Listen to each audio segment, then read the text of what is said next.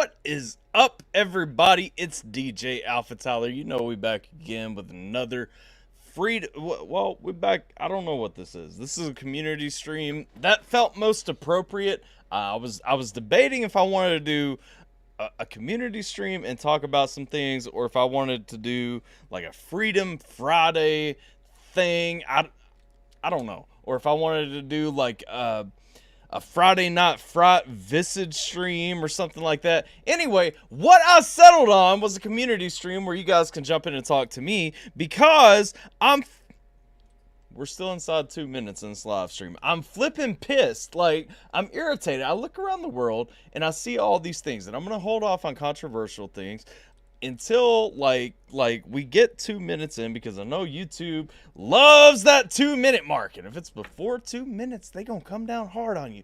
But let me tell you something. Like, can we talk about the constitutionality of a vaccine mandate? I'm not talking about issues with, you know, the vaccine, whatever. Like, it is what it is.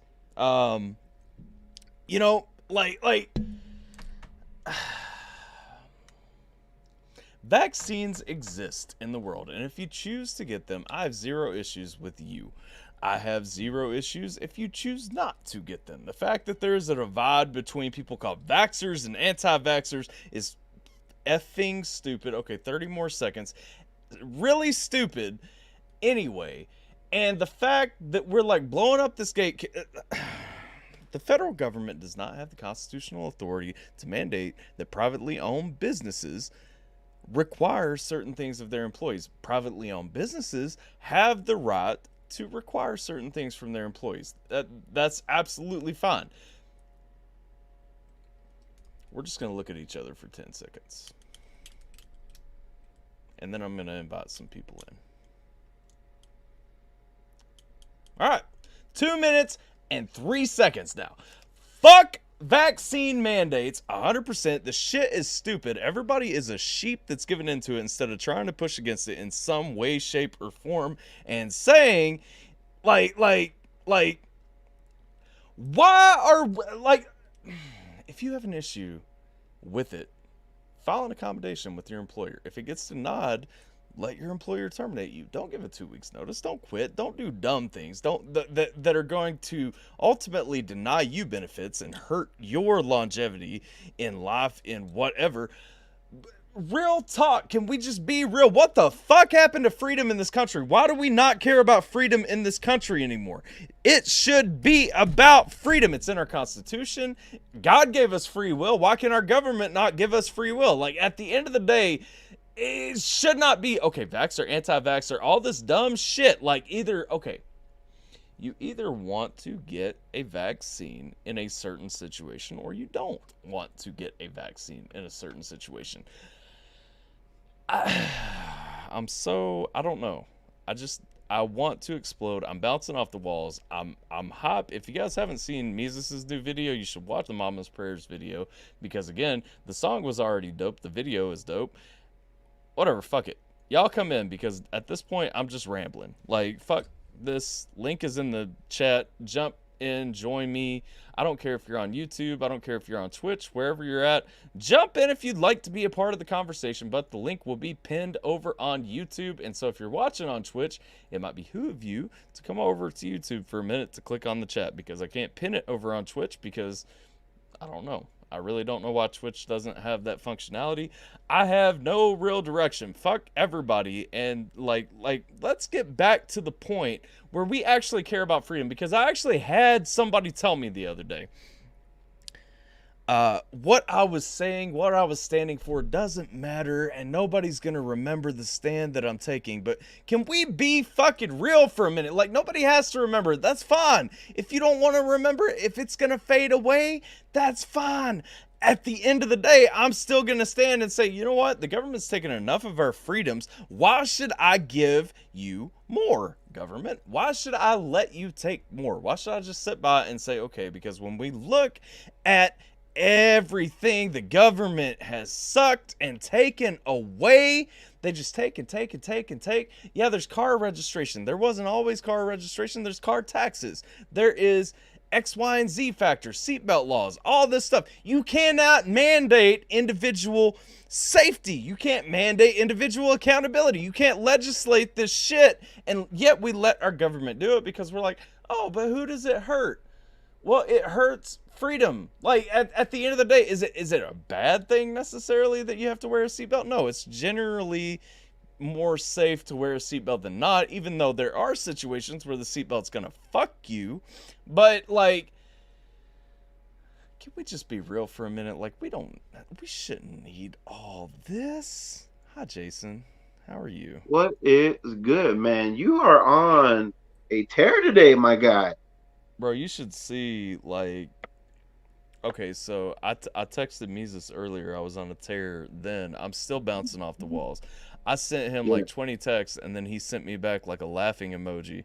And then I sent him like 20 more texts, and then he sent me back like a paragraph. And then I sent him like 20 more texts. So, like, somebody's got to get this energy. And I know he's trying to go to bed, so y'all are getting it instead of him. I'm just saying, like, come on, man. I'm so fucking over this shit.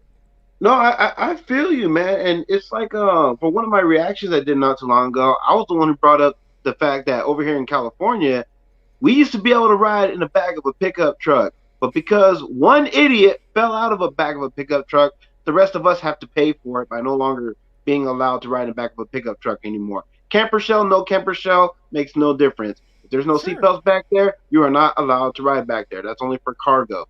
So that's crazy to me. Don says, Tyler, did you see Sonic is naming a hamburger after Joe Biden, the Biden burger? 80-year-old meat served between 8-year-old buns. Wow. Wow. That sounds like a porno that I will stay far away from. Mother-in-law lives with us and she is 80 and has COPD, so I got the damn Pope. No, I didn't want it, but I'm not being blamed for her getting sick. And that's the thing. You know what? Evaluate your life situation. If you want or need it, or you think it's in your best interest, get it. I have never told anybody not to get it. My problem is, Same here. Yep. You can't tell me I have to get it. Like, why do I have to respect you? Not you, Roxy, because I know like you're not supporting this. But why do I have to support the other side, but they don't have to support me? Exactly. Whatever happened to my body, my choice? Where are those people at when you need them? Well, and that's the thing, because you guys have heard me talk about abortion before. I don't like abortion. I don't personally support abortion, but I also think the government shouldn't be involved in that. So I'm not a hypocrite for anybody who wants to jump in and say, oh, you have conflicting stances. No, I very much believe in your body, your choice across the board. I have some views on abortion that will curl toes. I promise. What up, Jim Mater? If you're not complaining about America, then fuck off. Yep. Well, now you're just looking at me with a mask. You're not complaining about America. Jimmy never be on that buffoonery, man. You know this by now. Why are you... I'm from the Great White North. We just chilling up here. Well, fuck y'all. Why are you wearing a PlayStation hat? Because I have a PlayStation hat. Why the fuck do you wear a PlayStation hat, though, all the time? Like... Because he only on that PlayStation. Hey, I ain't got nothing against no Fuck Xbox. your hat. Next question. PC. Vax or spreading the virus? Yeah, that's what I'm saying, and that's the conversation I brought up. I have had COVID twice. Y'all have watched me stream, do reactions, videos, all that stuff with COVID twice, right? Like, we've been through this. Y'all know it. Y'all seen it. Vax or spread the virus. Exactly. I have had it twice. I have antibodies. And when you look at it, when I've come in contact potentially with it the last few times, it has done little to nothing. And so when we really evaluate the situation, I'm probably more effective at repelling it than if I had the vaccine. But the thing is, you know, when you go into it, like why is it really, when we watch the news, if you pay attention to the headlines and everything, why is it that everybody unliving lately from the Ooga Booga, we'll call it, is currently fully stabbed? Like, why is it that I've had it a few times? Nobody that I know has died from it that has gotten it multiple times on like a subsequent catching of it. And so I don't know, man. Yeah, Now they that's have what's approved the been shot. boggling my mind. You know what I mean? Okay, this thing is supposed to help, it's supposed to work, but yet more people are being deleted than those who don't have the jab.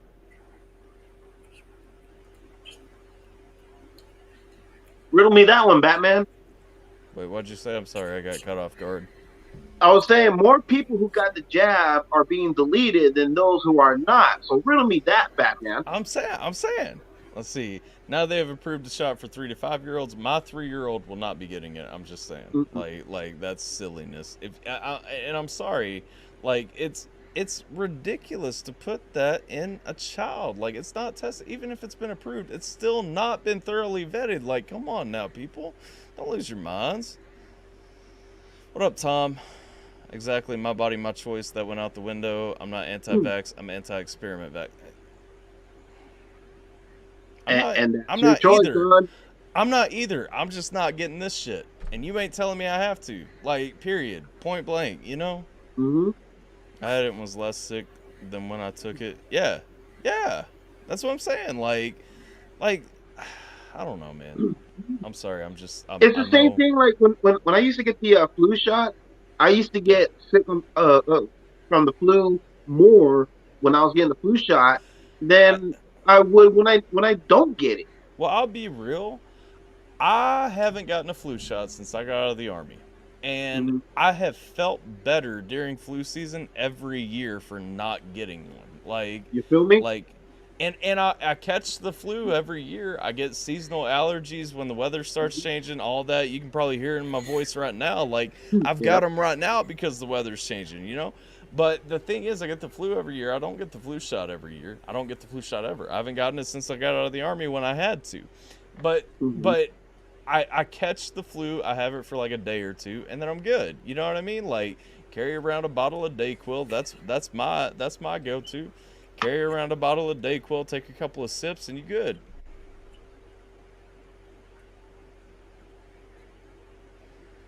Geminator, what are you doing? I'm writing a really happy song right now. Fuck you. That's going on my album. Fuck you. Nah, I'm learning to write, bro. I'm not in the mood for writing happy stuff. Yeah, we're all kind of pissed off right now. So you're at the wrong place at the wrong Same here, time, my Chelsea. guy. I got the flu every year. I got the shot. Years I didn't. No flu. By the way, what the fuck happened to Mm-hmm. flu? 68 cases in America. I know, right? Like, Okay, hey, this is what I think about the vaccine, alright? COVID. Hang on. No, Fuck no. the You stop. vaccine, bro. We're on a That's different it. topic now. Diminator, shut That's up. what I Tyler's think talking. about it. Shut up. We're on a different topic. But the thing is, shout out to COVID for killing the flu in America, right? Like legit. Shout out to you for killing the flu in America. Facts. No flu shot in over 30 years. Can't remember when I've ever had the flu. I can remember when I've had it. I have it every year. But doesn't change the facts of I also feel better having it than I ever did getting the flu shot. So that's why I stopped. You know what I'm saying? Like I don't do illogical things typically. Huzzah. Yay, we got a huzzah. That means the stream's over. Goodbye, guys. Yeah. Good night, everybody. Yo, anybody who wants to jump in, by the way, the link is pinned to the top on YouTube. If you're watching on Twitch, which nobody is, then the link is on YouTube. You still have to come over here to get it. Sorry. Yeah. But definitely, if you guys want to jump in, y'all can jump in, join the stream. If we get enough people and anybody wants to, I'm down to do some family game night shit or something like that. Like I said, I've got like a ton of energy up in here, and I wanted to come and bitch for a minute and then let everybody come in and bitch with me for a minute. And Yeah, keep on bitching. I'll bitch with you. we can talk about other things. What else is pissing you off in the world today? Hot Chicken TV says, I see I show up and you leave. No, I'm not actually leaving. That was a joke. You are welcome to jump in the stream, though, if you'd like to, Hot Chicken.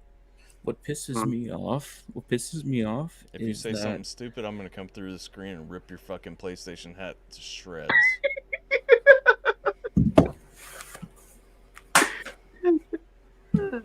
no, you won't.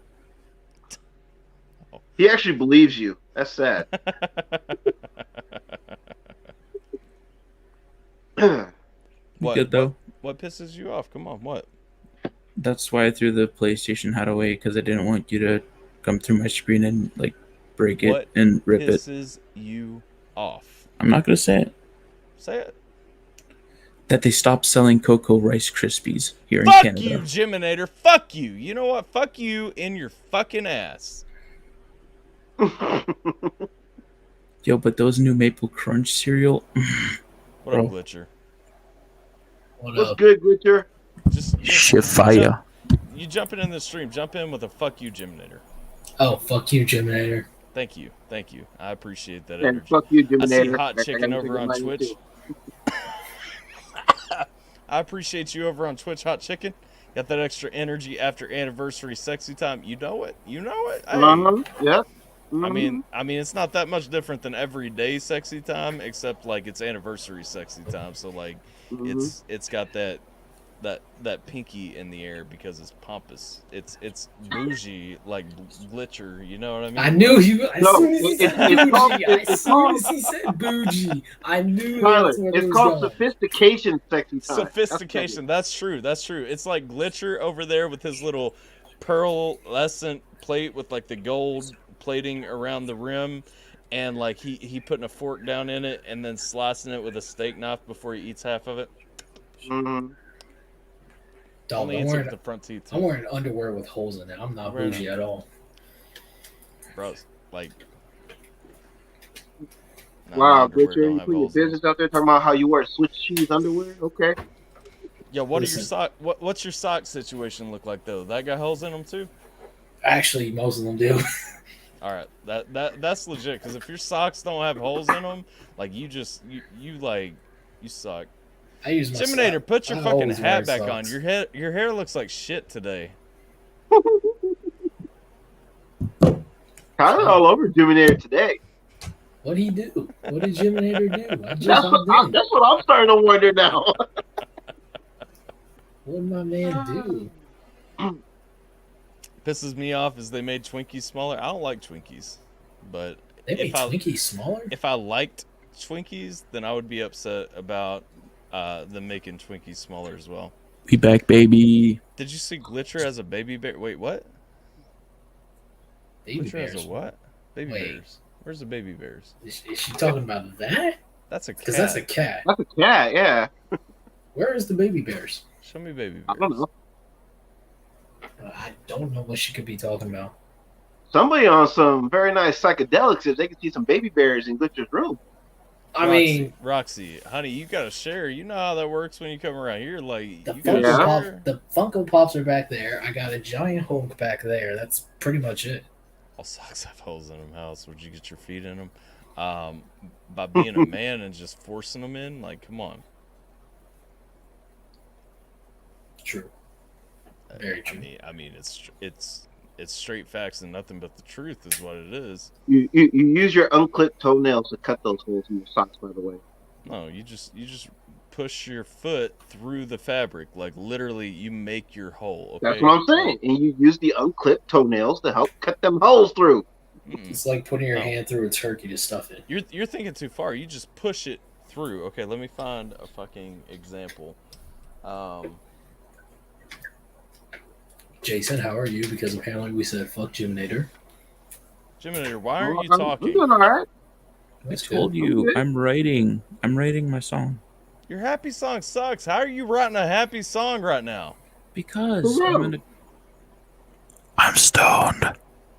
Baby beard. Okay, he has a baby beard. Fucking surprise there.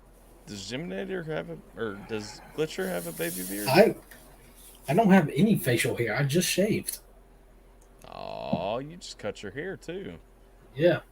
Look at that. Hey, is that your natural hairline, or do you do that thing where you get like the angles cut into it? No, that's natural. That's actually You're a natural. liar. You lie. I'm not. Put the light on your face. Let's see if that's natural or not. Do the what? To put the light on your face. Let's see if that's natural or not.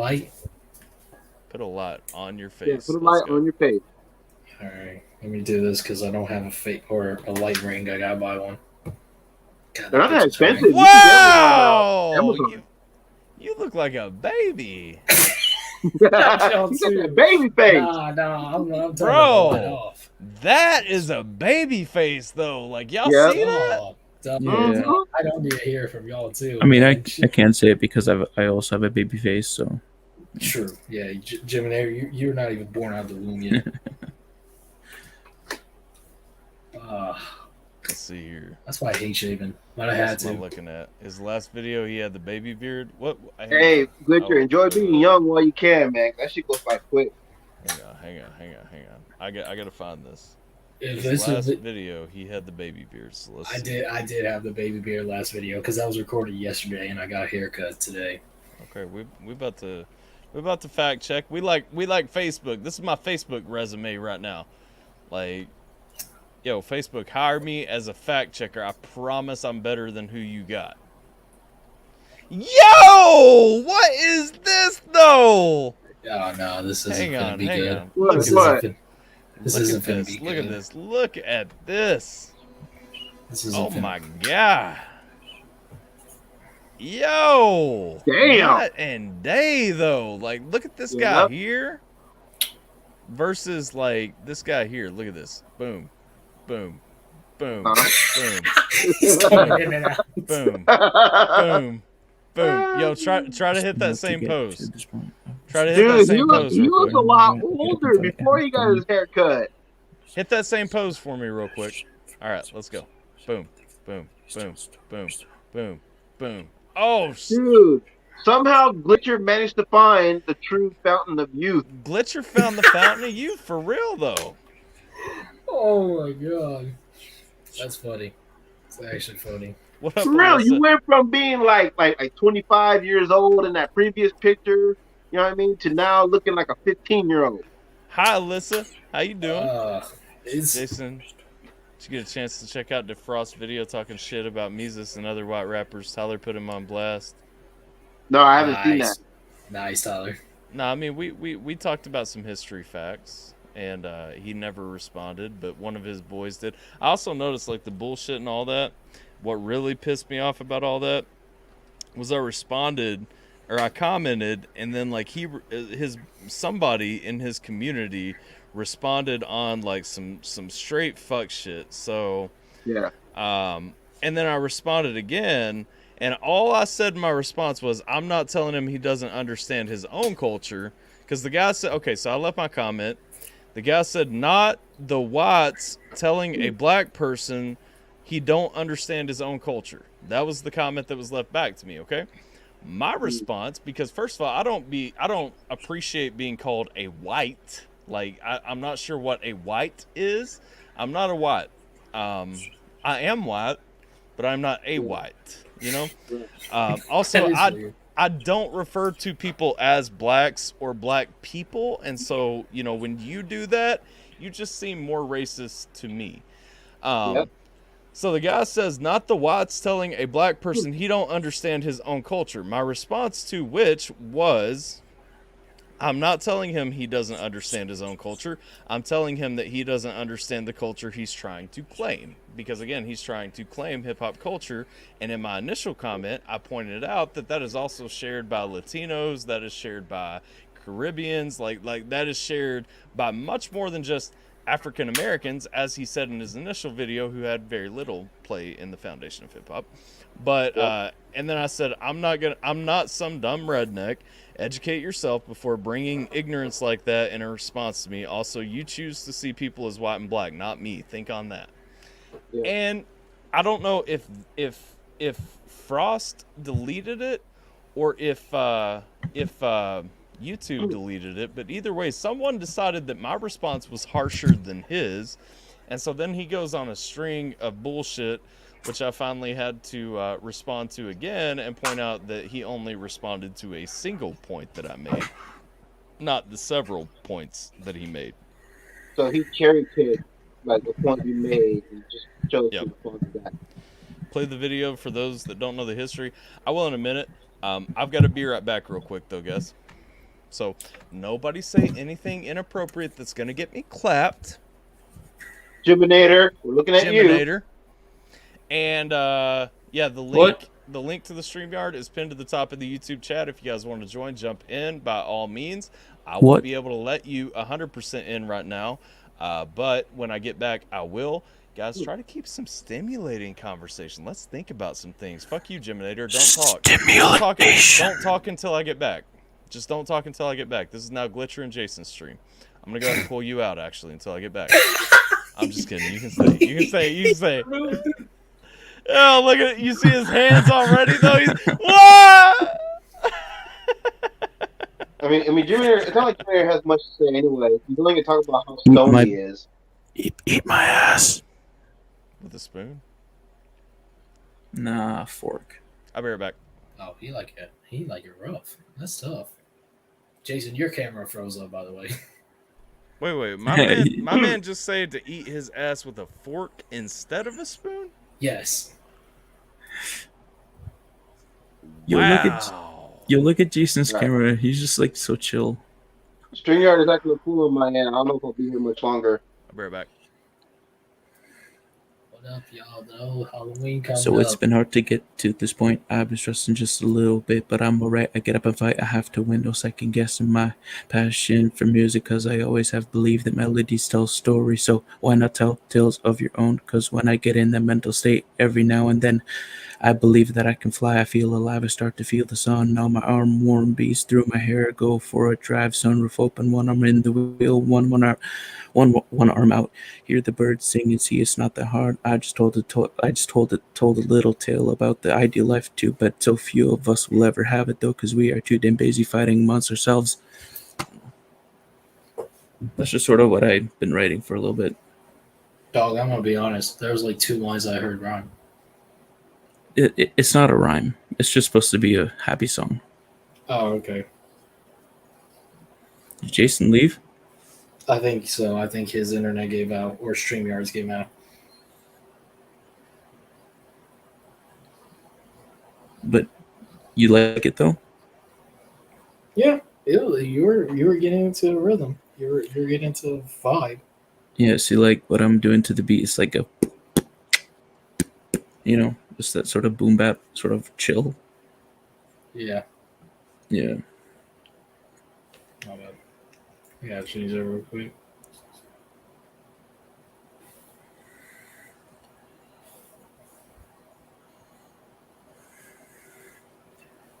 Who? I mean, who's it pointing at? Oh, it's me. Yeah. I don't know what to say. I mean, you're wrong, but you know how it goes. Whip it out. Prove everyone wrong.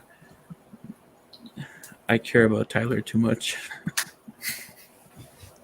He can avoid a copyright strike, or just, or I don't know what that would be in that case.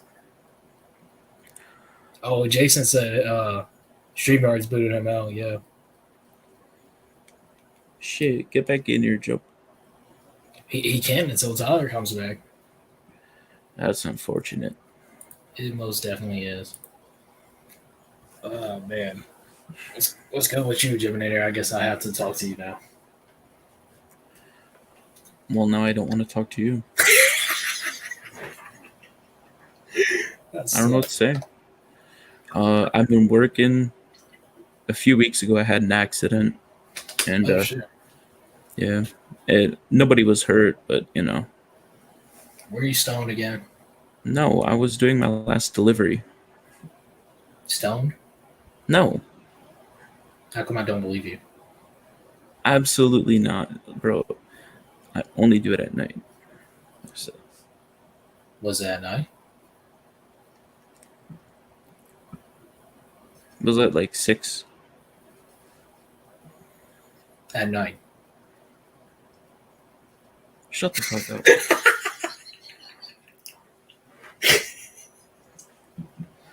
Bro, you a nerdy motherfucker. Yes, sir. That's what I'm here for. That's what I'm here for. Oh, man. You still doing reactions? Yeah. Yeah, see, the reason I'm dressed up like this is supposed to be my YouTube look. Like, Gotcha. like I'm just a normal guy under here, right? Right. But like I'm sort of trying to put on an aesthetic. Notice the lighting in the back? Yeah, you're trying to give off like a certain vibe, be unique in your own way. Yeah. That's cool. That's cool. I'm not necessarily trying to play a character, but still sort of have something that's like unique, you know? Do people think you're like a seriously COVID freak because you're wearing the mask at all times? No. Well, that's a good thing. Well, I haven't started the channel yet, but I'm just So you've been doing this because you were doing this last time you were in the stream too. And Was I? Yeah, you were stoned then too. And then you were actually wearing a hoodie too. So like the only thing you could see was your big ass forehead. how about now? There's a fit.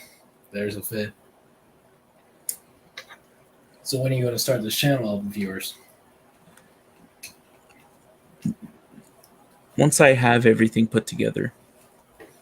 You getting like actual PC and like good monitors and stuff like that? Yeah. That's dope. That's good. I have that monitor in the back. Oh wow, that's actually a pretty decent one too, or it looks like a decent one. It's pretty good. That's cool. You know what you should do? What's up? Do some Josh A reactions. I'm gonna be honest, I don't know who that is. Check him out. He's really dope. He's got a really cool fan base. That's always something interesting to hear. One sec. My pops.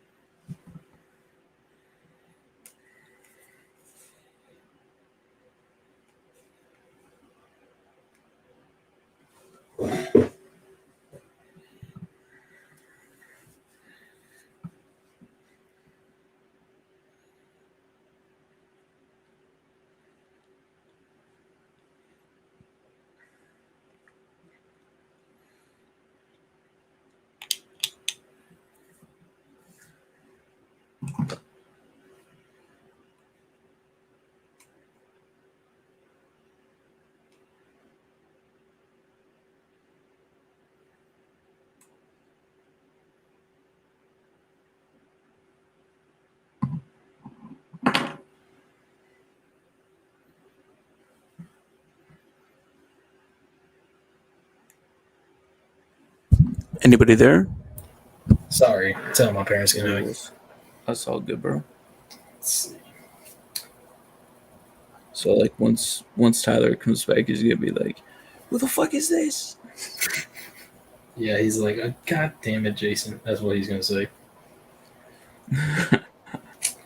No man. Reaction's been going good. I'm finna take a break after Halloween though. I gotta do some soul searching. Gotta get my life straight.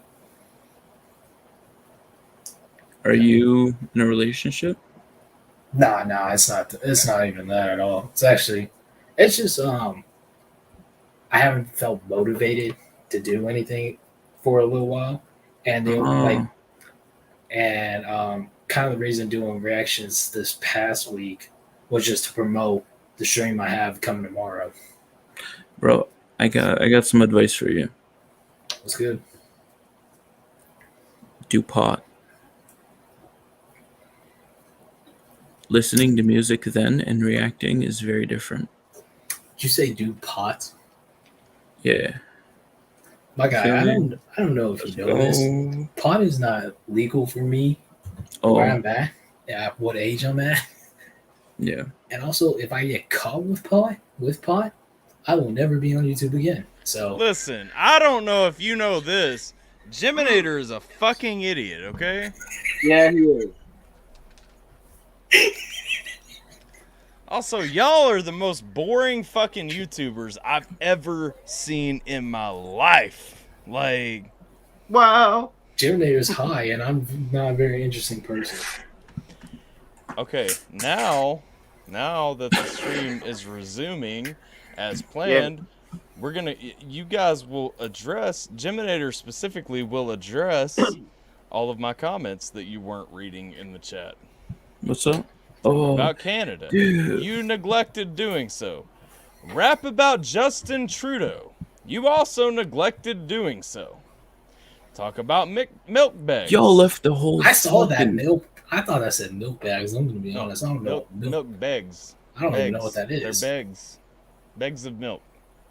Bags of milk. What is? I thought you meant that they had to beg for milk, which must really suck if you have to beg for milk in Canada. Eh? They don't have to beg for milk. Their milk comes in bags.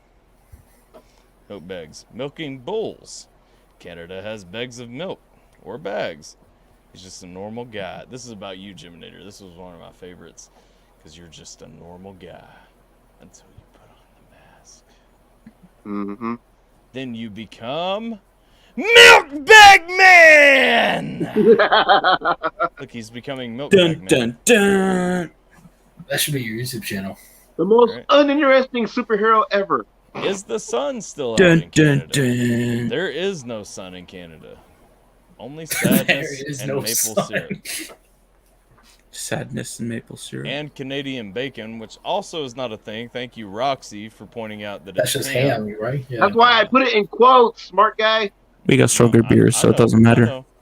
Tons of inferiority up there, which is ham.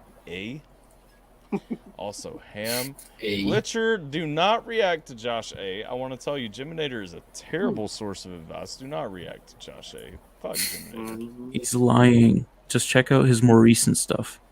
Most boring stream ever. You get the message, right? Like, yeah, we're not very interesting people. With zero fucks given. Hola, senor dudes. What up, Sierra Lachey? Directions and gym shorts. What up, Ray? What is good, Ray? Constantine Hover bullshit shits on y'all. That is jump in the stream, Ray. Jump in the stream, Ray. Jump in the stream. Bring him in. Bring the beast in. I quank it to Tyler's live streams. Unleash the beast. I think you mean yank it. But apparently so does Sierra, so maybe you don't mean yank it. I don't know. Not crazy. Sierra's just chat Tyler's is going right. down here. You gonna play that clown's video, or did I miss it? I stepped away for a minute. I just got back a second ago. Yeah, I'm gonna play it in a little bit. I'm trying to stimulate the conversation, since Geminator and Glitcher fucking killed it. Yep. And I couldn't be here to entertain y'all to make it more interesting. Y'all literally. Blame Jason. As soon as you left, he left. I'm not blaming Jason. I'm blaming the two of you. He left. Not my fault, because StreamYard, I already said this, StreamYard was acting an ass on my end, and it tends to boot me out. Geminator, how many subscribers do you have?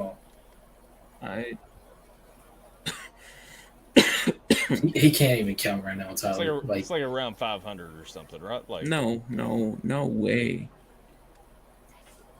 Do I need to look it up, Geminator, since you won't say it? I don't. Oh, my phone's right here. I'll check it. I can see your phone and your sunglasses. Show me them tits.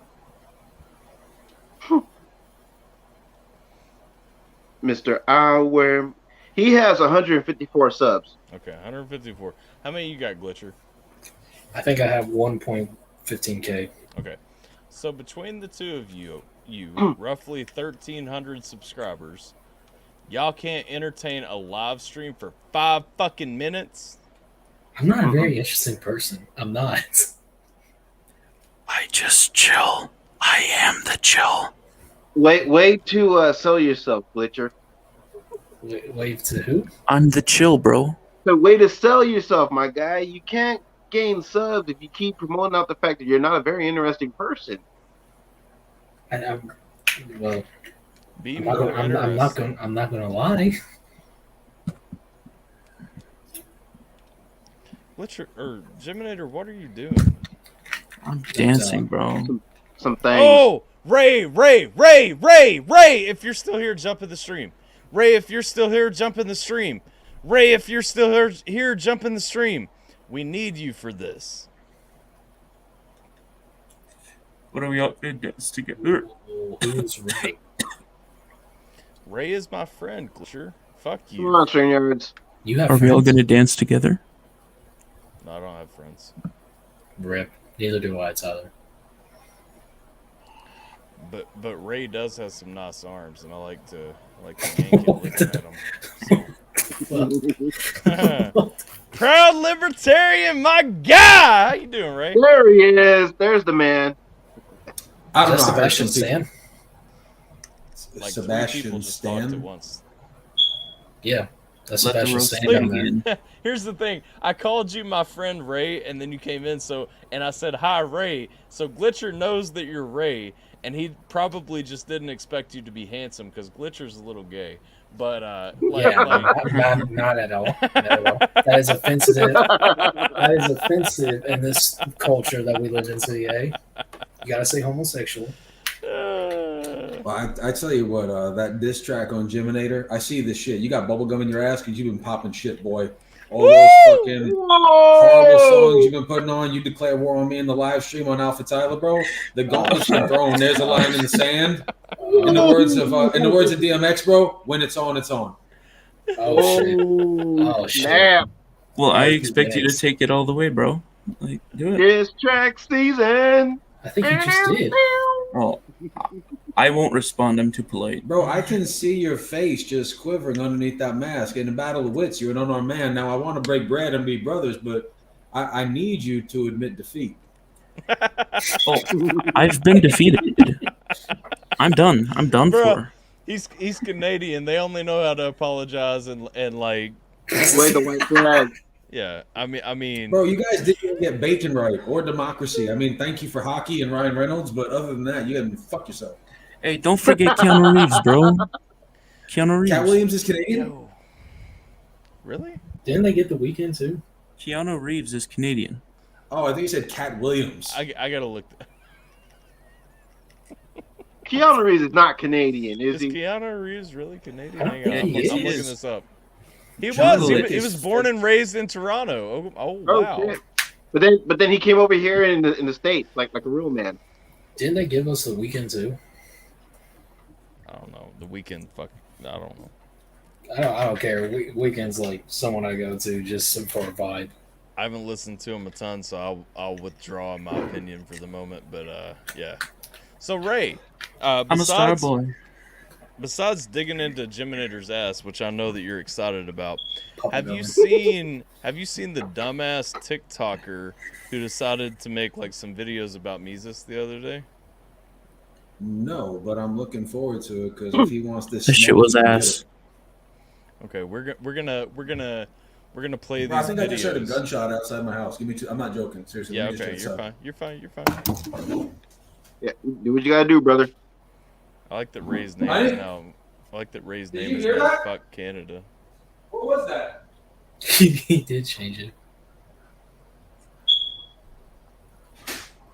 Someone needs to change the batteries in their smoke alarm. That's not me. Mine's not even in. Fuck you, Glitcher. You safety ass. Fuck you, Tyler. You fat ass. Oh, first time I've ever heard that. Whoa! Tyler, you're a fat little bitch. Next, I'm you're gonna I'm just kidding. I love tell you. me. Next, you're gonna tell me that I look like Fred Durst strung out on Skittles. I don't even know who that is. Tyler, you're like or he's gonna take my joke and start calling you Fat Mises. Oh yeah. you're like Santa Claus to me, bro. I love you, bro. No homo though. Dude, we get Jiminy getting all apologetic, man, just like a true Canadian that he Yeah. is. I'm trying to play along with these damn jokes here. Oh, Yes, sir. Can't tell if that's Spider-Man or the It's- Red Ghost from Pac-Man. Dude, It's back Spider-Man, that but up. I Back that shit up, actually bro. I thought it was Deadpool at first, and I was gonna ask you. To I break thought the it was fourth Deadpool wall. too at first. Deadpool was yesterday. I was gonna ask you to break the fourth wall, but since it's Spider-Man, I guess I'll just ask you where that web cartridge is. You know. So Yo, tell me Ray. about this. Tell me Ray. about this TikToker. What's Yeah. what's up, Okay. Jiminator? So Great. this So there's just one thing I want to say. Geminator, if you don't shut the fuck up. No, let him speak. He's just gonna dig a grave. I'm gonna shit on him. Let him go. What's I up, swear, Jimmy? I'll donate $25 to you right now if you just throw it back for me one time. Throw it back? He means Back your that ass. junk up in the trunk, bro. He means press your ass cheeks against the face tell you what. I want to see I the will cheeks, send bro.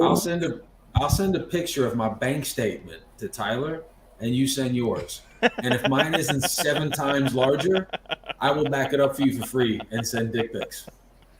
What does this have anything to do with backing it up? Throwing it back? Bro, back up the truck. Back up the bread truck. Bread truck got money. This ass bread because I eat carbs, bro. It's all connected, bro. It's God's world. One nation we're not talking about under bread, God. Bro. We're not talking about bread. Nation under God. Listen, bro. We're talking about throwing it back, not some bread truck, Bro, bro. you are like Deontay Wilder. How many times are you going to get knocked the fuck out by Tyson Fury, bro? Just admit defeat and go fight somebody else, bro. I've already admitted defeat, bro. I think I'm gonna need this. I've been defeated. What, did someone say they're gonna mute this? No, I said I don't think I'm gonna need this as an extension cord. I feel like I'm gonna start laughing and walking around a lot. What? Jason, so does TikTok and Jiminator. We can talk shit anytime, brother. I'm just messing with you. Yeah, always. Is I know. somebody really is somebody's putting shitty TikToks against Mises? Yeah, no, we're gonna pull it up. We're gonna play it in just a second. But the Jiminator roast is still coming, right? The song. Oh my god, bro, why do you look like the Unabomber? Jiminator. Listen. Jiminator, I want you to say what you said earlier, exactly how you said it while I was upstairs and it was you and Glitcher supposedly entertaining my stream. I wasn't entertaining your stream, bro. You weren't entertaining at all. No, I agree. But I want you to say exactly what you said, the exact way that you said it about the mask. Do you remember? Oh. God damn it. I'm so sad. So Jiminator, as he's taking his mask off, says, "See, underneath, I'm just a normal guy, but when I put the mask on." Oh, he most definitely said that. And I was like, "What the fuck is this?" Like, hey, dude, clip it from the stream. What up, Domir the Dragon? Yo, Tyler, real quick, man. How good is Keith Wallace? Keith Wallace, bro. Okay, I was watching my boy Sack Juggalo do reactions on the Hip Hop Radar Underground channel earlier, and like I literally sent him a dono to get him to react to it because like that shit was intelligent. It was solid. Like it was technically profound, fantastic. The fact that he has zero professional equipment, records that with that much depth, that much like soul Bass in what he's doing. I mean, no vocal doubles, nothing, but that comes on like you get people in a studio that can't drop something like that. You know what I mean? Jiminator, did you see that song last night? He doesn't remember. He spends his whole life high. He's high. What song? Junior is high like 24 hours a day, 365 days. Only at night. He's the Canadian version of Steve. If you guys ever did a stream during the day, I would be a completely different person. Lie. That's a lie. Facts. I'm not fucking lying. I've done streams during the day. You're not a completely different person. No, you're still the same stone Canuck that you're always on. Yeah. The same stone cuck that you. What did the dude think when you did the react? When you Don, I do not love Justin Trudeau. I want you to know that. What did homeboy think when he did the reaction? Oh, he was talking about how profound it was. He was going off on it, like talking all the depth and everything, like legit, like. So what's the story with this guy? Like, is that somebody you know? Is that like just a dude? Like, what's up? What's the deal? So one of my buddies on, I have a pretty big presence on Black Twitter. Yeah. Interesting. That's a good way to put it. One of my buddies just kind of posted something, and I remember I listened to it once, and I'm smart enough to know when I'm hearing something special, so I ran it back, and I heard some like double entendres, I heard some bass, and I kind of fell down the rabbit hole. Yeah. Like one of the lines he said, "Kids in the Hood, they don't want to be like LeBron, Duran, or Carmelo. They want to be like Lil Wayne or Young Gotti." Yeah. Being a thug and driving like it's my little a real dude ain't living to make a bullet fly. Tell your daughter real women keep their legs closed. My little dog. It was I don't. So Juvenile came out with a song called Aha when he was like 42. Okay. And it's I think that it's neat when you get guys who are pushing 40, they get a little bit of perspective to offer. You know, maybe like retrospective. That'd be a great name for an album. So like my thought, I don't want to give like too much out in a live stream or anything. My question is like, would you have any way of getting in touch with this dude?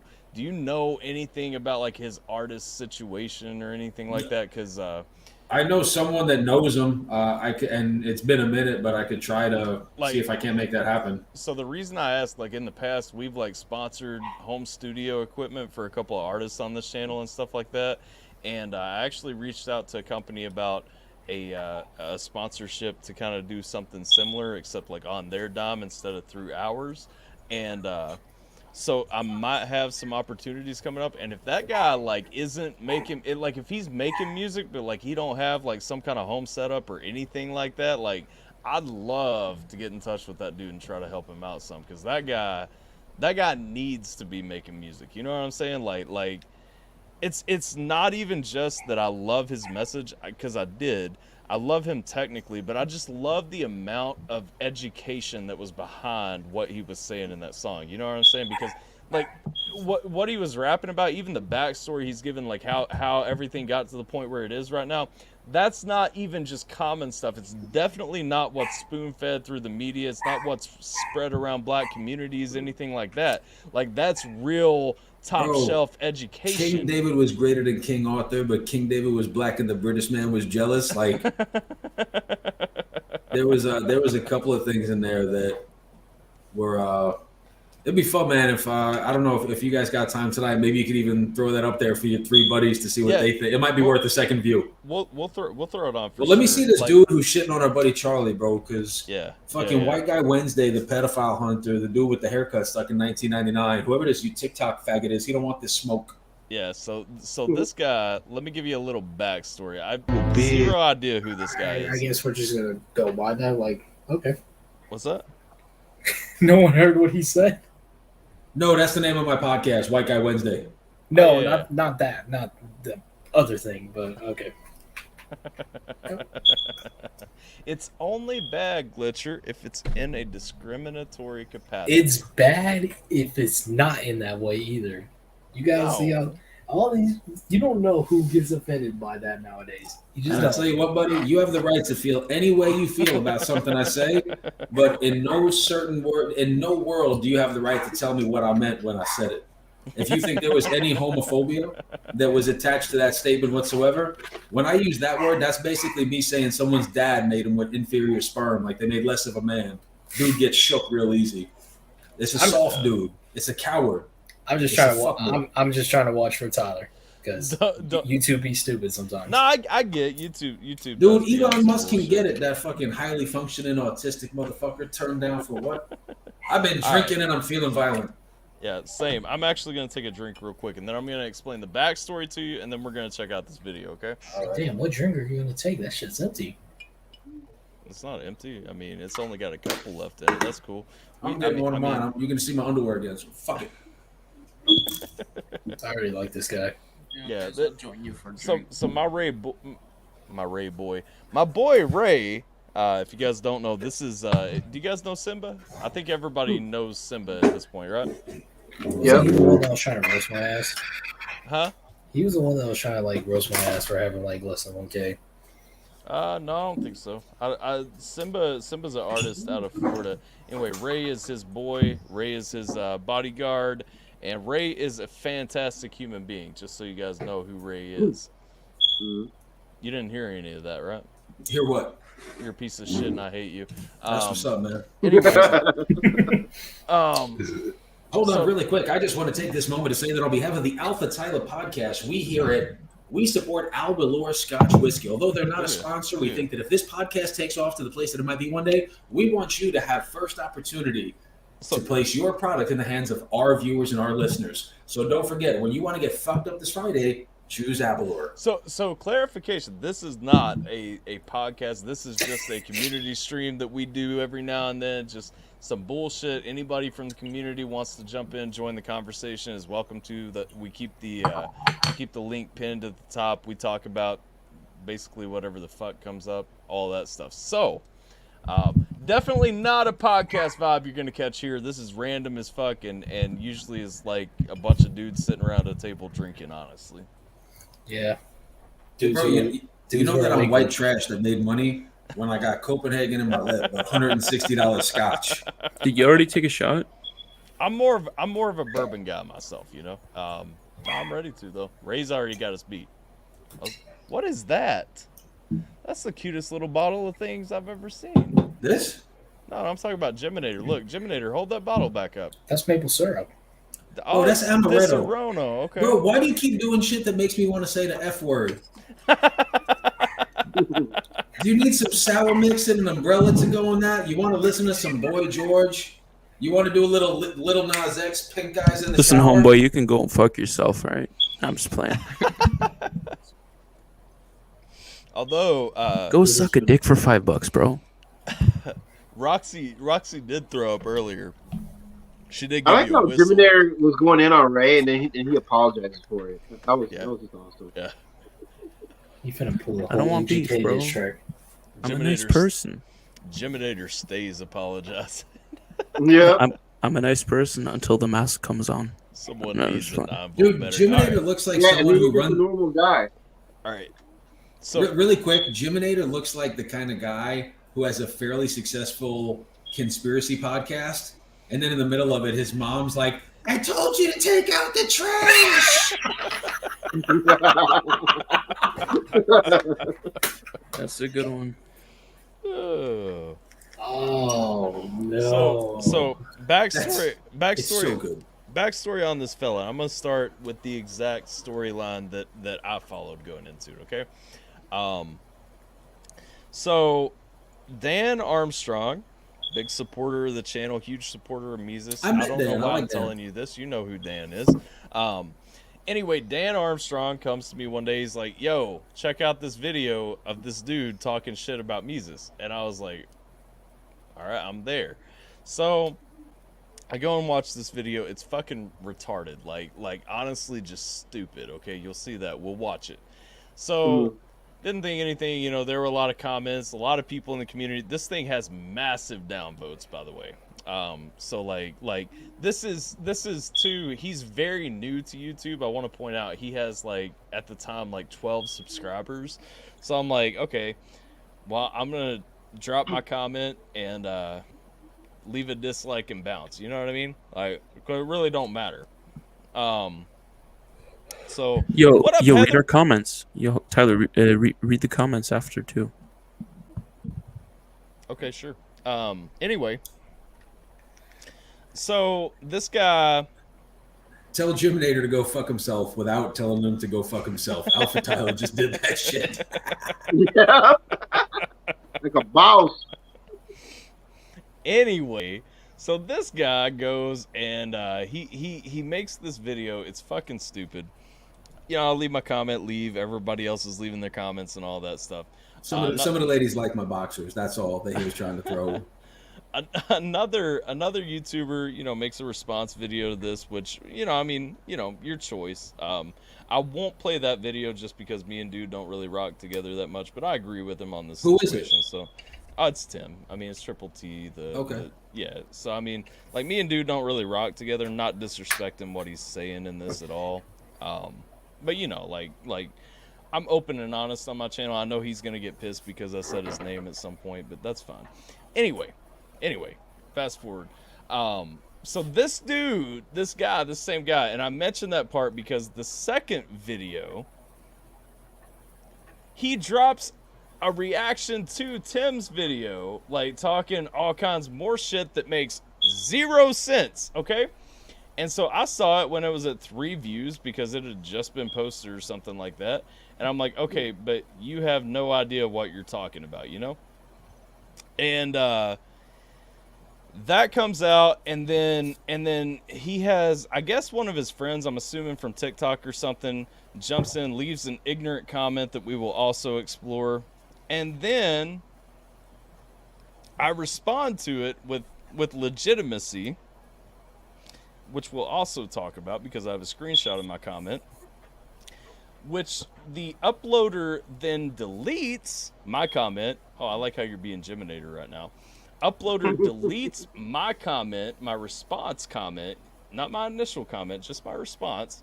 And then this guy goes on a train of like things that are all about one topic, even though I brought up several things. Fuck you, Glitcher. I almost called you Glitchinator. You should be Glitchinator. Like that's your new status, right? Like, yeah. Anyway, Don't do that to me. Anyway, why? I got more views than you. What? I got more views than him. I mean, he's not lying. We do have very different careers on YouTube, bro. It is. I will say this, so let's not hate on Geminator. Geminator, especially that last beat that Geminator made. Shout out to him because it was really good. Yeah. It was easily the best Geminator beat I've heard. And y'all know it's easier to grow a channel with reactions. Bro, y'all know traffic. Y'all know if y'all roast me, I don't take it personally. Like, it's just jokes. Hey. No, I know. Okay, so this is the. Hang on a second. Heather says I wasn't mean to the poor guy in his comments. Are you calling this guy a poor guy? Like the guy that we're about to watch? Because come on now, Heather. Like, you know he was on some bullshit. Play it. Also, them boxers was sexy. All right. Jason don't have a camera on, so I'm moving Ray up here. So that everyone can see Fuck Canada in full display. Yeah, StreamYard is acting cool. That's why I have my camera on. So Well, anyway, he's not above me. So this is Guy's first video in this saga, right? And he's, mind you, he's a TikToker. This video also exists on his TikTok. I've checked, and it was a load of horse shit there, and is a load of horse shit here. But here we go. I'm just going to play it. You can chime in if you want me to pause at any point, okay? Ooh. You a bitch, Afghanistan, blood is on your hand, every dread, Biden. White conservative rappers are the cringiest things in America. It is absolutely hilarious seeing these far right-wing nutcases pretend like they're black for videos. And it's even funnier seeing them spit all these shitty verses. The truth is, because conservatives lack creativity, all they can offer is a pale imitation of, actual rappers. But beyond that, let's stop the disingenuous. I said first. I'm offended by a lot of things that he said up to this point. I'm offended by the size of his nostrils. I mean, oxygen's at a premium. And then second of all, like his lower jaw is off by about 8 degrees. And he's talking about us being far right. Look where he's looking. He's looking like 60 degrees to the right. This person this is a George Soros shill. This is some Juicy Smollett shit. This is a fucking white beta cuck liberal in blackface on TikTok through a filter. I don't fuck with it. Here's the sad thing for me. When I went to his TikTok, I realized apparently he's from Northern Kentucky. So, like, I have to own this fucker, okay? Like, understand that. So just invite him to the crib and have a sit-down conversation. I did, okay? We'll get into that, Glitcher. Wait for the fucking story to play out. Way to pull a Geminator, Glitcher. This is a long ass story. Anyway, I fucks with you heavy, Don. By the way, in the comments, fucks with you heavy. So anyway, so this guy to this point, mind you, has said that conservative rappers, lumping Mises in as a conservative rapper, even though like Mises, I feel is a lot deeper than that. This guy is, saying that they pretend to be black. He's basically going with the racial appropriation. He's just using a lot of words to say that. Crutch. Bro, this dude is Lil Nas X with type 2 diabetes and not enough money for a haircut. Fuck him. I feel you. And again, we're shit. He looks like one of those dudes who cuts his own hair but fails miserably. So let's continue. Let's let it finish. I want to roast this. The truth is, because conservatives lack creativity, all they can offer is a pale imitation of, actual rappers. But beyond that, let's stop the disingenuous nonsense. No white Republican cares about any Afghan citizen. And I want to pause right there because I'm a veteran and I have a right to speak on this. And I'm going to say this out loud as someone who has been to Afghanistan. You are full of fucking shit. There were very few people as pissed off publicly as I was over what happened with Afghanistan and how all this went. And that was because had you ever been to Afghanistan, this is what I would tell D Frost in this. Had you ever been to Afghanistan, you would have a relationship with at least one Afghan citizen.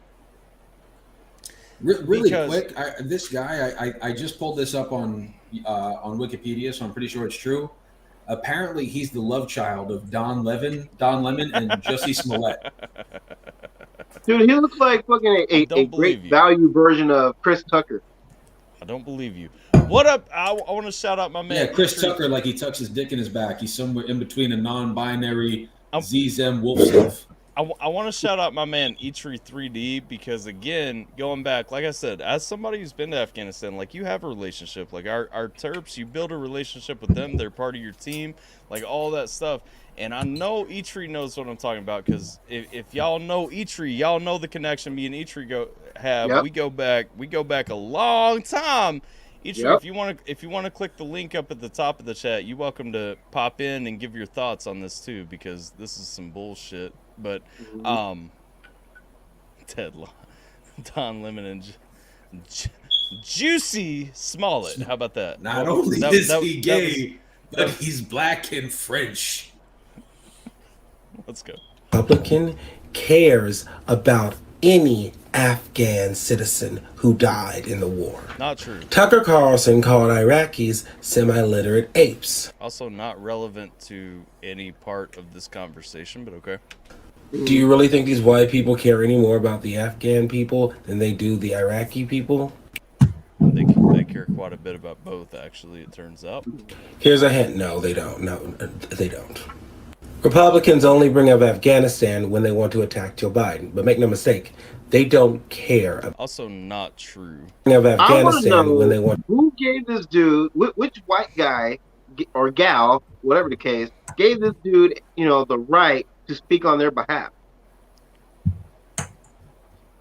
Wait, what? I did. Damn you, Ray! I don't understand what you're saying. No, because he's trying to speak for folks who don't look like him. So I want to know who in that community gave this guy the right to speak on their behalf. Dude, that's actually a double standard that exists in America. Everyone Tyler, I'm a comic. If I was black and I was a comic, I would change my name to Chris Tucker Carlson. That's great. Yeah. Really quick, before we let it play, are you guys familiar with the term up talk? No. I know a lot of Orwellian phrases, and that feels very Orwellian to me. There's like a liberal thing that they do where they try to speak from an academic hilltop, and the thing that you need to understand, it's like this condescending patronize. It's the way that where they end their sentences with an upper inflection. Right. So Jason J, who might be a Latino, who has a soul patch, like it's. You could tell he's calling Mises disingenuous with a lack of creativity, and this is soul patch. I'm like the comic in me when he says that Republicans aren't. This guy is literally just repeating one mundane talking point from Don Lemon, Anna Kasparian, Cenk Under, one after another, on a 3K camera in desperate need of a fade. So. I don't know. This dude can take 2 steps back and literally fuck his own face. All right. Let's let it play out. To attack Joe Biden. But make no mistake, they don't care about the Afghan people. Hence is why we call them Al-Qaeda. That's not even an original joke. Al-Qaeda's been around forever. That was a zinger at the end, I think. Like Al-Qaeda was really, that was the selling point for me. That was when I decided that Mises sucks. All right. How many views did that get? How did he find Mises? That's just my only question. Yeah, read the comments. Right. So 23 subscribers today. He had 12 when this happened, so he's growing. 466 views is the answer to your question. A few of them are me. Let's see. So my comment was easily the dumbest thing I've seen today, because it honestly was. Let's see. Hold on. Let me full screen. There we go. There we go. Oh, clean now. Sorry, I have better eyes than most people. Let me zoom this in for you, blind fuckers. Oh, come on, the Nick Cannon thing. Oh my god. I do like Alan D. Bro. If you guys don't know Alan D, that is Mises' childhood friend. Alan D came with a good one. You know, pretty much everybody was on their A game. These comments are not. Bro, Don, real quick. Can you please go back to Don's shit? Yeah, this one right. Perfect example of a black man with a white liberal education. Yeah, I personally blame white people for this. I think mine got deleted. Probably.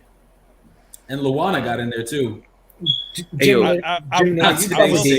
will say, you probably didn't even post it. You were probably too. No, I did. Tyler, look through them just a little bit. Hang on. Yes, that's what we're currently doing. Hold on. I will say, to Tim's credit, like I said, not the biggest fan of the guy, but to his credit, he did invite D Frost to come on Friday night to discuss his views on white rappers if he was up to the challenge. And this is an invitation to come and have a conversation about what he's saying right here, right? This is important because it will play in later. See, we got some other stuff. Conservatives are mad, so on and so forth. So anyway, the video will be uploaded at 7 p.m. and this is the key. No Geminator, yours is not here. The video will be uploaded at 7 p.m. CST on October 25th. Tim did upload his video, which gets us to part 2. So any comments before we go to part 2, having read the comments and such?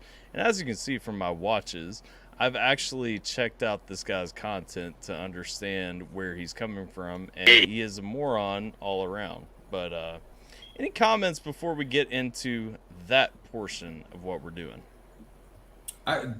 This is the type of shit that it's not that I don't want to watch it to be rude. It's just you're literally watching someone. If you've ever met a sports fan who's so fanatical about their team that they live in denial and just blatant pathological, like he doesn't believe anything that he said. He knows that's what he's. You ever meet a guy who watches ESPN and you can tell he's just repeating what Mel Kiper Jr. said? Listen, I'm a Colts fan who believes that Peyton Manning is better than Tom Brady. So, like, well, I tell you what, man, Pat McAfee is a fucking gift to the world. Thank you guys for that, man. There we go. Fucking hammer Don. Listen, Pat McAfee was a gift to the world as a punter. He is a gift to the world now. Like, Pat McAfee is what the world needed and didn't even know it needed. You know? Bro, everybody calls me Matt McAfee. Is that my man Eitri trying to join? I think that's the man. He's struggling. Yo! There he is. What up, Dude, Big Mike? why are you tormenting Korean people, bro? Oh my god. Oh god.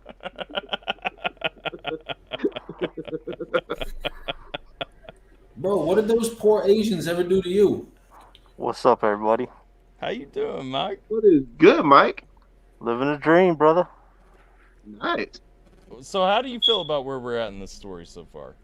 So, since I live on a base who is dealing with Operation Allies Welcome, different than what most people think. Different than most of us think. Okay, let's hear it. Okay, so I found it. How's the Canadian gonna interrupt somebody who's telling a All story right, about listen, I found. relevance? Okay, I found my comment. This is what I said. I said, hip hop is a culture, not a color. How blind can someone be? Enjoy getting your rights stripped from you. You are the reason why shampoo bottles have instructions. I look forward to seeing more dislikes flowing in. 6 so far, not even one like. So I just thought I'd share. I appreciate that. Thank you. Eitri, are you Dr. Doom or the guy from Squid Game? I'm kind of confused. So this is the Squid Games costume for That is Halloween. fucking awesome. If you don't like that one, I'll put this one on. Dude, where did you get that? You obviously don't know who I am. Dude, my buddy's watching the show right now. My co-host of White Guy Wednesday. That's Dream Floral telling me to change my alarm in the fucking fire alarm. So I 3D print these, but give me a second. Let me get this shit off.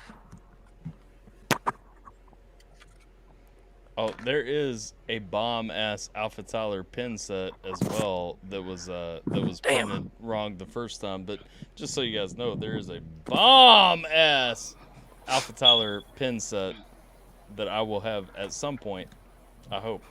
Eventually. Oh, Mike, if you're able to stick around after the stream, I can update you on the badges.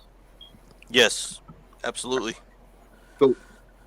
All right, so here's my point on all that. I jumped in. I heard someone that said white people don't care about Afghans. My issue with that is I am currently operating with the mission that is running right now, Operation Allies Welcome, which is helping multiple thousands of Afghanistan individuals get citizenship and get settled here in America. So for people to sit there and say that white people don't care, that is blatantly a racist fucking comment. Right. But to sit there and generalize like that, we care more than people know. There's a couple interpreters that I've had throughout my many years that I've kept in contact with, that I know where they're at. I know what they've been doing, and I keep track of them because I actually care. Their family's been threatened because of the things that, Americans being over there. So that concerns me. So this issue that people don't care, we do, and that generalization literally just pisses me off in general. The things that we have sacrificed, the things that these individuals have sacrificed for us to help them, it's an ignorant statement is what it is. And you know what? The good thing about America is everybody has an opinion. The better thing about America is most of it sucks, and we don't give a fuck about your opinion. But you know what? Please tell everybody about your opinion so we can all sit here and critique your opinion, because honestly, it fucking sucks. Yeah, and that's the thing. I want to say, while we're criticizing this guy, I want to go 100% and say he has the freedom to say everything he said. He has the right to say everything he said, just like I have the right to say that I feel he is completely fucking ridiculous with everything that he said. But here's the thing I would say, Mike. Thinking back, where would we have been in Afghanistan, without Mo? With some of those dudes, and to say we don't care about any Afghan citizens, come on now. And the thing is you can show, you can tell that's where the ignorance comes in. And like I said, I don't mean no disrespect to this individual, because I don't know this individual. I don't know where he's coming from. I don't know his history, his past, or nothing.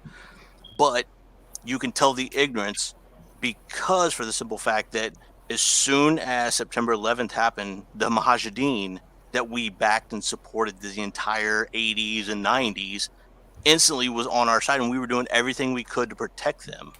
Yeah. So to sit there and be like, oh, Americans / white people hate Afghanistan and Afghans, ignorant fucking statement, because we were supporting the Mujahideen as Americans, and we still have people here in America who served in the Mujahideen, and we're all about the Northern Alliance.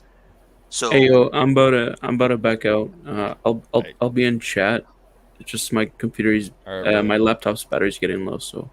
All right, brother. See you, brother. I'll be in the chat. All right.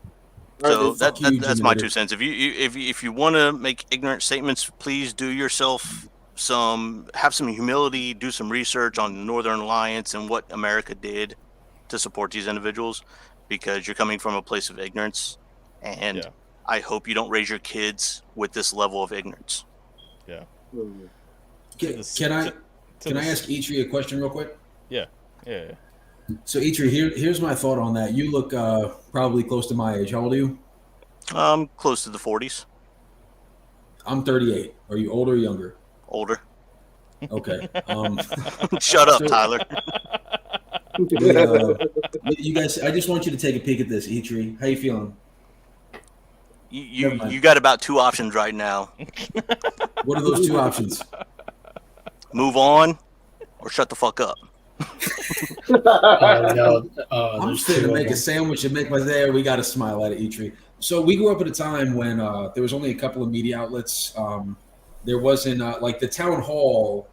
Only 1 or 2 people got a chance to hold a megaphone. And now from YouTube to Twitter to Facebook, even when Craigslist was a thing, there's 1,000 town halls and there's 100,000 megaphones. So it makes me wonder if people weren't this ignorant and stupid 20 years ago when me and you were kind of formulating our opinions, except now everyone just has the ability, and it almost seems like the more outlandish you are, the more rewarded you are with views. No, absolutely. I'm not going to disagree with that one bit, because you got to think, growing up in high school, you had some people who were nuts that you were like, man, this motherfucker's crazy. Or you had some people over here on this side that you're like, dude, this dude's dumb as shit. Like, you had those people. The problem is now is that everybody thinks that their opinion needs to be heard. Like, people think we all post what we want. People think their opinions are created equal. I have a degree in a medical field. I have an advanced degree in a medical field. I speak a couple of languages. You guys have both served overseas. You're currently on a mission. Like, for me to have an opinion about what it takes to get Afghani citizenship in America, like, yeah, me and you are equal value as people, but my opinion's worth fucking cock and balls next to yours because I have nothing behind it. Okay, so yes, you have it. Yeah, so yes, where you base your opinion from comes from a different area than where I will base my opinion from. It doesn't mean it sucks. You might have some stuff in your degrees of medical. No, that's what I'm saying. Like, if you try to argue me on a medical thing, I'll probably shut you down. I'm like, dude, you have no position. Like, why don't you learn instead of speak? Let's see. I don't know about that. I've been to CLS, motherfucker. You don't know. I can stick an IV. I'm fucking with you. Go on, brother. I'm fucking with you. Somebody's a little defensive. So I'm not a big fan of the argument from authority. Like, I never want to beat people down because I might be a subject like an expert on certain subject matter. But that's what I'm saying, man. It's like you can only have so many lanes that you know about. And people now, like anarchists, even celebrities. I miss the days when, politicians are now celebrities and celebrities are now our politicians. And nobody even bothers to check who. What is it? Have you ever heard of Dunning-Kruger syndrome? Anybody in the room, by any chance? No idea what that is. I've heard of it. I cannot remember what it is. So if somebody wants to fact check this, I want to get it right. Dunning-Kruger syndrome says that the dumber and less educated somebody is in a specific area, the less ability they have to make an honest self-appraisal of their knowledge base in that area. So it means the dumber you are, the less likely you are to have an honest opinion and honest appraisal about your understanding of that subject matter. And people who are typically really more well-versed, when you're that, so Eitri, like you're doing all this stuff right now, I'm sure there's times like you get overwhelmed with international law, citizenship, visa, like, right? It just, the more you learn, do you realize how much you don't know? So that's life in general. Like not even focusing on this. That's literally life in general. The more I walk through life, the more shit I realize I don't know. And so if I want to be competitive, be on a level playing field with people, there's things I need to learn. Like that's life in general. And that's something where I think that we tend to fall short as a nation a lot on both sides. Yes, and I will agree with you that the biggest thing that America lacks right now, and I don't give a shit which side of the fence you're on or if you're swinging across this fence, I don't care. The problem is that nobody takes the time to research anything on their own. We are a nation of instant gratification. This is what you're telling me on this side. This is what you're telling me on this side. This must be the Bible. This is the truth. I am 100% against abortions. You're not, because if your daughter was to be raped and have a child, you would be okay with her aborting it because of this. That's the problem. We're this or that. Yeah. And that's not what America is. And we're too dumb as a society to research our own facts. And the problem with that is that, Tyler, you know this, that Statistics, you can make them say whatever you want them to say. That's the problem. I can take statistics, I can look at it one way, and Tyler, knowing what he has done in his life, can look at them and interpret them a separate way. And we can argue from two different perspectives using the same data. Did you see what somebody on Fox News made a funny clip, how CNN was beating up Joe Rogan for taking ivermectin? I have not, because I don't watch the news. Because I believe that's the poison. So basically, ivermectin, it's an anti. No, I got it. Yeah. It won the Nobel Prize, but they do use it occasionally in veterinary medicine. They cut a video where Joe Rogan said, when it comes to fitness, you need to drink a lot of water. And then they scrolled underneath. Joe Rogan advocates ingesting large amounts of fluid commonly used as engine coolant. Like what you just said, you could, like, if you want to reframe the narrative, it's Tater. Yeah, that's me. That's me, Tater. Tater's the one that fucking banned me like 3 weeks ago. That's exactly. I mean, if you think about it, water, what does it do? It cools the inside. It makes sure everything runs properly. Sounds like engine coolant to me. So, who are you to judge? You have a dynamite point, Eitri. My mind is blown. That's what I'm saying. I'm gonna move to Korea and play in a school game to the death with 455 other people. Hey, you know what? Just follow the rules. Bro, did everyone see the final episode or no? Not yet. Don't ruin it. I literally just did this for Halloween because I'm hosting a party for my teenage daughters tomorrow. Okay. I haven't seen a single episode of Squid Games yet. We started watching the first one. I want to watch it. Like, it seems interesting. But I will say too, while Mike brought up the topic and we're still on it, Mike has the best house parties, so if y'all in his area, that's where you want to be. Like, I'm just saying, like, you better be good at beer pong, or your ass end up underneath the table. Better be good at beer pong, or you drinking from the skunk beer. Yo, do you still have the skunk beer fridge? Eitri. No comment. Yo, come on, no. That's a yes. That's a yes. Come on. Okay, so, no, like, let me tell you the torture this man used to do. Like, if you didn't bring your own beer, and you lost at beer pong, and you were looking for a beer to drink, like, while everybody's just chilling and everything, or on Sunday while the Colts were playing, because you know that's where I was at. Either way, if you looking for a beer and all that, like, you had to get over... you had to get over and get in this little special mini fridge he had for all the beer people had ever left at his house. And that's what you could drink. And 90% of it was skunk as fuck, though. Like. R.I.P. That fridge is in the garage, heading to the dump. It's died. However, I do have 2 kegs upstairs, so that's where we play. And if you sucked at beer pong and couldn't make a shot, the next game, your ass sat under the table. You were the troll. Oh, God. And it was hard for a dude who was 6'5" to sit under a table. R.I.P. Drew.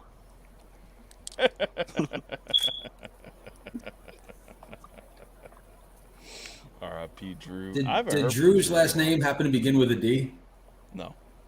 Okay. Nope. If you seen this guy now, you would call him Doctor. Okay. He is definitely a phenomenal doctor too. I don't know why he would ever hang out with people like me, but he did. I don't know why he would sleep on my fucking couch with like the pop out little footrest for 2 weeks before we took a road trip to your house either. But you know, like that's the kind of guy he is. Good. He was a great guy.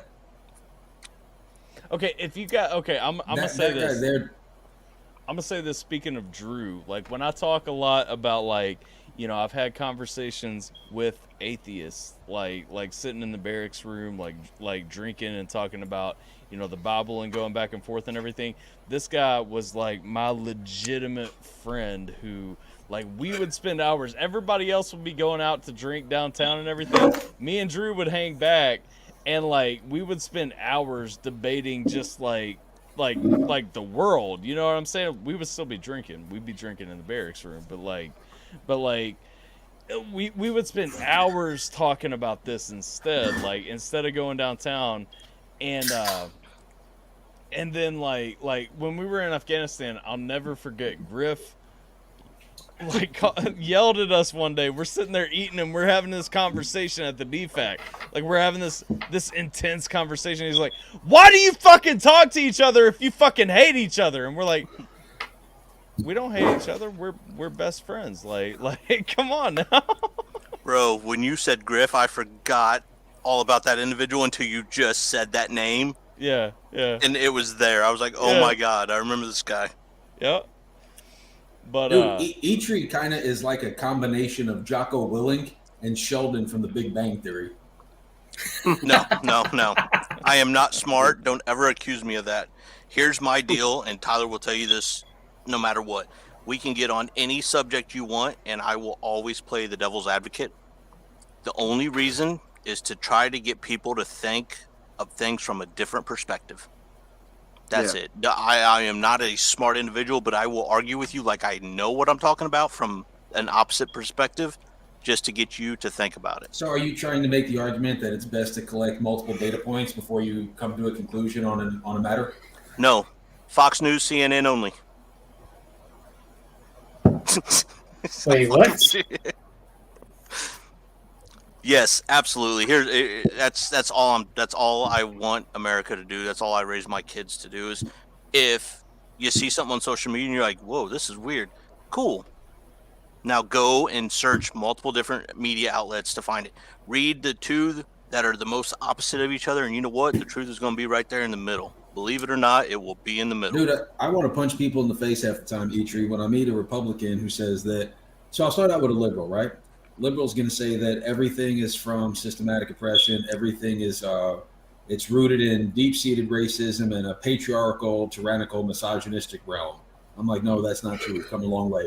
And then I meet a Republican who says that there's absolutely no basis to say that people have a more difficult road from where they're from. I'm kind of with you in that regard, where I'm a libertarian, I'm a centrist, and it's people have gotten more obsessed with rooting for their team than actually identifying what it is they believe. Like they're so loyal to their camp. So if you think about all the arguments you hear and everything that's going on, and if you listen to the majority of people making noise, if you listen to their argument, all you're hearing is the 5% on this side and the 5% on this side. The fucking 90% that are in the middle here in the middle, you don't hear us raising our voices. We're also the reason that these 5% these on each side are raising their voices, because we're not stepping in and be like, you know what, just shut the fuck up, sit down and color. There's a great dude. Have you heard of Tim Pool? No. Tim Pool does. I have. What do you think of him, Jason J? I think at times he does make some fair balance points, but then there are times where he really goes off the deep end and gets a little out of touch. I don't know. It's a mixed bag with him. Tyler, who do you get your information from? I get my information from everywhere. This is a little bit deeper. I get it from YouTube sources, lots, from the Hodge twins to incredibly progressive sources. I watch a lot of C-SPAN. I watch a lot of congressional hearings. I listen to a lot of NPR. I rarely watch Fox or CNN. I try to keep everything as direct.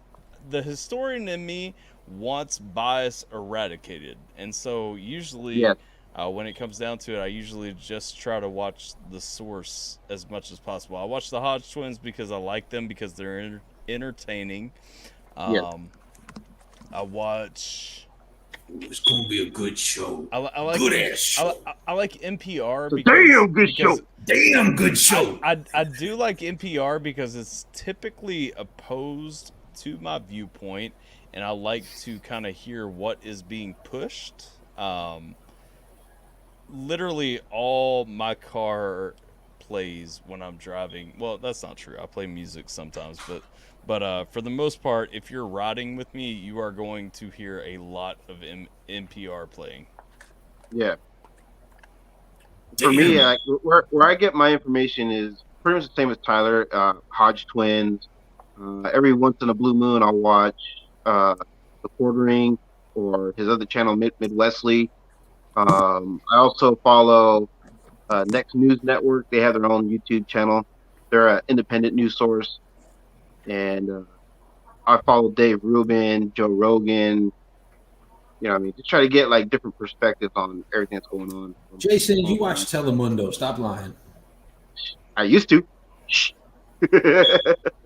Damn good show. Good show. Damn good show. Oh, Damn yeah. Is that a Hodge Twins hat? Eitri? Yes, it is. That is cool as fuck, man. No, That it's is dope, cheap man. as shit. It's fucking plastic. I hate it. I hate it. It's Eitri, it's you are cheap just plastic. I hate it. you I love are a- those guys, but I hate it. You're a ruiner of all things joy. Hey, look, I spent $35 on that hat, and I was excited because, one, those guys are comedians. Yeah. Okay, so they are comedians, which is hilarious, and I love the shit how they present their information. So I was like, Yeah. I'm buying this hat. It's fucking, the back is a trucker hat and it's plastic, and I was like so angry with it. Those Like- guys, I get jealous as a comic that they get away with so much more than me. Well, I mean, yes, because they've got millions of followers on multiple platforms. And you, I don't know how far fuck Canada's gonna go. I make a living. You know, I'm sure you do, but I'm sure you're not making a Hodge Twins living. No.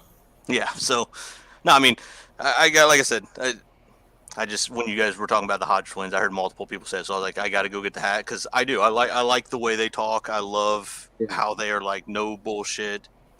They also don't speak outside of their domain of competence. You'll never really hear those guys pontificate or filibuster or meander about something that they know nothing about. Yeah, I feel like they know that they have a deep advantage in getting a bigger reach, and they use it. You know, they know how to use it better than most people would. They do, but I mean, you got to think they still got their own bias that they're going to their own angle, and Right. so when Tyler sits there and talks about watching C-SPAN, like, you want to talk about some boring ass shit. Oh to yeah, get your information. You are literally valuing what they're saying and building your own information from that. Like, oh, that's fucking miserable. But you know what? What about I'm Al sure you Jazeera? did that because of Drew, and now you do it. Like, I'm sorry, but that's a miserable living watching that shit. It is so boring. What we've deviated from the original point was to shit on the kid who was shitting on our buddy Mises. Oh yeah, I missed all that. I just heard some dude talk about Afghanistan. My bad.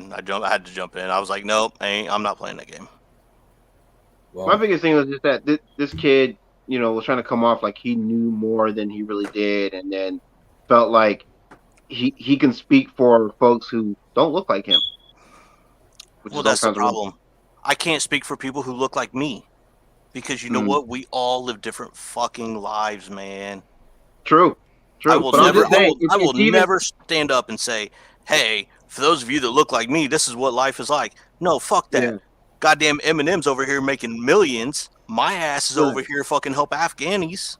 I'm sorry, Right. Afghans. You know, that's No. And I feel you there, but I'm just saying it's an even worse look though when you're trying to speak for folks, like I say, who don't look like you. It's even worse. Yep. Eitri, this is YouTube, sir. I'm going to have to ask that you stop trying to be pragmatic. It's against the rules. Well, cancel my channel. I mean, I guess I don't Dude, know. your channel is now going to be called Fortune Favors the Bald. My channel's like, is the motherfucker gonna post anything in the next 6 years? That's what my channel's gonna be like. My ass is getting close to retirement right now. I've been busy. How close are you? Like how soon you moving down the street from me? Like real soft. So, my internship starts in about 18 months. Oh, Okay. okay. Well, And then you moving down, you moving across the road, right? So we can. Hang I'm just saying. I searched for 25 acres of land, and only 3 places popped up. And I'm not gonna name the city or the town, but Tyler, it was within 20 minutes of your house. Ooh. Okay. So hey, we are looking right now. I'm also will be applying for an internship with the football team called the Indianapolis Colts, in case if some of you have heard of them. So if they accept that, that's where I'll be. But now it's about I got about 18 months, brother. Let's see here. Couple of questions from the chat. Glitcher looks like an M&M. That's Harold. Shout out to Harold. That is not his name still. Did we miss dude down in Mises? No. You missed the first part if you missed what happened before.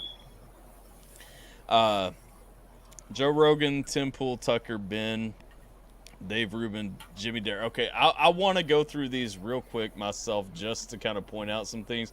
I love Joe Rogan. I think Joe Rogan is probably the realest commentary that you can get on a lot of current events today. Tim Pool is fantastic, although he does fringe away from me a little bit sometimes. Tucker is my problem with Tucker is I feel like Tucker is Fox News's puppet to say, okay, we keep fair and unbiased commentary because we have Tucker, and Tucker alone is great. Tucker has some great views, but I've watched over the years. It's always this face, Tyler. Tucker has also reined himself in from what he used to say. You know what I mean? Yeah, it is always that face, but Tucker has really diminished his standing on a lot of things, just to kind of fit a more right-wing narrative.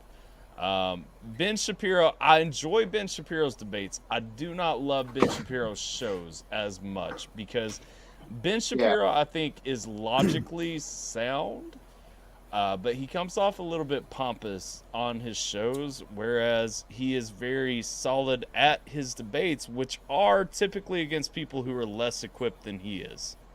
Right. Dave Rubin and Jimmy Dore, I don't think I know.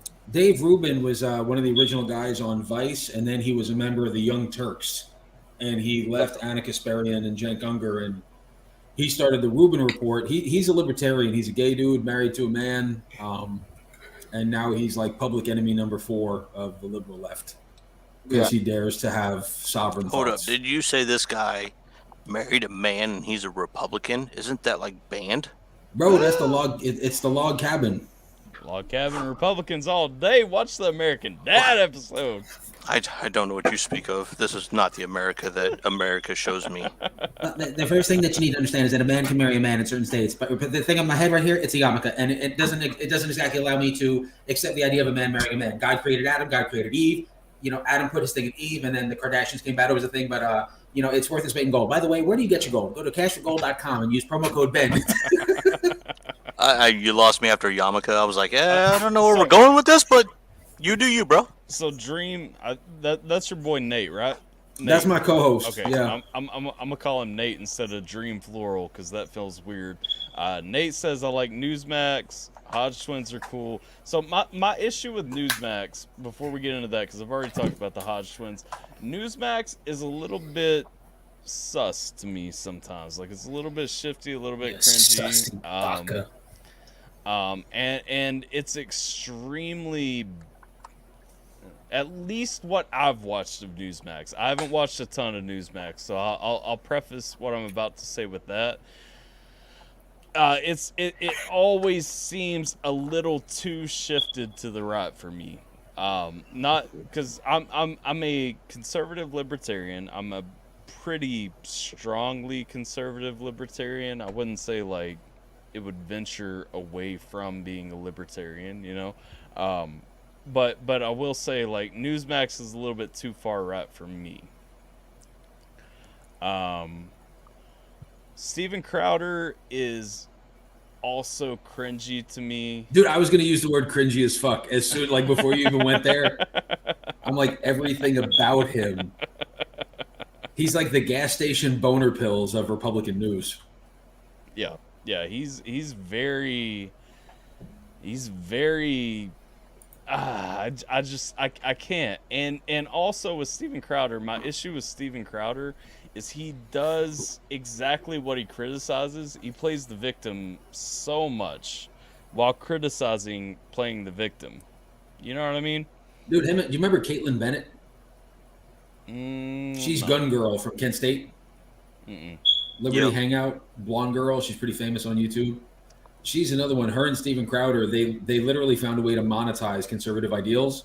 And I don't think either of that, like Charlie Kirk, I love Charlie Kirk. I feel like he genuinely wants to help change perspective and help people see things through a new set of glasses, if you will. But Steven Crowder, Tucker Carlson, at the end of the day, I feel like they sold their soul a long time ago. Yeah, I to me, like I said, I mean, I can't get behind anybody who wants to like just be a victim while being a conservative or being a libertarian or standing for freedom in any way. Like I'm not about it. Glitcher Are we is high-fiving? venting on me. No, you guys can high five. Does anybody, Okay, yeah, I didn't know. Give me a high five. Come on. Wrong hand. You gotta back up. Hang on. 3, 2, 1. Let's go. You didn't do it right. 3, 2, 1, go. Damn you! It was too late. All right, I was just gonna say I'm finna dip out. I gotta do stuff tomorrow. All right, man. Appreciate you coming by. Y'all are getting very political, and I'm very educated, so I felt left out. Well, I tell you what, man. In the words of Jordan Peterson, will be very, very proud because your room is quite clean. Thank you. Here's before you leave. Here's a great thing. You say we're educated, like you feel uneducated. Here's the great thing: is you have an opinion. You've developed that opinion through something, and that right there, you have something to say where you've learned your stuff from, where you believe this stuff. Like, don't ever think you're below anybody, dude. Like, seriously, you want to learn shit, just get on the internet, search multiple different agencies, news agencies, read your shit. Like, you don't ever think you're below anybody, man. You got it. Appreciate that. It was nice meeting y'all too, by the way. Tyler. It was Jay, nice meeting y'all you take too. care. Hey, it was nice meeting you too, Glitcher. Yeah, nice meeting you too, Glitcher. Y'all could eat a bag of dicks. All right, I'm out. They're out. Let's see. Vax is worse than Ben. Let's see. Steven Crowder. Let's see. I go to dog straight for all. Charlie Kirk is awesome. He's always involved in something. I don't know Charlie Kirk that well. Dude, Charlie Kirk started Turning, or I don't know if he started Turning Point America. Oh, okay. Okay. Then I do know Charlie Kirk because that name sounded familiar when I read it. But like, if it's the Charlie Kirk from Turning Point, then I know Charlie Kirk. Well, that's they used to use the term neocon, like neoconservative, but I'm pretty sure that that's just libertarian. Yeah. Salty Cracker is the man.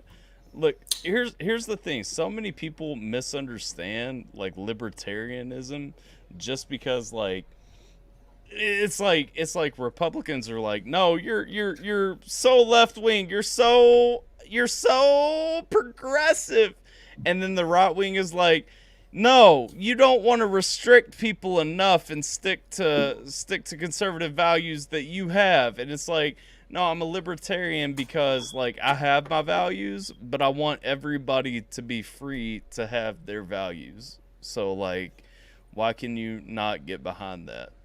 If people understood libertarianism, like actual libertarianism, not the Libertarian Party that parades garbage candidates and stuff like that, although I did like Joe Jorgensen, but if people actually understood it beyond like the party that is presented to them, I feel like more people would actually be libertarian in America than either other party. I think the problem with America is the two-party system, is that everyone tries to fit into a box of one of the two parties, and that's not how we live. Yeah, no, I agree. The two-party system is trash. Oh, there's Tater. Ray gets a chance to redeem himself before we get into part 2. Oh boy. Tater. Hi, Tater. What up, Tater? Hey, what's up? Am I talking too loud? Because I don't know if I haven't updated my StreamYards, but if I'm on my phone, I can't hear, like it's not on speaker anymore, so I got to actually put the phone up to my, You sound like I'm fine. talking on the phone, You or I sound can't hear fine. y'all. Okay. Yeah. So I don't know. It all of a sudden started doing that. Hi, everybody. Sorry about you, fuck Canada. And if I could boot you again, I would. Just playing. I was just playing. That was just a joke. I was just because you're like, nobody can boot me. And I'm like, yeah, you want to watch? Or silence me. I'm sorry. Well, Tater, if you're the type of American that wants to silence people, you and I don't have much to talk about, man. Well, darn.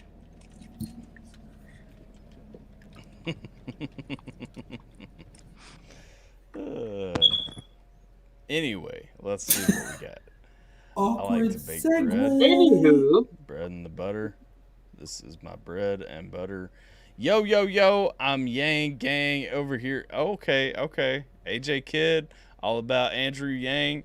No hate, because actually, like, Andrew Yang was an intelligent guy. Like, I disagreed with him on a lot of points, but, like, from the Democratic roster, I probably liked, who was the Hawaiian? Tulsi. Yeah, Tulsi Tulsi Gabbard. Gabbard. I Yeah, definitely liked her the best, but Mhm. Andrew Yang was in the running. You know what I mean? I can't vote in primaries because I'm an actual registered libertarian, and so I just get to sit on the sidelines and be like, I like this one, I like that one, I like this one and that one, and you know, all that. Yep. I want Joe Rogan, Joey Diaz 2024. Tyler. Yeah. Oh yeah? You going Rogan hardcore, right? Okay. Rogan, Joey Diaz. All right. So the long-awaited part 2 here. So like I said, middle story, Tim made a reaction video to the video that we watched earlier, and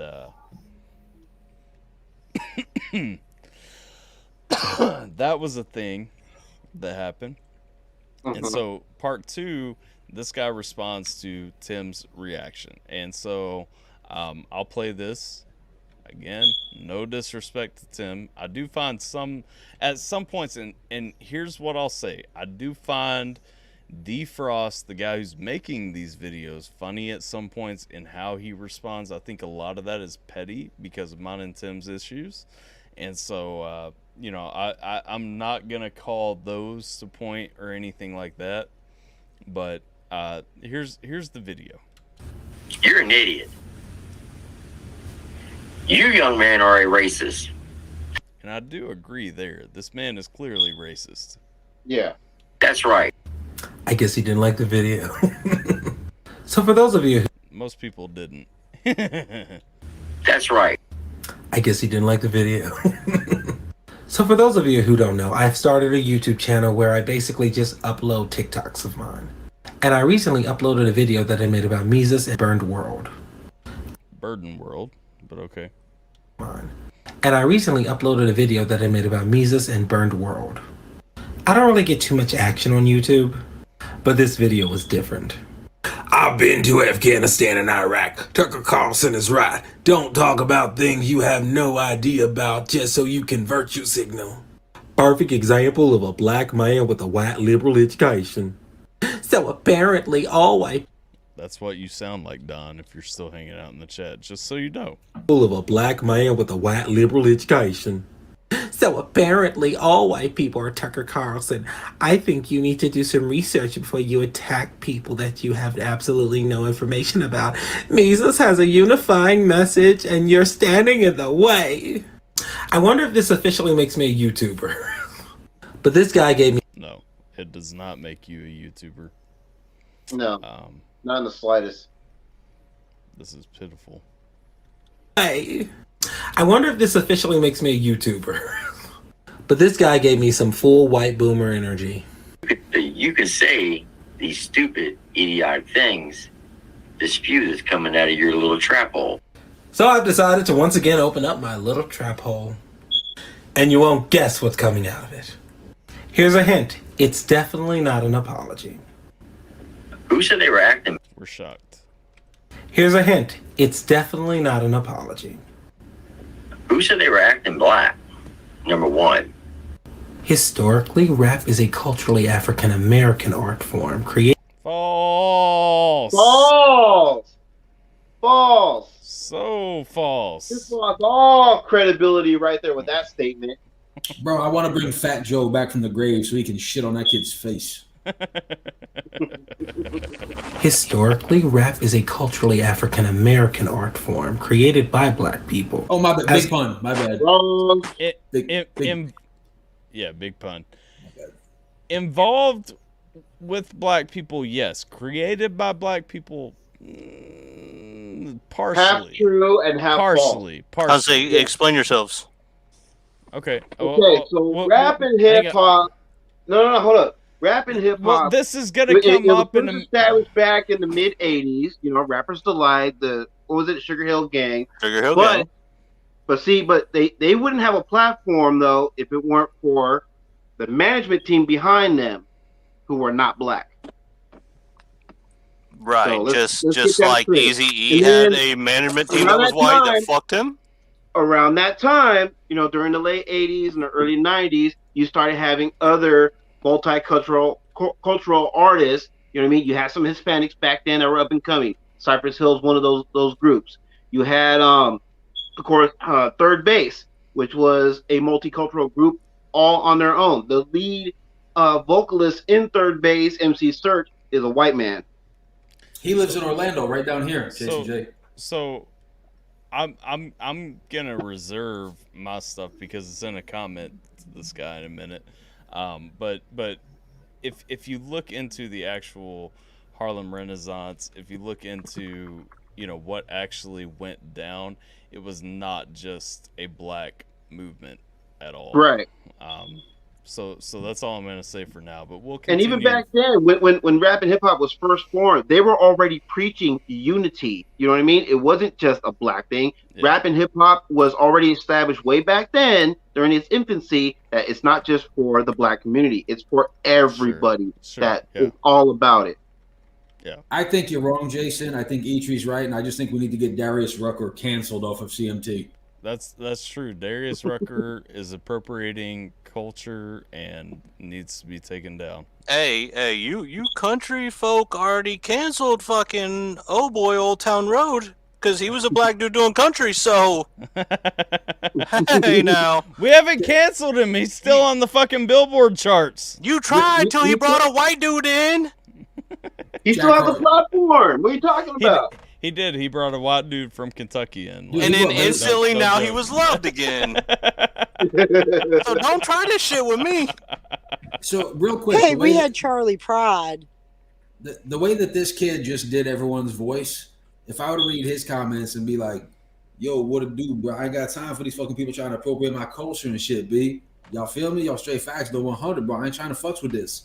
Like that, like if I did that, I would get shit on. Yeah. But he's no, allowed absolutely. to. I'm not disagreeing that. That's fucking ridiculous. Yep. He's literally he's portraying us in a caricature version of our vernacular. But let me tell you something. If you did the same thing he did, your audience would follow you to the death and would say the same thing about him if they didn't know about him. Like, so it's a slippery road because your followers are going to say what you want and they're going to follow you to the death and be like, well, you know, if we did this would be like, so I do agree with you, but you would still have your followers that would comment and be like, I love this dude. He fucking speaks the truth. And, you know. Yeah, absolutely. It would, because I've got people that say I make great videos. Have you ever watched one of my videos? They fucking suck. I enjoy your videos. Bro, he looks like he's ready for the bukkake shot right now. That is an unfortunate place to pause. Culture does, other people tend to borrow it. But it doesn't change the origins of it. And there's nothing wrong with adapting aspects of other people's culture, as long as you do it respectfully. And make no mistake, Mises and Burnt World are not doing it respectfully. My question is, what is respectfully in this context? Easy. It's something that he likes. Yep. That's what respectfully means. So we'll get into my comment in a minute. But I'll come back to that. But because it is a culturally African American art form, it is not culturally African American. It's an American culturally art form. Here's the thing. African Americans who were brought to America had very little impact on it. Mm-hmm. It was a black art form. It was a Latino art form. Caribbean. Caribbean. It was not culturally African American is the point. Mm-hmm. I mean, either way, it started in Bronx. Let's be honest. Let's call it what it is. That is a predominantly African American area. Can I ask a question? Are we really throwing up concrete fighting? Bro, that's a black dude that appropriated the culture of the Orient. I don't know if I'm allowed to say Orient anymore, but probably the Far East. What up, Tater? You had a question. What?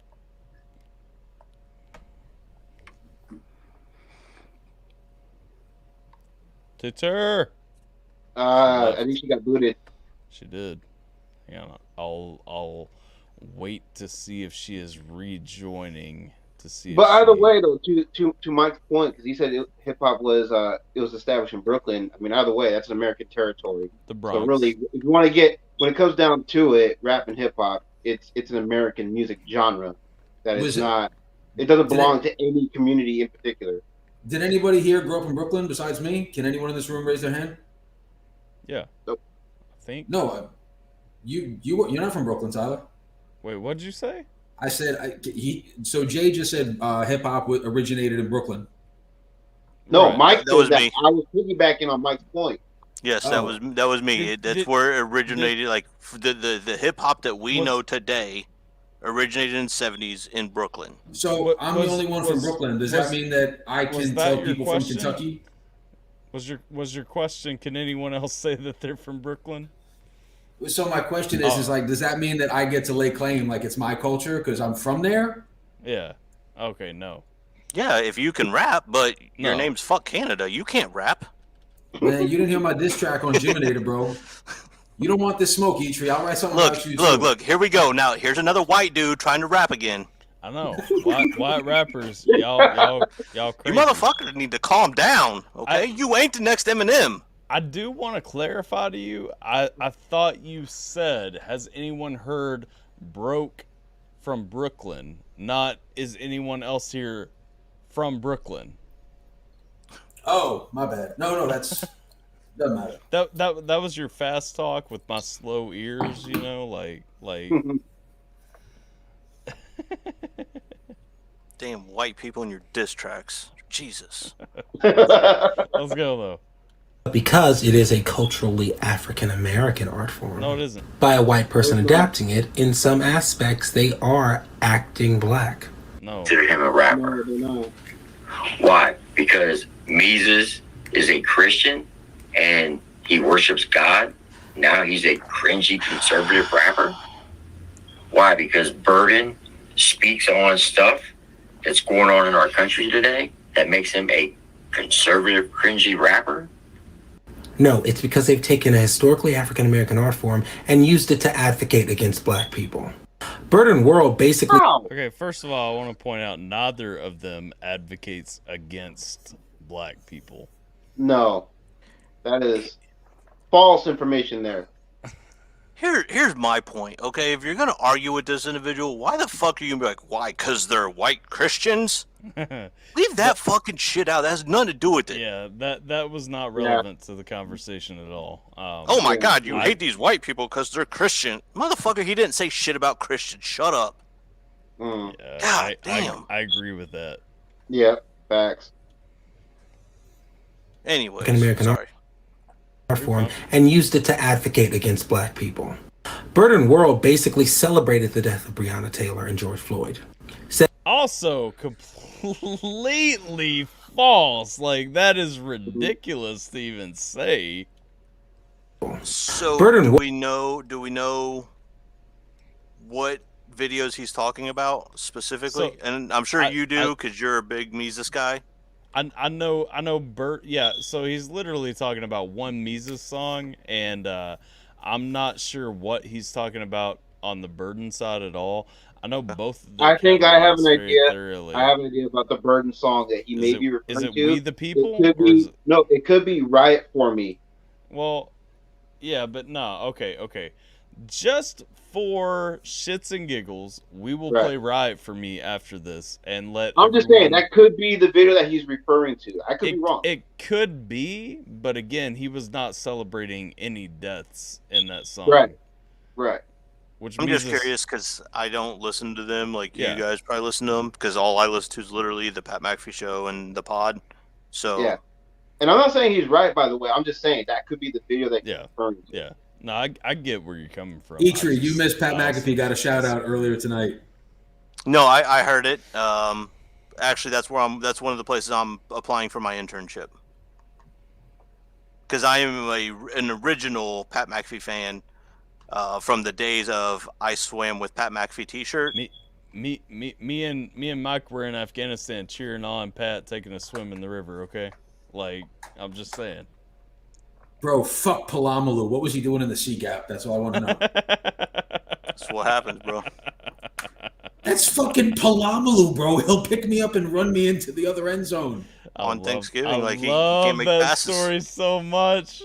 I love the fact that he answered that story. Well, he's a gentleman. Palamalu is he's a gentleman in the game. Have you heard his response? Someone came up to him and was like, hey, by the way, here's what happened. Why did you do this? You know what else I really love to watch? Is like the compilations of Pat McAfee like body slamming people who are trying to return punts. Like just watching all of his tackles as a punter, like taking somebody down, like, you ain't gonna return my shit, nah.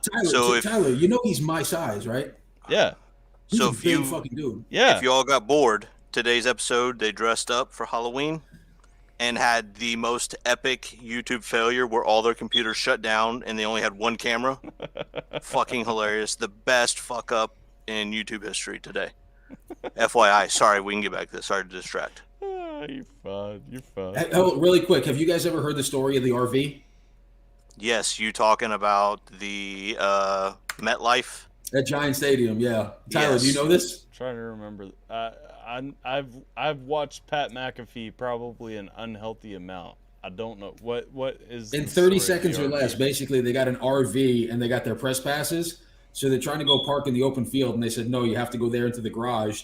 So they have this rented RV and they're doing 20 miles an hour. They hit the top and peel the top of the fucking RV back like a sardine can. And he had, you know how Pat McAfee talks about his vitamins? Yeah. He had his vitamins in there. So the New Jersey State Troopers are fucking like rummaging through the vehicle. That guy is, that's great. He is a beacon of hope. He is. He's a fantastic individual. And the best thing that come out of that was the driver was Zito, Viva La Zito on Twitter. He's driving it, and as soon as he hits it, he just stops, and he's like, motherfuck. And then they tell him to go forward, and he tries to go forward, and he's like, fuck, what the shit? And then he tries to back out. It's fucking hilarious. Can we shout out, though? An amazing gif. Can we shout out, though, that WWE wanted no part of Pat McAfee as a commentator, and still somehow the voice of the universe has overridden the powers that be and said he belongs here.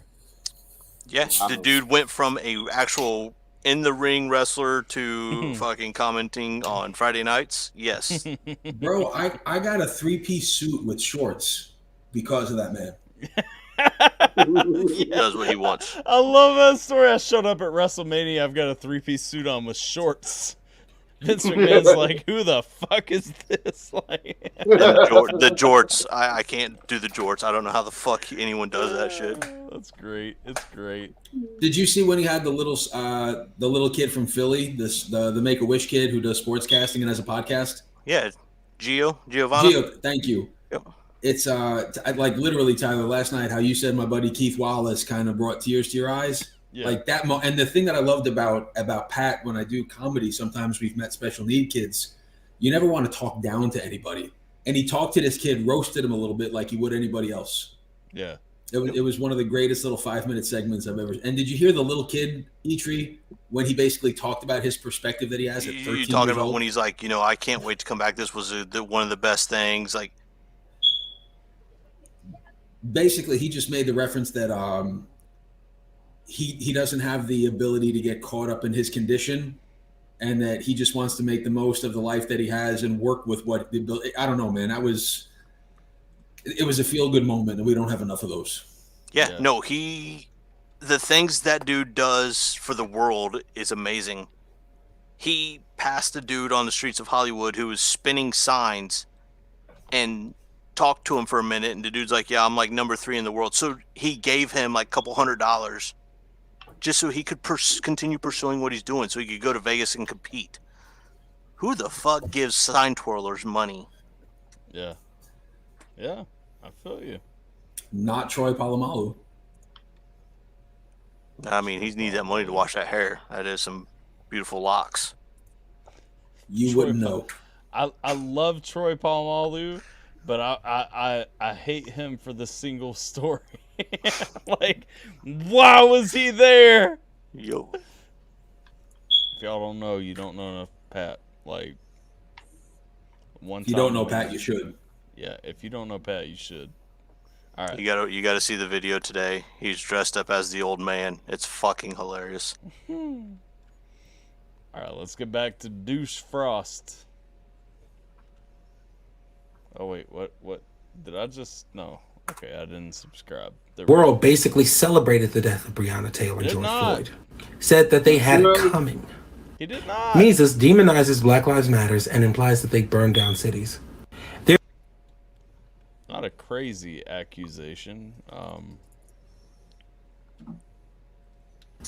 Mises demonizes Black Lives Matters and implies that they burn down cities. Their sheer hatred for black people is what makes them conservative. And no, I don't care if they did some collaborations with a few black artists. The black friend excuse doesn't work. There's a literal video of a Klansman saying that he has black friends. I'm sorry, I don't care anymore. The excuse is not working. Dylan Ruth had a black friend. I'm not joking, look it up. But they're cringy because they suck. Those two white rappers are white supremacists, and this video will have a part 2. I hope so. So again, going down. That was cringy as all fuck. Yeah, it was.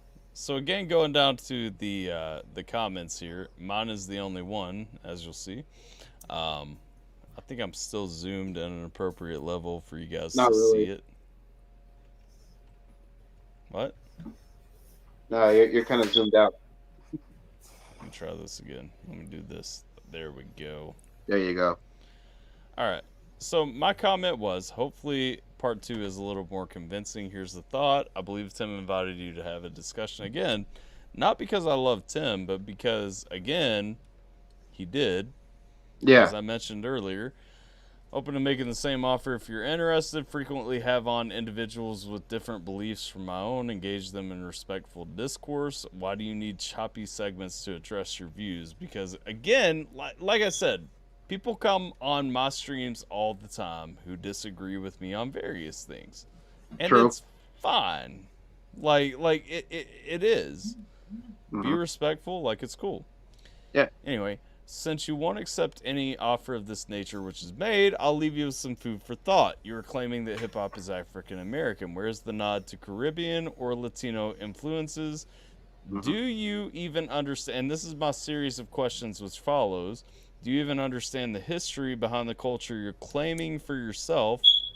If so, how can you claim that type of narrative, that the type of narratives explaining burdens or Mises' music are contrary to the culture of hip-hop? Because, again, hip-hop is a culture of making a statement. It is a culture of rebellion. Again, it's not contrary to the culture. going through was Immortal Technique wrong. If you don't know Immortal Technique, you should. Immortal Technique has a lot of songs really questioning the system, again, from a very contrary view, you know, standing on very liberal, progressive views. Let's see. Is it only acceptable because they don't fit the narrative you would like to hear and you're claiming this culture is your own? I meant unacceptable. So theirs is unacceptable because they don't fit the narrative that you would like to hear. And then, are you also upset with my friends Bryson Gray and the Marine rapper when they make songs of this nature? Because, of course, both of them are black. So again, that is my question. The first reply I get is not the Watts telling a black person he has to understand he doesn't understand his own culture, which was stupid. So I replied with something which was deleted. I'll read that real quick. My reply here was, I'm not telling him he doesn't understand his own culture. I'm telling him he doesn't understand the culture he's trying to claim because, again, to clarify, he is not claiming his own culture. He is claiming a culture he has no right to claim. Right. Also, I said, I'm also not some dumb redneck. Educate yourself before bringing ignorance like this in a comment, in a response, or ignorance like this in a response to me. Also, you choose to see people as white and black, not me. Think on that. I do not see people as white and black. It's not that I don't see color. I don't think anyone is colorblind or anything like that. I just refuse to look at people as white people and black people. I love people. You know what I mean? And until you prove yourself as a piece of shit, I will treat you otherwise. The response that came to that, and so do you even know where hip-hop was created? Do you even know the story of how hip-hop came to be? I do, but I question if this person does.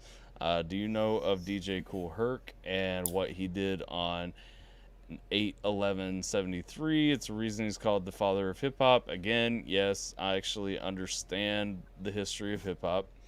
Question for you, Tyler. Question. Uh-huh. I'm pretty sure that DJ Kool Herc was Jamaican, not African. Can somebody fact check that? I'll fact check that. DJ Kool Herc was Jamaican American. You are correct, sir. Bomba clap boy right there. Fifi man ain't got no time for your bullshit there, whatnot. Which again goes back to my original comment of, do you understand the actual history you're talking about here, and where's the nod to Caribbean artists? Let's see. In here speaking on hip hop, don't even know the history of how it came to be, which I obviously do. To where one of my replies actually was allowed to stay. I do. Are you going to claim a single instance negates the rest of my comment? Also convenient how my initial response got deleted. Nice play, guys. Good thing I have screenshots. And then there is Don saying, now do the NBA fool.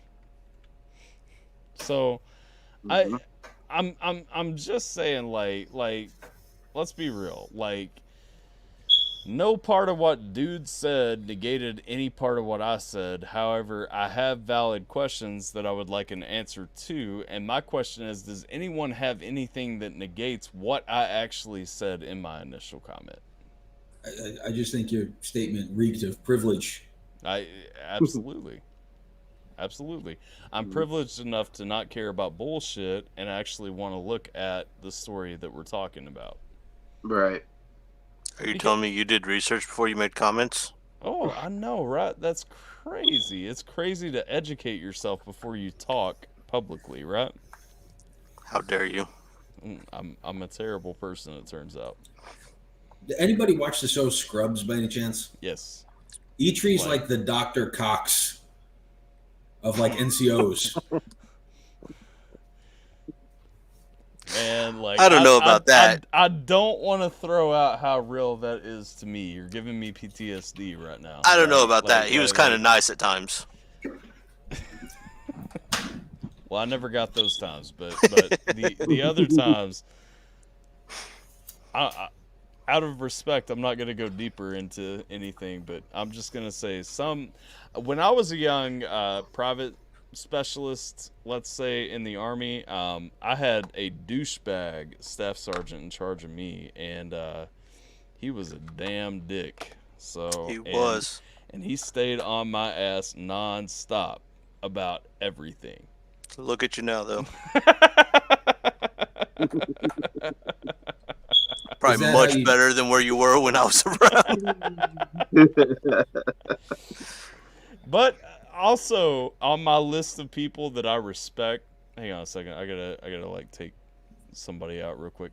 On my list of people that I respect the most, you know, I probably put that guy up there pretty high.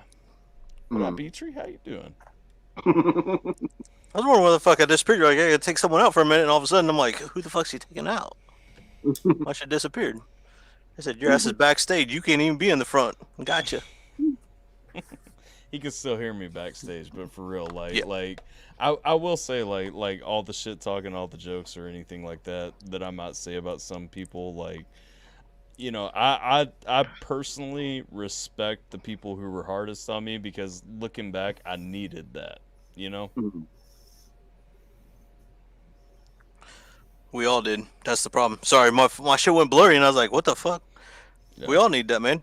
Tell you what, the worst punishment I ever had, I showed up late to formation, and I was in the front leaning rest for an hour and 45 minutes, and that is no bullshit.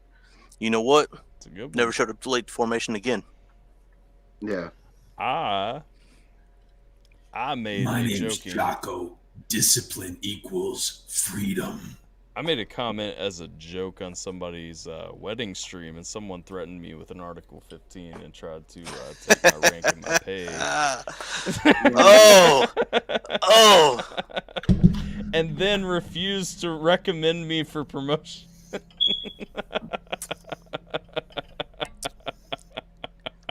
Told you, bro. Dr. Perry Cox right there. Memories. Did he call you by a girl's name, Tyler? I wish. Sometimes I wish. No, it was either a fucker, a mother. Actually, I think it was fucker. It was my choice of words. Often. I mean, I didn't know we were talking about you, but yeah, often. Oh yeah, no, it was, and I'll tell you what though, I'd do it again in a minute, and I would still go back to the places I was with the people I was with, and do the same damn things over again, because you know what, that was family. And we would have fucking done what we had to do to get home.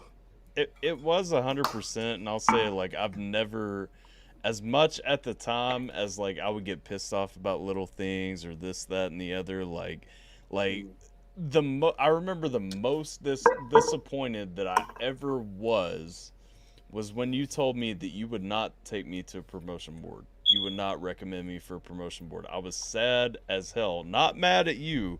Like, I was disappointed. I was like, okay, so, like, why am I not there in his eyes? Because I felt like I was ready. And then I went, you know, I got it, all that. And when I went, you told me, I don't support this. I don't think you should be going. And I was like, are you, like, bro, like I'm doing it, but few months later, like, once I had gotten it and everything, because this was a little while down the road, like I'll tell you, like, I never had a better friend and mentor as a new NCO coming in than the person who would not recommend me for that promotion. You know what I mean? Oh yeah. And I remember that, and the best part is that once that rank was there, it was all right. Let's have a fucking talk. We're gonna sit down. Yeah. You know, we are peers. Yes, I still have the rank, but we are peers. Let's have this fucking talk. Yeah. And did the guys ever call you Cuddles, Eitri? No, but I did have a platoon sergeant for 2 years call me Sellers. Do you have like a rape dungeon in the house or something? No, it's close to my last name, but that is not my last name. He just could not pronounce my last name. That's the crazy part. Oh. Oh man. Yeah. Now is You should write children's books, Eitri. That's the vibe I get from you. No, I've got 3 daughters. They don't want that shit. You don't want him writing children's books, like, nah. Mary had a little lamb, and the bitch got hungry, cut him up, and ate him. No, that ain't good, man. His kids Jack already and Jill went up the hill. Fuck that shit. Jack is staying away from my daughter until she's 25. I will shoot him with a 30-06 from 300 meters. Hence why tomorrow night is a Halloween party. This is what I'm wearing, and the boyfriends are wearing circles. Motherfuckers don't talk until spoken to. Yo, real talk though, like Ishri ain't playing like his girls grew up like hanging off my arm, handicapping me while I was trying to throw my beer pong shot. So like, nah. And my girls will outshoot 1, 2, 3. There's 4 of us here, 5 of us here. Now. They'll outshoot 4 of us. And when I say us, I mean 4 of you. What up, Luna? Hey. What up, Luna? But I can't let that slide. You know I'm a good fucking shot, okay? Like, nah, don't play. All right, I'll bring my daughter down. She'll show you where she'll show you where you need to sit. I want that smoke, Eitri. I want that smoke. Bro, I'm telling you what. So first time I took my daughter out, I gave her a 22 long rifle, right? First time, because I want them to shoot, pull it back, get sight picture again, and shoot again, right? So I'm letting my daughter shoot, and she's hitting the target, and she's hitting it in the head. And I'm like, kid, where are you aiming? She's like, for the head. All right, no more questions, kid. You got this shit. Telling you that kid, my oldest, she can fucking shoot. She is really good at it. The cool thing is, man, is that safety. It's all about safety. We've seen a lot of shit in the news recently about, well, someone handed me a cold gun, blah blah blah. Here's the deal: you pick it up, you need to look and verify yourself, and that's what I teach my kids. Oh. So, at the end of the day, also don't piss her off. Never point at something you're not willing to engage. Nope. Keep your finger off the trigger unless you are willing to shoot. I mean, bro, guns ain't that crazy. You know what I'm saying? Man, I trust you with my life. We've been there. We've done that. Yeah. We both have T-shirts, actually, believe it or not. We do have T-shirts. Here's the deal. We do have matching T-shirts for the You record. hand me a gun, I'm still fucking checking it. Jesus Christ, Still. I forgot about the T-shirts. That's responsible gun ownership. Yeah. Yeah, which Hollywood needs to learn a thing or two about. So what I'm hearing you say is that there's a job opening. Because, I was raised probably firing guns and bow and arrows and stuff like that before I learned how to ride a bike. But we knew, not to touch them. They weren't a toy. Yep. Luna, can you do me a favor? With the Native Americans, it's not bad to adopt other people's cultures. Just please do it respectfully. A guy that I respect a lot named Deuce Frost gave me that perspective. So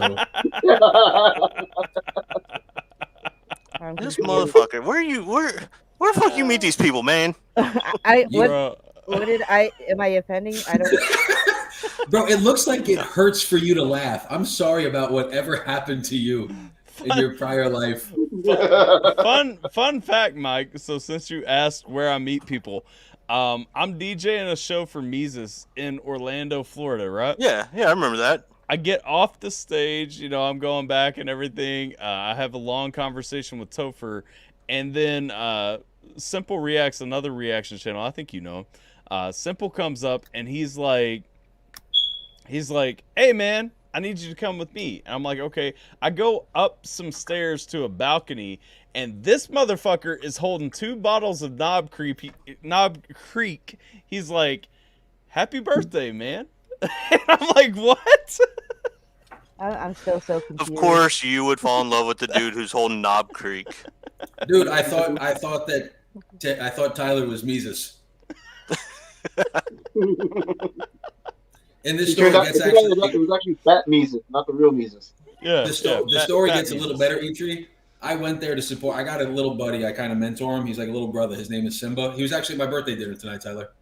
Simba and his girlfriend. Yeah, he said. Nice. I told him I would talk to you this week. He said, "Oh, I like that guy."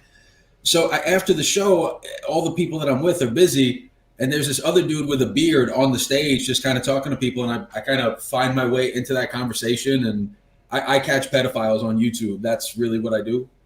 And we start talking about what I do, and Me and him are having a great time. So what'd you do? What are you doing here tonight? I said, I don't know. I was here to see some dude named Mises. And Charlie is like, oh, did you like him? I'm like, I don't know which one he was. And he's like, I'm Mises. And I'm like, oh shit, this is incredibly embarrassing. And we actually wound up becoming friends out of it, which is the fucked up part. That's cool as shit. Yeah. It was a great time. We then, as Simba's advice, we went and found like some shitty tacos that were amazing. So I will say the funniest thing too, after the show, the after party and everything, right? So we had 2 bottles of Knob Creek that, again, you know, Simba, if you ever see Simba, like, Simba looks like a child. With a chiseled jaw. With a very chiseled jaw, but like in person looks like a child. And so Simba is walking out of the place with like a whole bottle of Knob Creek in his hand because he was the last one holding it. And we're walking up toward this police like checkpoint and everything. And he's just got the bottle here. And I'm like, bro, put that under your shirt or something. Like don't just walk with a bottle of Knob Creek like hanging out. And he's like, why? And I was like, you're going to go to jail. I'm like, why do I have to break this down for you at all? Like, you can't do this. Simba was my decoy for a couple of catches that we tried to do, Tyler. Yeah. So, Eitri and Luna and anybody that doesn't know Ray does like the predator poaching stuff. Your channel is predator poaching. No, right? that's Alex. Alex Rosen is he's like the big dude. Then we have Predator Poachers Massachusetts. Yeah. That's a guy named Jay. We have Courtney Elizabeth in Wisconsin. We have Musa, LC County, Lucerne County Predator Catcher in Pennsylvania. You got a dude in Indianapolis.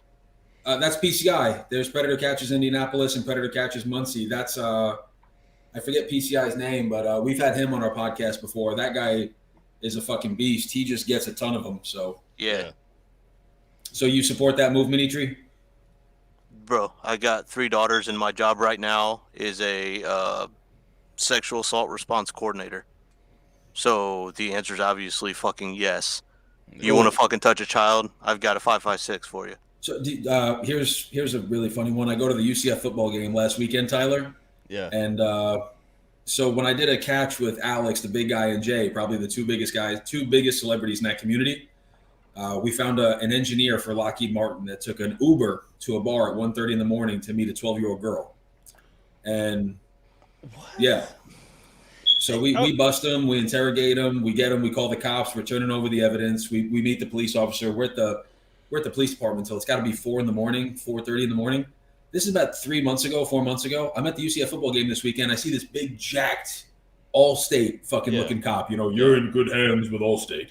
And he looks at me, and I look at him. And you know, we're trying to place where we know each other from. And he looks at me, he goes, "Pedophile guy," and I'm like, dude, like yes, but no, like no. Like depends on what you mean by that. Like anything other than that would have worked. Yeah, but legit though, like break this down for me because like from the inside, I have zero knowledge of any of this from the inside. Are people really fucking stupid enough to take an Uber? Like listen to that story. I single in on this piece and I'm like, if you're going to do something like this, are you really going to be dumb enough to like take an Uber to a bar at 1:30 in the morning to meet a 12-year-old? Yeah. So let me answer this question. If you flip a coin, is there a chance it's going to land on heads? Yeah. Then there's your answer. Hey, Sped. What up, Sped? Like, I feel like, and maybe it's hard for me to fathom because, you know, I have a 3-year-old daughter and a wife that I love, and I'm not looking outside my marriage or anything like that, but I just That's the big ass cop. Nice. It looks like the ref from UFC, Big John. I just No, this guy's black. Oh, okay. Wrong guy. I was looking at the guy on the right. Oh, McCarthy, no. I just can't understand, like, You know, Tyler, honestly, that right there with the skills you've got, that's a fucking job for you. I would kill to have a job like that. I mean, minus the mental shit you go through. And I would love to jump into that community too, because I think it would be great. Like, and it's actually something that is rewarding. But I still just can't fucking understand it. You can't think that it'd actually work, and you could. I don't understand people. I think is the problem. Like, and I feel like I understand people, but I can't understand people. Number one, I can't understand the remote interest at all. But what I really can't understand is like going to that point with it, like and being just that public and that open about it.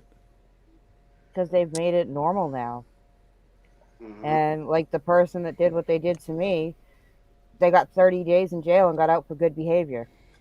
Never lost his job or anything. Let me tell you something. Federal law, if you are a government employee and you rape an adult, you could be looking at life in prison. Could be. Yeah. If you rape a minor, you are looking at 10 to 15 years in prison. What? That's it. That's no bullshit. The laws, I'm not bullshitting you. That is federal law. So if you look at your state laws, if you look at sexual assault of an adult and sexual assault of a minor, you will do more time for raping an adult than you will for raping a minor. The laws in America are so fucking twisted They're and not wrong. towards the victim whatsoever. They're towards the pedophile, 100%. Like it's literally disgusting. Like if it's something that you're like, no, it can't be true. Look, research that shit. I'm telling you, you're gonna get disgusted at how raping a child is less severe than raping an adult. So Tyler, I've been a part of a total now 7 catches, 4 with Jay and Alex, the big guys, and then 3 solo ones in the last month and a half. There are guys in the community like PCI Etri. He's got probably close to 150. Ghost out in California's he's closing in on 300. Musa in Pennsylvania's closing in on 300. Alex is in the mid 200s. Like, you know, the Predator Poachers family, I'd say in the last 2 years, they have over 1,000, probably close to 1,000 catches. Yeah. And the thing is, they offer to not call the police. You know, hey, you call your dad and tell your dad what's going on right now, then we'll let you go. At least PCI up in Indy, you know, that's what he would do. And then people seen him talking to the white dude that he was confronting and called the police on him. And the police showed up and he's like, oh, yeah, no, here's what's going on. And then people in the comments are calling the police anyway, even though he's like, I'm not going to call the police. People in the comments are calling the police. And so that's what needs to happen. Like, so we've got the Predator Poachers guy, Alex, the big one. He's got a code word. So he'll say where he is in the chat. And when he mentions the word fried pickles, it means for the people in the chat to call the police. Yep. So the Predator doesn't know that the cops are coming. Yeah. And I mean, what's crazy is that Upchurch, he just uploaded a video, I think the other day, where he found out that I think it was Chick-fil-A or some other place, I can't remember. But apparently they have someone who is a known predator in their employ. And so he went over there and he was calling them out on that. He recorded himself calling them out in the drive-thru. And when supposedly when some of his fans found out about this, he took a lot of backlash for that. Like, oh, like why are you doing this? You know, people need to work. You know what I mean? People need to live and all this and that. Like, dude, I don't give a fuck what their situation is. It's still a fucking, child predator. You know what I mean? We can't be supporting people like that. If you're going to support people like that, then fuck you. I don't want you as fans. As a matter of fact, I'm blocking your asses. He literally said on his video, he had to block over 50 people. And then it got to a point where he couldn't block any more people because he was blocking, I guess, too many people by whatever social media platform standards that he was on or whatever. And I was just like, man, that's insane that he had people, sticking up for this predator that he was trying to call out and, you know what I mean, get busted and get caught and whatever. But then it goes back to what we were saying earlier. You know what I mean? People are trying to normalize it. And I guess he's in the area where they're trying to normalize that, make it okay, and that's just wrong. But I mean, the people trying to normalize that. What percentage of America is trying to normalize that? You're talking like a 0.001% that's trying to normalize that. So that's just never going to become normalized because that's not normal. You know, this is not a third world uncivilized society to where that still exists, which it still exists in the world today. This is not that type of society. And so, man, I don't know. It shouldn't be, but then look what you said about the laws on how the laws are structured. You know what I mean? Between adults and kids. Who's to say, given the current administration that we have, who's to say it won't get even worse than that? It's not going to change. That's the problem. Right now, what is America focused on? Right now, if you look at the headlines, you're going to be something about Biden. There's going to be something about where we're at with shipping and import and export of materials. Afghanistan's kind of fallen off the map. You can go down the list, pull up your Twitter, your trending in a USA. You can scroll through the first fucking 500. Child predator and pedophilia is not going to be one of them. This is not something America wants to talk about. This is something that America keeps in the closet because we don't want to talk about it. Or swept under the rug or whatever. Right. And so people aren't going to be talking about it because every time it gets brought up, it's like, oh, you know, what about this guy? You know, we talked about, for the longest time, Epstein, right? I don't know who that's my decoy pick, Eitri. Okay, I was gonna say, is that you actually? That's an app. That's an application. Oh, okay. Called Face App, and it just turns me into a 14-year-old. Oh, okay. I said that kind of actually looks like you. I'm not gonna lie, but yeah. But yeah, I mean, you're not gonna see this on your trending. This is not what America wants to deal with. America wants to focus on shit that, yes, there's things that we need to fix, but we're not actually working towards things that actually mean that have a huge effect in the way we live life. Yes, there are certain things that do mean a lot, but this one, when was the last time this was headline news? It was Jeffrey Epstein for how long till he didn't kill himself, right? Look at how long of a run Chris Hansen had with To Catch a Predator. Yeah. Until it was a district attorney or someone killed himself. Do you remember that? I don't remember what caused it, but yeah. So this is what happened. The guy made a plan to come meet the decoy at the decoy house, and the district attorney or whoever it was a bigwig. He decided not to show, but in that state, the crime was committed at the agreement to meet. So Chris Hansen took the Dateline crew to the guy's house, and he locked the door. The cop showed up, and he killed himself while he was in the house. He knew he was caught. Yeah.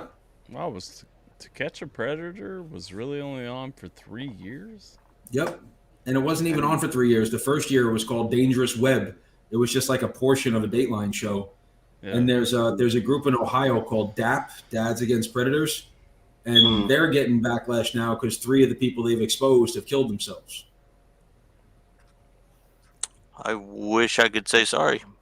Like why is that a problem though? Like, I know I'm contributing because again the system is set up. The system is set up to not protect the victim, but to protect the So then you feel bad. Well, this guy killed himself. Okay, what was he doing? I don't feel bad. I don't either. I mean, I've been paying the price. I feel for the victim more than the idiot that no one forced to do what he did. If the person, my stepfather, if I had done what I wanted to do, which was take his life, I would do more jail time than he did for what he did to me. Yep. That's that, and that's the problem is that what I wanted to do was the things I hear. More jail time than he did for what he did to me. The things I literally hear all the time. And that's the problem is that. Sorry, I guess the things I hear. Hey, we got an echo. Nate, I think you got the stream still open, brother.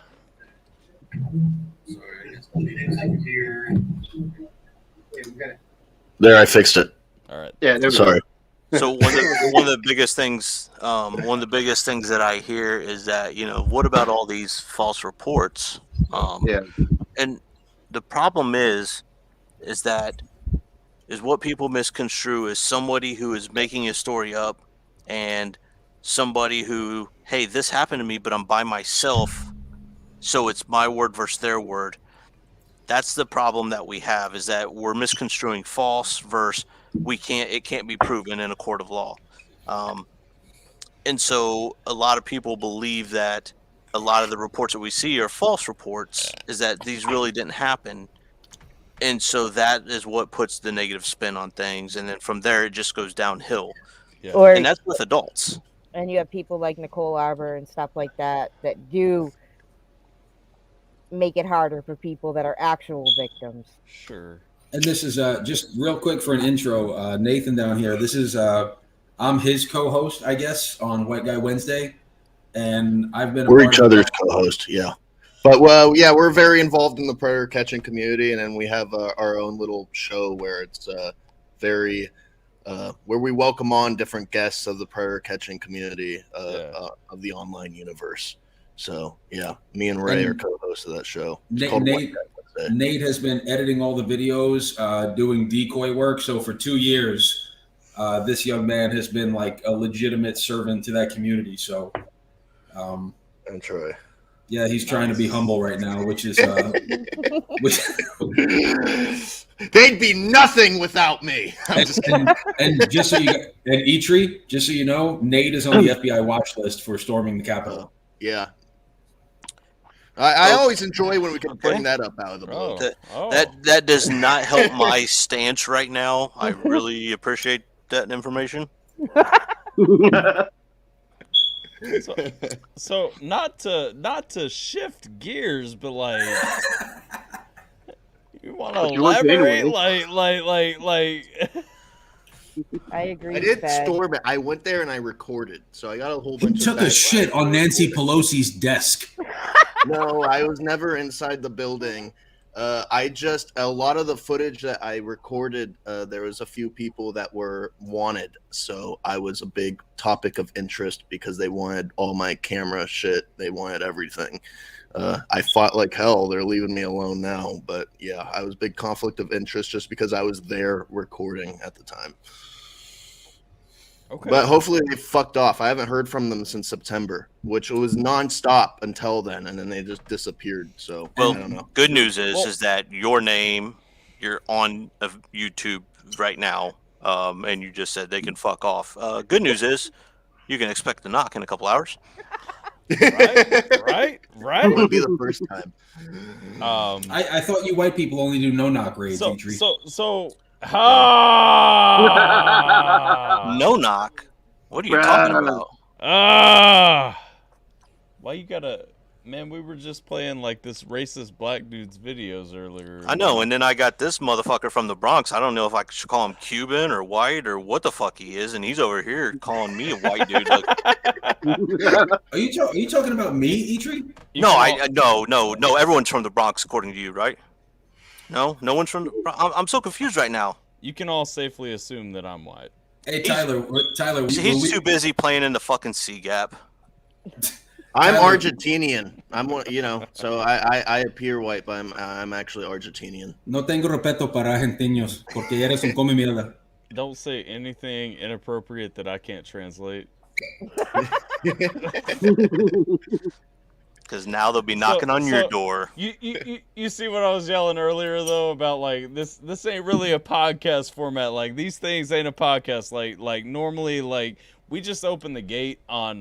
So if you guys don't know, if you're newer to the channel or anything like that, like when we do the community streams, if you see that in the title, there is usually a link at the top to join the stream. If you want to jump in and talk, we will go any direction it goes, and a whole lot of fuckery will happen. And then soon as Eitri shows up, everything goes off the fucking rails. Yeah, I know, right? Like Tyler, Nathan got a chance to meet Mises. Tyler is actually Mises' DJ. Hey. Hold on. Oh, Did he wow. meet the real Mises? Or did you meet me? Did you secretly just meet me? Yeah, which Mises are you talking about here? I'm confused. Fat Real Mises, Mises right? or is it Fat Mises? I think I met the Yeah, I real wasn't gonna one. go there. Hey, That was a pretty Tyler, funny story, though. What's up, Luna? did you get the reaction done? I have literally, honestly, the tab open for it right now. I've not recorded it yet, though. I have literally a stopwatch of how many hours I have left till it drops. How do you have it set for a premiere already? I do. Already? I have 2 premieres set. You have it set for then I can't record if you have it set for a premiere, though. Yeah, you can because I uploaded it. Okay, It's a okay. different link. I uploaded them onto YouTube. I gave you the StreamYard link. Yeah, no, I've had a shit week that I won't go into right now, which led to me bitching for 20 minutes at the beginning of this about a vaccine mandate. But Well, no, we have a storm coming in tomorrow, so I had to make sure I had everything set up tonight in case we lose power. here's the thing. Okay, cool. Yeah, I will definitely record it. Here's my thing though, because I see Mike laughing at me. I understand for anyone new or just joining, I have 0 issues with a vaccine if you choose to get it. I have an issue with a vaccine mandate being required by the President of the United States. Yeah, same here. And how do you think I'm in California, so I'm afraid that the mandate's going to hit where I live any given minute. San Francisco's already requiring it. Los Angeles is going to require it starting November 3rd. I heard you talking about it on White Guy Wednesday on the Mises and your teacher episode. I did catch that because I did go back and watch it all. Thank you, Tyler. Can I please say real quick that I'm glad I'm not the only Californian up in here? Fuck California. I know you're spreading like wildfire. Just stick to the wildfire. Stop We spreading. would prefer for future reference, Ray, when you decide to bring your friends to community streams, we would prefer fewer Californians. Yeah, fewer Californians. Oh, okay, Tyler, I see you. We got enough of you leftist weed smokers up in here. Yeah, that's the problem. I'm not even. I just thought of some funny shit that I really, if you and I were talking privately, I would say to you right now. Yeah. That I'm not gonna blast you on here. Yeah, but 18 months. We've got a lot of history, okay? Like y'all don't even know, okay? I'm just saying, like Mike is my boy. I would still go to bat for him and die for him. Like 100%. Like Mike's my dude. But anyway, what was the where did you have a chance to meet Mises and did or didn't? Oh no, I never met him. Ray was saying he came on White Guy Wednesday, so I met him through that. So I never met him. So that was what he was throwing. Okay. Yeah, that's what he was throwing. Well, I knew that already. Why is he explaining it? I don't know. He's Look, this being a little motherfucker don't over trust me. exaggeration over there. This motherfucker don't trust me at all because literally he hopped into my stream because I was live at the same time that you guys were. I was doing Alpacas and Camel Toes, which is my podcast on Wednesdays. That's a catchy name, right? Yeah. He comes in at the end and he's like, "You didn't watch my stream," and I was like, "Motherfucker, I had it pulled up and muted the whole time. You got the watch hours, like." And I'm going to go back and watch it. And clearly he didn't trust that I was going to go back and watch it. I did go back and watch it. I really enjoyed it. Shout out to your teacher. I was about that dude. Like that guy is an extremely intelligent guy, but also like just so chill. No, yeah, he's great. He was actually, because I went to private school in California, so that's kind of what saved me from being blue pilled. But yeah, he was actually the Bible teacher. So when I went to private high school, he was actually my Bible teacher. Believe it or not. I was literally about to ask you what he taught. So only because he seemed he was the basketball coach. Okay. He really was, and he was the Bible teacher. So yeah. Okay. Well, the only reason he kind of struck me as like a history or social studies top teacher. U.S. government, maybe. And fun fact, I used to teach history, so that was why I was Well, particularly he taught what it was interested. called apologetics. I still don't know what that means, but it's basically the history of the I Bible. know exactly what so, that means. Yeah. Yeah. Hold up. I'm So he's the confused here. apologetics teacher. You had a guy who taught the Bible, but it was called apologetics, so he's apologizing for the Bible? It's not apologizing, no. It is explanations is what it comes down to. Yeah, so it's basically it's basically history lessons about the Bible. I don't know. I don't want to go into that topic, because if so, then I'm gonna have to get over to Tim's topic or Tim's channel and fucking start talking about religion and shit. He don't like me.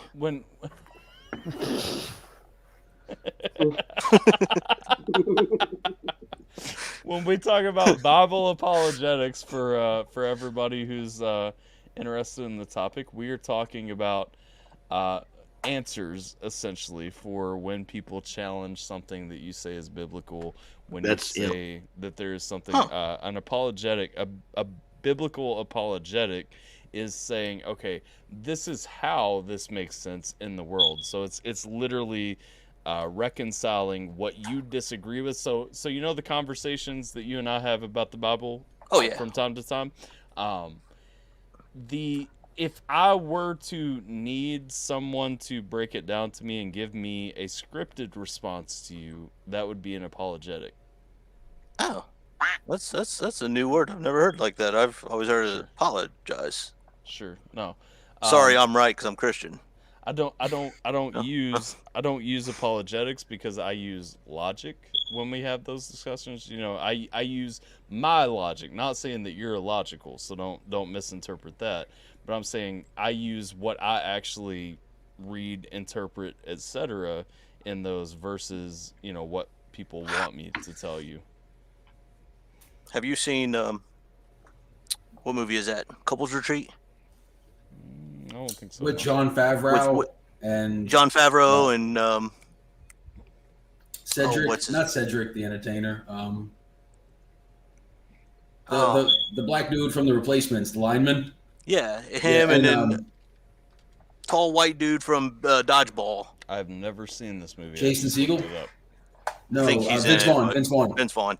You've got to watch it because in there they're arguing and he's like, "I know my truth," and that's all I think about when talk religion. I know my truth. I've never seen that movie, but I always think about that when I hear a lot of people discuss religion. I always think about that when I hear like people debating safe spaces or, you know, historical context or X, Y, and Z, because it's like so many people get caught up in their truth instead of a logical representation of what they're trying to say. And here's the thing. I can logically believe something and explain that to you without you having to agree to it. There's no issue with that in my mind.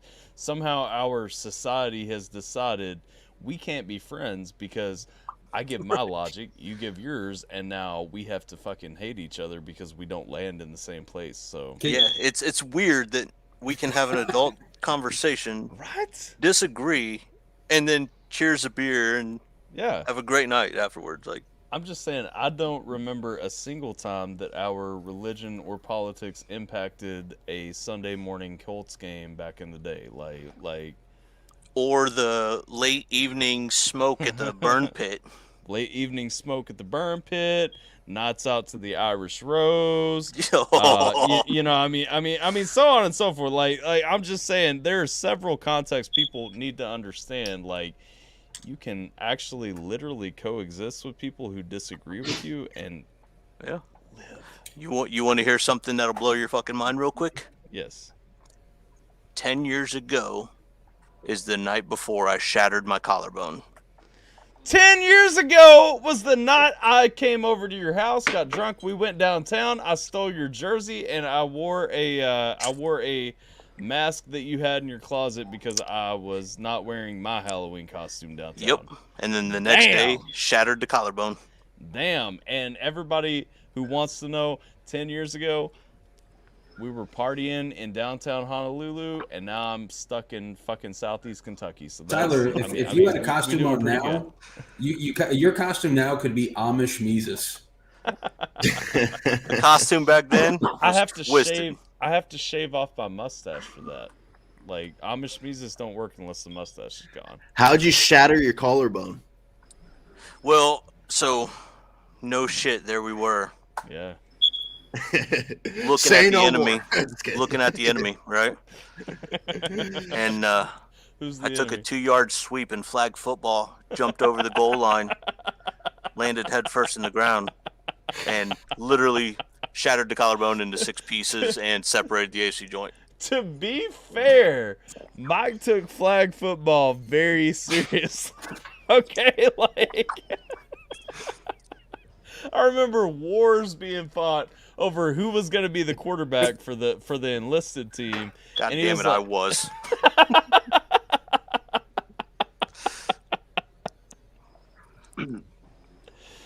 It was so bad, I literally had a vasectomy, and 2 weeks later, I was still the quarterback for the football team. I don't know if you can see it. Just a quick hello to Burden's fan, Jen. What up, Jen? How you doing? She's been supporting White Guy Wednesday, man. So we got us.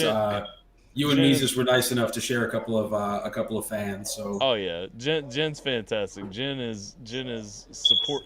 She tries to support everybody, but her heart lies with Burden, and that's okay. Dude, I'm not gonna mention the name, but I think I told you off air. There is a psycho fan in that community. Oh, there is. I'm not gonna mention the name either. I don't know if you told me off air, but I know that a few of us have discussed this. What, Tyler as a psycho fan?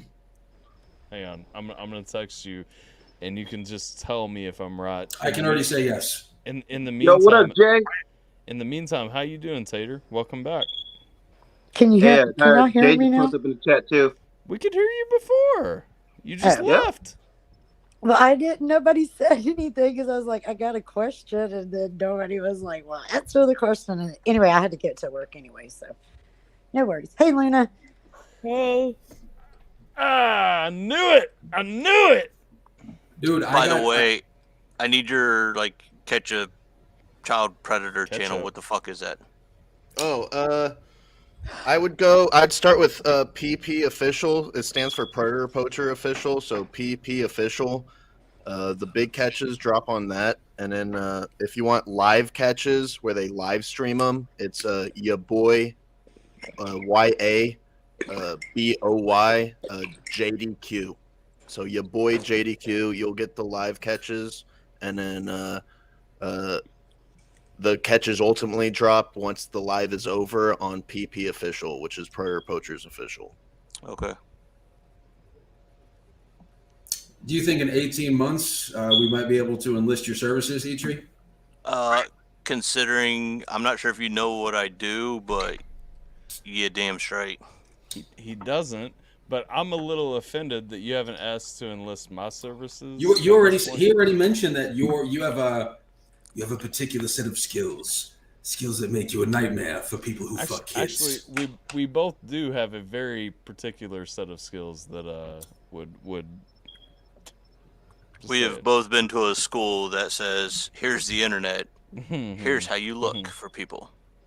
So, Nate, remember what I told you about there's someone in the YouTube sphere that we might have to look into? Oh, yeah. You said it was a rapper or something. Just don't say anything. Tyler's the guy who has that's the guy that we're gonna work with. All right. Sounds like a plan. So and Eitri's a big he's a supporter of PCI because he lives out in Indiana. Close. I'm guessing he's a Colts fan, so somewhere in the born and raised. Yeah, PCI is a cool guy. He came on White Guy Wednesdays too. He's a welder, Eitri. Yeah, Really? He is a welder. That's what my daughter wants to be. And you know what I said? Fucking do it. If you love it, do it. Dude, welding, I went to welding school. Welding school sucks, but welding is awesome. Welding's awesome, but welding school I was not a big fan of. Let me be honest with you. I don't know what I want to be when I grow up. So I have a 3D printer. You've seen the mask I made for Halloween. No, I make did you pens. see the mask, Nate? What's up? No, I was asking Nate if he saw his Squid Game mask. If I saw what? Oh no, the triangle. Yeah, I saw that. I saw He that. 3D and then all the boyfriends are wearing circles. Yeah, I was here for that. I've been listening. For a while. So I got the 3D printer. I do that shit. I make pens, and I have been addicted to Forged in Fire, so I'm about to buy my own forge, so I can attempt to make knives. So yes, if you need something, let me know. I will figure something out because I don't know what the fuck I want to do when I grow up. So sweet. You have your own 3D printer? I've got 3 of them. Eitri, you like Forged in Steel? That's all I watch. This is a personal friend of mine. Do you recognize this guy? No. Jimmy Was he on Morrissey? this season? Because I'm on this season. I've been watching this season. I don't know if he was on this season, but he's the sergeant at arms for the Daytona Beach chapter of BACA, Bikers Against Child Abuse. Oh, really? Yep, that's a good dude. I don't know if I've heard him. I don't know if I've heard anybody say that that's what they've done on the show. Normally they introduce themselves and what they do. I don't know if I've heard anyone say that yet. So yeah, if you're gonna root for anybody, root for Jimmy. Okay, yeah, I'm gonna have to watch that one, or I'm gonna have to look for that one.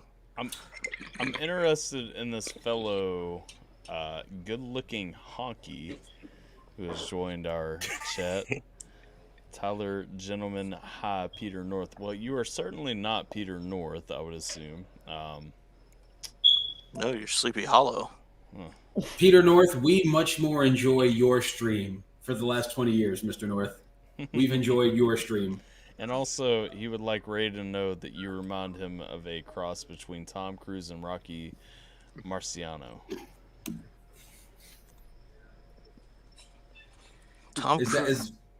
Interesting. Okay, hold on here. I'm starting to get that Maverick vibe up in here. Right? I'm starting to. You know, if you jump on the couch, motherfucker, I think you got it. Well, speaking of Maverick, Tyler, if you haven't already, you need to check out First to 11's cover of Danger Zone. I haven't checked out any First to 11 yet, but they are. I'm just saying though, you gotta check out that Danger Zone one. It just dropped too. Nice. I can shoot a bird off a tree branch nude. Congratulations, soaking anyone with a 22. It's a Peter North joke, Eitri. No, I got it. Okay. Hence the 22.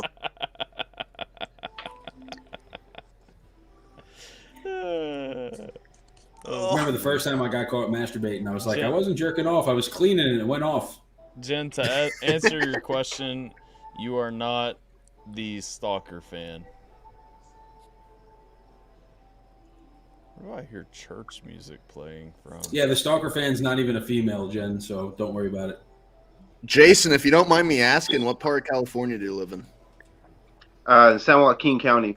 With the Sons of Anarchy. Yep.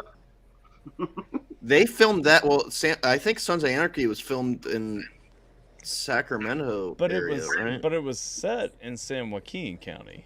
Yeah, it was set in San Joaquin County. That's Northern California, though, right? Yes, sir. All right. Well, I live in Northern California now. Northern California, so I'm not really familiar with everywhere that's around. Yeah, it's more up north from where you're at, but then more inland. So I'm out in the sticks. Inland from Sacramento? They do a lot of First Amendment audits in San Joaquin County. Okay. Eitri and Tyler, do you guys fuck with those First Amendment audits or no? So I from Sacramento, it's actually more southbound. My bad. I appreciate the message behind First and Second Amendment audits. That said, most of the people doing them are complete jackasses who have no respect for the people they are auditing, and they cross a line of decency that I just can't support. So I have no idea what the hell you're talking about. I literally stay that disconnected. What are you talking about? They film in public. They'll go outside of post offices, police departments, military installations, exercise the right to free press, and they just try to see if cops will try to overreach their authority, and if so, they try to educate them. Yeah, I've never honestly seen one, so I can't speak on a position of And knowing. Tyler's absolutely right. Like, there's guys in the predator catching community that give us a bad name. I won't say who they are. Nate, do you want to mention the two? I know Rami is one of them. Prayer Catchers Alliance. I don't know. This guy made a guy sit up and down on the top of a fire hydrant to literally sodomize himself on camera for views. What the fuck? And so that's kind of the same place where I have a lot of issues with the First and Second Amendment auditors. is they will openly. So there's a point. Yes, if you are fully acting within your rights, I support you fully acting within your rights. And I would not deny that to anyone. The problem is these guys go to a point where they want just a public spectacle out of what they're doing. They just want the reaction they know they're going to get, and they expand it so much. Okay, so perfect example. I have an AK-47 right there. You know what I'm saying? Yep. Am I going to walk into Walmart with it right now? Even though... Well, okay, Walmart's a bad example because Walmart has no firearms. No, it's a perfect example. In Arizona, it's constitutional carry. You can carry your AR into Walmart. Okay. So let's say I go to Arizona, where it is a constitutional carry. Kentucky's also a constitutional carry, so I can carry it. But Walmart's here, the one in my town specifically, does have. As a privately owned business, it does have the right to say you cannot openly carry firearms here, which is fine. They have that right. That is not the government mandating that I can't. That is a private business telling me I can't, and they have that right to do so. Yeah. But am I going to take said AK-47 and walk into, let's say, the local grocery store that's 5 minutes down the road from my house? Probably not, because we kind of come to a point of, do I think that I have the right to do so? Absolutely. Is it understandable that people might be alarmed if I choose to do so? Also, yes, understandable. You know what I mean? And then were the police to show up at that point because the business owners asked them to, which again, business owners have the right to ask me to leave their premises at that point. Were the police to show up at that point, ask me to leave, would I then want to stand in the parking lot making a huge scene saying, "You don't have this right! You can't tell me to leave!" That's excessive. You know what I mean? Yeah. Just because you can doesn't mean you should. It's not even a question. I don't even like that line, because just because you can doesn't mean you should can be misinterpreted. And I don't want to take away. I will concealed carry my pistol into that same store every day. No one cares. But when I'm open carrying an AK-47, I have the right. They don't have signs posted saying I can't bring a firearm in or anything like that. But if someone is concerned, if the business owner is concerned, calls the police, asks them to escort me off the premise because they have asked me to leave and I refuse to do so, and so they call the police come to escort me, should I then stand in the parking lot making a scene over this? That's a minority of our community. That community, Tyler. It is, and that's what I'm saying, and that's where I'm saying for the most part, well, not even for the most part, because I do have issues with others for different reasons. I do enjoy, and I will say I go on long tangents watching these videos, because there are a few like solo whacker. Do you know James Freeman? I don't know James Freeman. He's my favorite. He's a former law enforcement. He's a vet. He's a former LEO. I'll say too, I watch more of the 2A audit videos than I watch of the 1A audit. Yeah, like he'll just sit outside of a government building or like one of those for-profit churches with a sign that says "God bless homeless veterans," and people don't like him, and they'll come and say, "Hey, can we see your ID?" And he'll refuse. Yeah, and that's where I get in. You know, I don't necessarily have a problem with that. Like if someone's asking me to see an ID, you know, do you have a legal reason? Do you have a lawful justification for asking me for it? Like, no issue with any of this.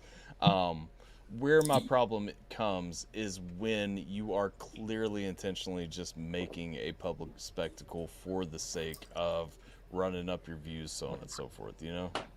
Just making and that whole line, just because you can doesn't mean you should. Like, yes, I can carry my AR into a grocery store, but should I when I can put a fucking 380 or a 9mm or a 40 in my waistband and you're not gonna know? Like, yeah.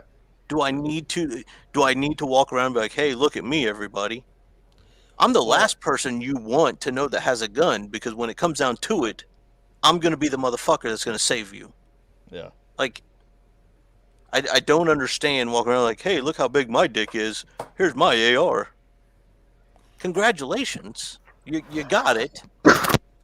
Like, I mean, that's me. I'm all about having guns. I have a lot of guns. I'm not worried about that. But like you said, you're doing it for attention now. Yeah. No, and you have a point. That's true. I mean, you could conceal carry, whatever. It is a little bit of a statement if you're walking into a Walmart or whatever with an AR. Well, my thing it might keep a little people. It might be leaving everyone a little bit uneasy. I mean, even though it's legal, there's it's kind of much. My thing on that. With 2A specifically, I would rather conceal carry than open carry, because I want to be the person you don't know has a gun, because I don't want to be your first target when you walk into a place. Why would I rather walk around with a pistol than, or reverse that? Why would I rather walk around with a rifle than with a pistol tucked in my waistband? You know what I mean? Like, right, because all you're doing is carrying a big target on your back that says, "Hey, look at me." Yeah. And I got it. That's what open carry does anyway, if you open carry. But when you conceal, legally, obviously, conceal, it's not obvious. You blend in with the rest of the crowd. I get frustrated. There was a guy that I used to work with, and we would go out and have lunch together and stuff like that, dinner together and everything. And he would insist on open carrying because he constitutionally can in Kentucky.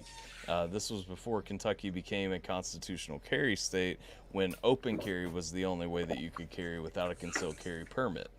I have a concealed carry permit. My pistol is always tucked away. You will never know that I have it. I don't print.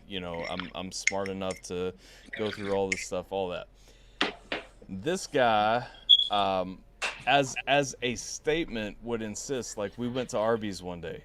We were walking to the door, and he goes, "Oh wait, I forgot my pistol," and goes back to get basically a basic training gun belt to wrap around his waist with a holster right there, like, so that he can proudly have his pistol on his hip. And I'm just like, why, man? Like why make this statement when you could be somebody's actual savior? Because the thing is, if I'm a bad guy and I'm walking into that Arby's and I see your pistol on your hip, you're the first motherfucker. Can I make a point really quick, Tyler? Sure. That's the same exact thing that we were talking about with defrost earlier today. Yeah. It's literally someone just being identified by their camp. He just it's the same exact dynamic that causes him to do that. Yeah. That caused Frost to say what he said about our friend. Yeah, exactly. And that's the thing. And that's where I go into, I'm a huge gun supporter, but I think you're a fucking idiot if you're walking in trying to show it off everywhere that you're going. You know what I mean? I'm not saying you shouldn't have it. I'm not saying you don't have the right to do that. Why not conceal it? Why not go through the short course? Because I'm sorry, concealed carry courses are... Dude, I just signed up for Alec Baldwin has a gun safety course. I signed up. I'll be there. Yeah. So here, let me. I want to challenge you on that about gun safety courses. I want to quick challenge. Have you ever met anybody in your life, in your military career, whatever, that should not be carrying a gun? Like, yes. Anyone? Have you ever met anyone that should not be allowed to carry a gun? Yes. But yet, do you agree that they should be able to carry a gun? Yes. So, should there be something? See that this is that gray area here. Here's where I would circle around on that is to say, do they have the right to carry a gun? Yes. Should they exercise smart judgment if they are not capable of doing so? They should not carry one out of their own discretion. Now, in the event that they are unsafe, they are whatever, they will either end up in prison or shot because of their stupid decisions. Because I'm sorry, if you are the idiot who doesn't know how to carry a gun and you decide to point your gun at me, I'm going to shoot you before a mistake happens because you are fucking dumb. And right, no, I agree. I'm agreeing with you, but we know people who should not be carrying them. I know people, but you know they're not going to follow that. I know people who should not be carrying them, but constitutionally they still have that right. The question that follows is who gets to decide the criteria for that and what is the criteria for that, and there is no rational step that I can take in that direction to say there's a way to disqualify them. We don't have something set up yet, and that's my biggest thing with gun control. Like, you have the right to carry a gun, but we all could sit here and say we know someone who should not carry a gun, but they probably do. But we're like, this person should not have this gun. So that's the dangerous point that we get to in this conversation. So how do you feel about red flag laws? Because that would be my question that follows there. I don't know, that was bubbly. Who took a bong rip just now in the middle of my question? Sorry. I think somebody has a bubbly. I was going to say, of all the people, y'all should have known who it was. So, so I've got, me personally, I've got mixed feelings when it comes to this. Because some of these red flag laws or whatever they are, they could be like, oh, well, this person's got some issues, you need to take their guns. From what I understand, I don't know a whole lot about it because it's not something I deal with daily.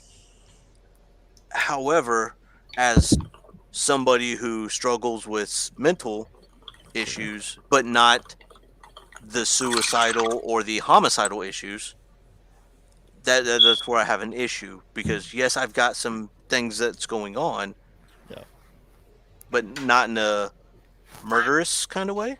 Right. If that makes sense. So do you believe that? All right, perfect example. I'm in my basement right now. We all understand that, right? This is my basement window right here. I have a POW flag and the Army flag over my basement window. Those are my curtains.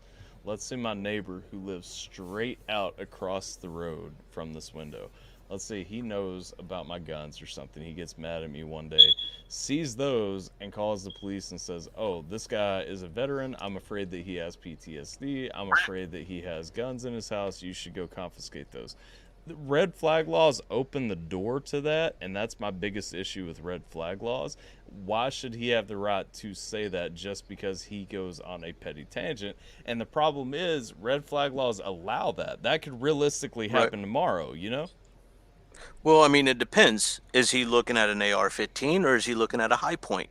Because if he sees a high point, he needs to be calling the police on your ass. Well, if he sees a high point, he should just let it go because I'm going to end up killing myself eventually anyway using it. But no, I mean that does make sense, and you know, and that's where it's hard for me to watch America go down this. It has to be this way. It has to be this way. Because it's not, and that's why I wanted to bring that up, because I am a firm supporter of the Second Amendment. Yeah. However, I am also a firm supporter of, I've seen motherfuckers that don't need to have guns. The problem I find, and I don't, it's not that I disagree with you, I just don't agree that the government can be the arbiter of that. And if it's not the governor, or if it's not the government, I don't think that there is a reasonable entity that can police that. And so my default is to lean toward more freedom, less regulation in that point, and say, okay, we can't trust the government, we can't trust anyone really to police this, because no matter who polices it, it can be corrupted. And so we have to err on the side of freedom for people and let them have them. And if that leads to a mistake, if that leads to me shooting them in the face because they're dumb enough to point their muzzle at me, because I promise, for anybody who knows me, I will fucking shoot you in the face if you point your gun at my face. Like period, point blank. I don't care if your safety is on. I don't care if there is not a magazine in it, whatever the case may be. If you point your gun at my face, I will assume that you are trying to kill me. I don't care if you're my best friend. I'm going to shoot you first because that is stupid. Yep. But I mean, and the government is most likely not the answer. I mean, we see how well they do with tracking everything else. No, they don't do shit right, and that's where we need to take them down, not give them more. Well, right. Okay, so I'm not saying I would want a private company, guys. because a private company is eventually, we all know, will. I know the FBI is here because of Nate, so don't take the government down, guys. You better watch yourself. I'm just saying we need to limit the government's power. Yeah, no, I'm just curious about, because that's things I like to bring up, is that people ask these, they're like, well, everyone deserves their own guns. Well, if you could say you don't know anyone that. Yeah, go ahead. Did he freeze? I think he froze. Okay. Perfect time, Tyler. Well, I'm gonna finish my piece then while he's potentially getting reconnected. He's back, but he is back. Go ahead and finish your point, because you froze out at a certain point right there. Oh no, I finished my point. I didn't know I froze because you were still moving, so I don't know where we're at. You got it. I love you, Mike. My thing is this: I will always err on the side of freedom in those situations. I was going to specifically respond to what you said there, but I can't remember what specifically I was going to respond to now. I love having these. I do remember. I love having these conversations too, because I'm actually smart enough, and the people that I choose to associate with are actually smart enough to articulate their views beyond, oh, guns need to be controlled, or guns don't need to be controlled. And it's always interesting to me to have the conversation, especially with somebody who disagrees with me, because if you disagree on something, or if you can find a difference in something, it's always better to me, because you're educating yourself, and you either learn why you're wrong about something, or you learn more about an opposite view to educate yourself more for the next time you have this conversation. And so that's why I've always entertained, free conversation, just free speech in this aspect, just because I'm always going to err on the side of freedom. That doesn't mean I'm 100% right, but I need to understand the factors that can go into an opposite view if I ever want to have an educated conversation with somebody who disagrees with me. Fair? That makes sense. Am I live with you still? You are, yes. Okay, so I'm going to disagree. The government needs to have control, at least for the next 18 months. Eitri, can you just tell me why white people don't care about the Afghans? I get. At least, and then after 18 months, you're going to come and hide in the woods with me, right? You damn straight. Kiss ass. I'm going to be gone. Oh. Motherfucker's going to be looking for me and be like, listen, oh, how'd this dude disappear? Just know in 12 months, I'm about to start sending you like real estate listings in my area, okay? Well, then I'll start shipping you my household goods. It's a good time to buy. I'm just saying, there's literally a house right across the road from me, ready to go. Yeah, we've been. It's getting real. It's getting real. I'm going through the retirement classes next week. Yeah, I love that there are retirement classes too, bro. Resume writing, like, this is shit that like high schoolers go through. Like, I've been doing this shit for 20 years. They're like, okay, come here, class. Let's teach you how to write a resume. The real world, you can't say fuck. I love that. Who dropped? Eitri, when you want to go off the grid and you need some solar, hit me up. Look. The goal in life and this is no bullshit, I've been looking for about 80 acres, which I have no money to afford, so I can't do that. But I'm looking anywhere between 10 to 25 acres, and I got to get my daughter through high school, my last one, so 3 years of high school, and then after that, like, I don't want no one to see. Like, I want woods surrounding everything.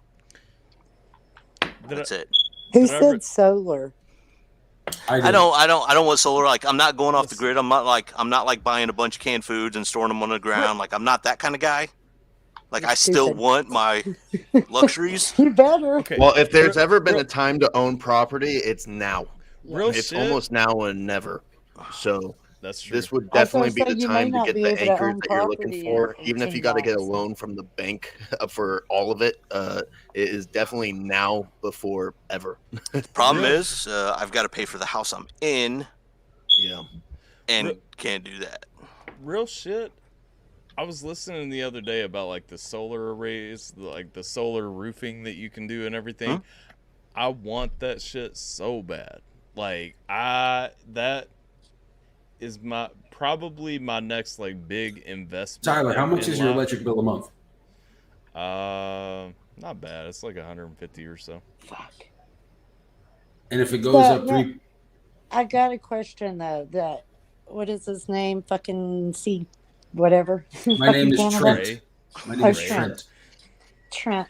Trent. If you have Insta, let me. Sweet baby Ray. She wants to slide in those DMs. No, Tater I wants to might do. just want to because we're looking at solar panels and because that's our next big thing is going. So I'm curious to know what to get because we've been looking at the Tesla, we've been looking at Haleakala Solar, which I don't remember what their product was, but Me personally, I'd go with the Tesla because it's the full roof. However, if you're looking at that, you got to have a fucking.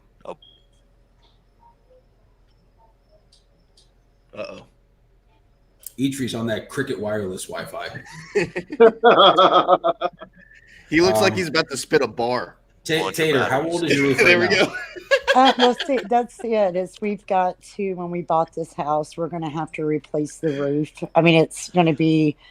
They said give it about 5 years, but we want Don't to give it 5 years. Get with a public adjuster. They can find when what area of the country are you in? Hawaii.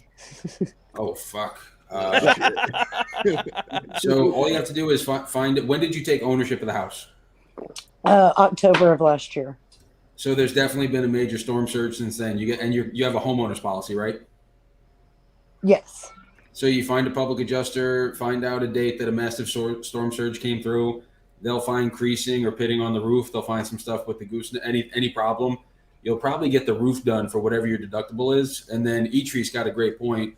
Tesla roof is dope, but you're gonna spend a fucking shit, and you have to buy the Tesla roof. So you're probably looking at like an $85,000, $90,000 investment, versus you can get a 11.7 thousand watt system for probably 42 grand, 44 grand, and then you can get a roof with your deductible for 2,500. So you'll have a new roof and 107% offset for 45% less than the Tesla roof. Yeah. But we also want again, looking at all the things. I know that there's a couple of Tesla roofs here because when we were looking at houses, one of them that we looked at had a Tesla roof, but we never You probably would have inherited the payments for that roof. Probably so.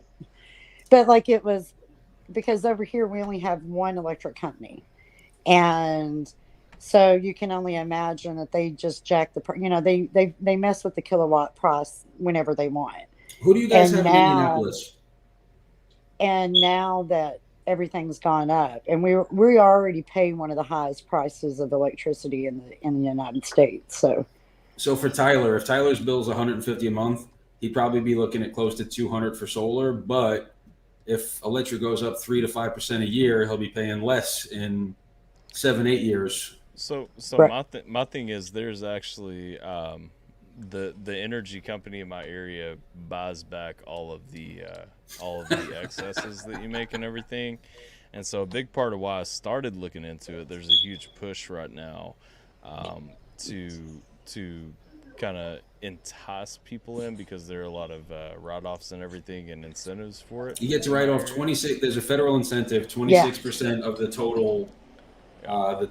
This is what I do for a living. I'm an executive VP for a solar company. So yeah.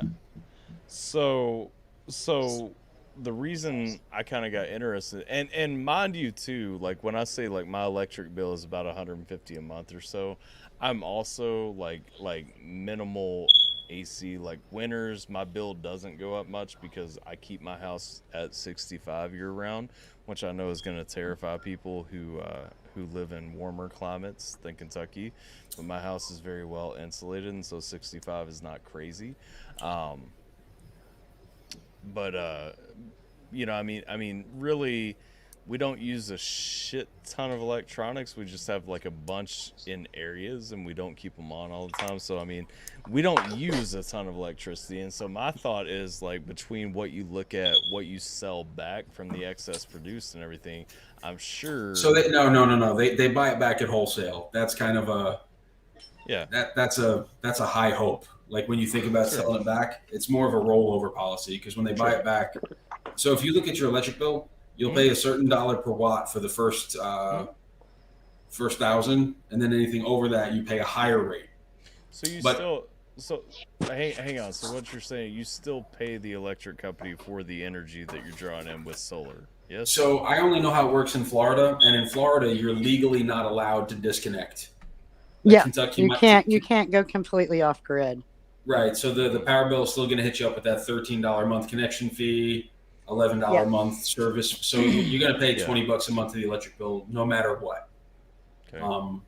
Just make sure that you go micro inverter instead of string inverter. So the panels, if one goes down, they can still work interdependently from one another. Yeah. And if you ever want to talk off, go ahead, Tater. Well, I was going to say, what about just a hot, because like I've found like your stove, you know, like electric stove. So we've gone gas, and your hot water heater. Like what are solar hot water heaters?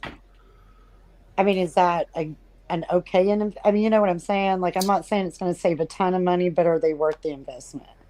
It all depends. Like where I live if you live in a big city, you're typically never going to be off power for a long time. So it's really the best thing to do is just get with a consultant. That you give them your bill. They'll do a projection model. They'll let you see when you'll break even, if you'll break even, and if it's even a good idea for you. Okay. Shit, if Hawaii goes off power, the whole island, you're fucked.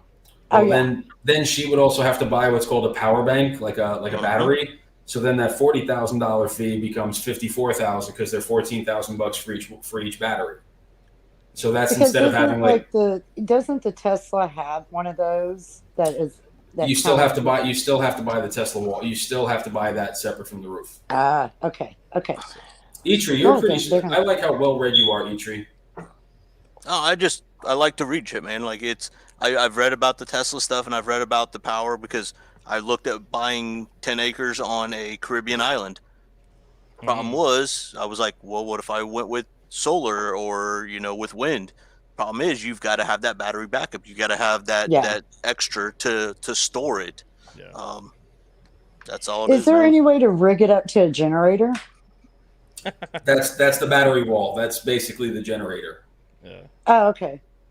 So tonight we've covered anti-Mises rhetoric, pedophilia, and those who stop pedophilia. I was going to say that I don't want to interrupt. Gun ownership. That y'all need to look into Hawaii if you want some sex and human trafficking. Tater, I'm not into sex and human trafficking, but yes, that is a whole. I know what you meant. Well, if you're into it or into busting it, either or, you need to look into Hawaii. Okay. Yes, that or my daughter's trying to go to college in New Orleans. Yes, Like there's quite a few of them. And I like sex in traffic. That's kind of what I'm into. Roadhead is at the top of the mountain. Because- Come on now. What's your Reddit name? No, I'm joking. Jeff Bezos just bought a nice little chunk of Maui, little piece of Maui, and Mark Zuckerberg just accumulated more Kauai land for $100 million. John Deere Green is 110%. Well, it's not because it's cheap. I'll tell you that. Well, Tyler, why don't you move down to the People's Republic of Florida? Have you ever read about Florida Man?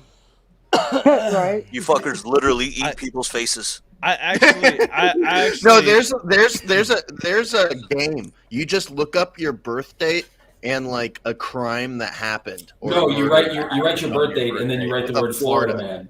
Yeah. You type in your birthday and the word Florida Man. So for me, so type in your birth date and then write Florida Man, and then there's something that will pop up. Tyler, what's your birthday? You have more people that eat faces, humans, than gators. Like, why?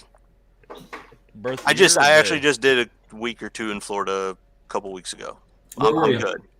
Orlando. Oh, that's where I live. Oh yeah, I've actually got family down there. Whoa! Did you fly or did you drive? I flew. Okay. I actually missed you by 2 days. That's right. We talked about that beforehand. Yep, I missed you by about 2 days. I think it was because I was down in. I actually stayed on Disney property for a convention. Bro, you should. Well, told speaking me. of conventions, I stayed 2 extra days. Yep.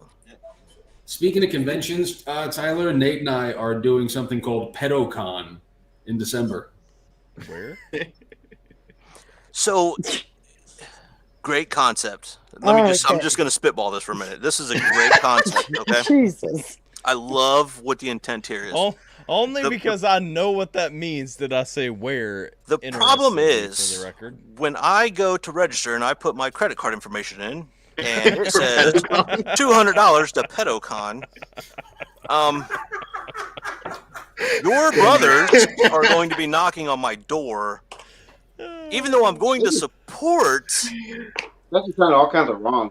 Can we spitball a different name here for PedoCon? Chomo Fest? Bust pedocons? No, we ain't gonna bust nothing there. Let's we don't want pedos busting on anything. Catch a pedo. Oh god. There, I can pay to catch a pedo.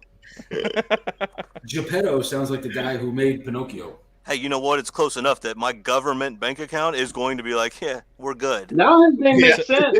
To catch a pedocon. No, we're conning a down, pedo. Like, I don't know, guys. We just have a bunch of celebrity catchers from around the country swinging down to my neck of the woods, and we're gonna do like a 3-day bash. All I know is that whenever I watch Pinocchio, I'm gonna be sussing Geppetto hella hard now. So when I come down, you're gonna give me a place to stay, is what I'm hearing. Anytime, brother. Okay. I was gonna say, or Jason, Charlie I was stayed gonna... here, Tyler. Yeah, I know. Yeah, anytime you and Sierra want to come down, seriously, just fucking ask. Anytime. I appreciate Just that. fucking ask. You got Make sure I'm home. You got a lot of people that you use as bait down there. I use Simba. Well, no, the reason I ask listen. the reason you ask is I got family down there, and some of them look super young, and that's why I'm asking. Dude, you need to get my contact from Tyler, and we should talk offline. I'll get you guys in touch for sure. That would be. So since we're on the subject, like, I know this sounds really weird, but it had come up in a conversation today with somebody. So back in my home area, they are building a Bitcoin mining facility. And Tyler's been to my area and can tell you that, like, why anybody wants to bring a Bitcoin mining area, mining things. But anyway, it's a European company called Argo. Argo, fuck yourself. Sorry, I had to. It's a movie quote. Sorry, I had to. Vincent Van Gogh, fuck yourself. But where they're kind of building is like one of the roads. It's like a back road, but it's really known for sex trafficking. like, or human trafficking.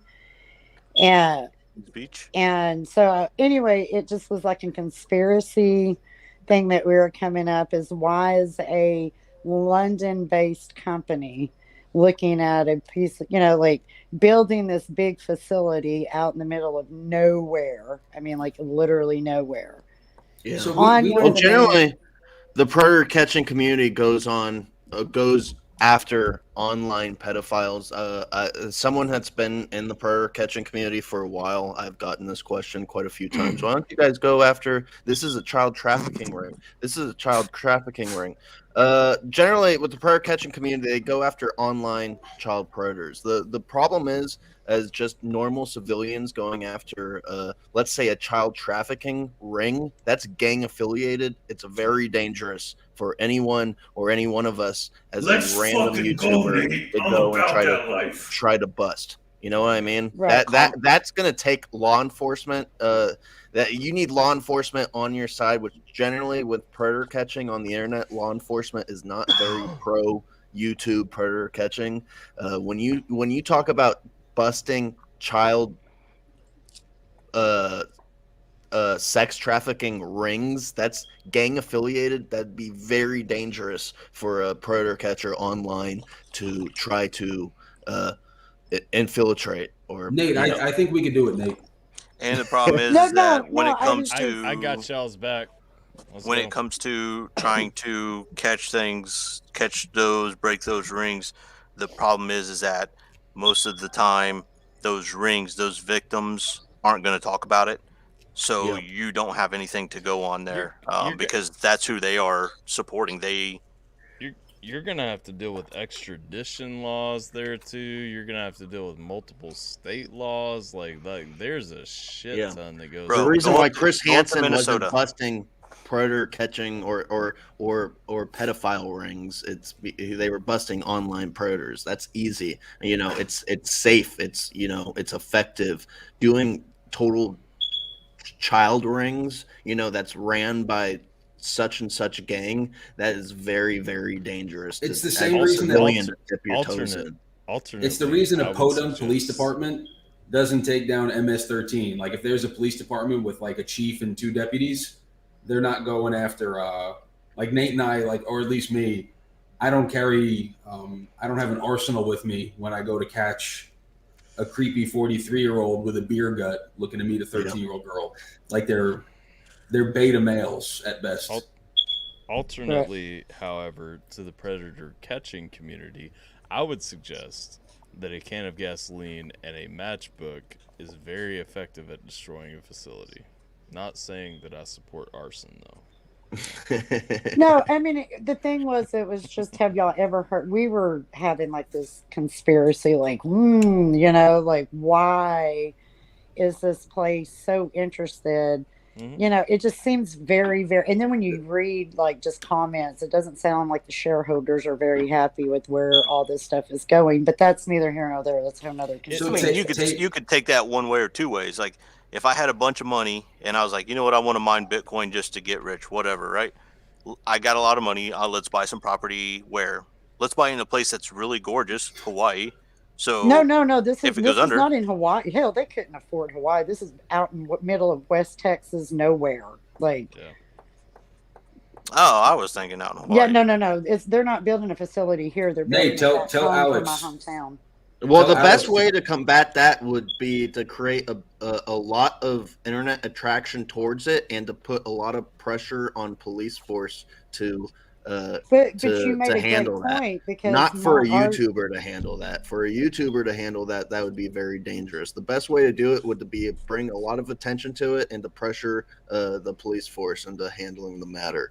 That would be the best way to Which I'm not even saying that's happening. This was just the facility's not even built. It's just basically the ground. But it's just like, it really makes no sense. Look at Tyler.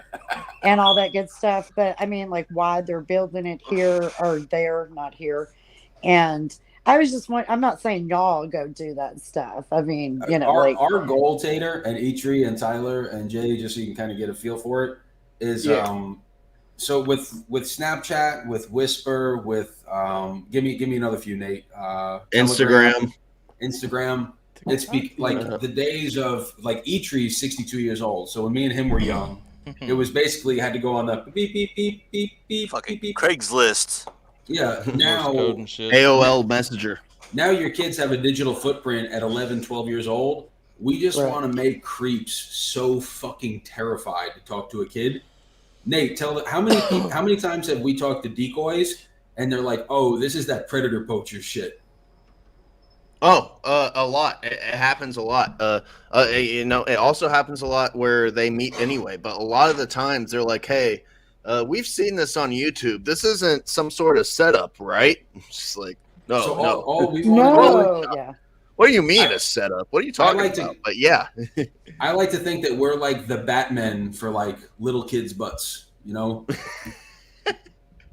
That's a. That just did not you know sound what? right. You need a Right? social It should be media That guy. did not come across the right way.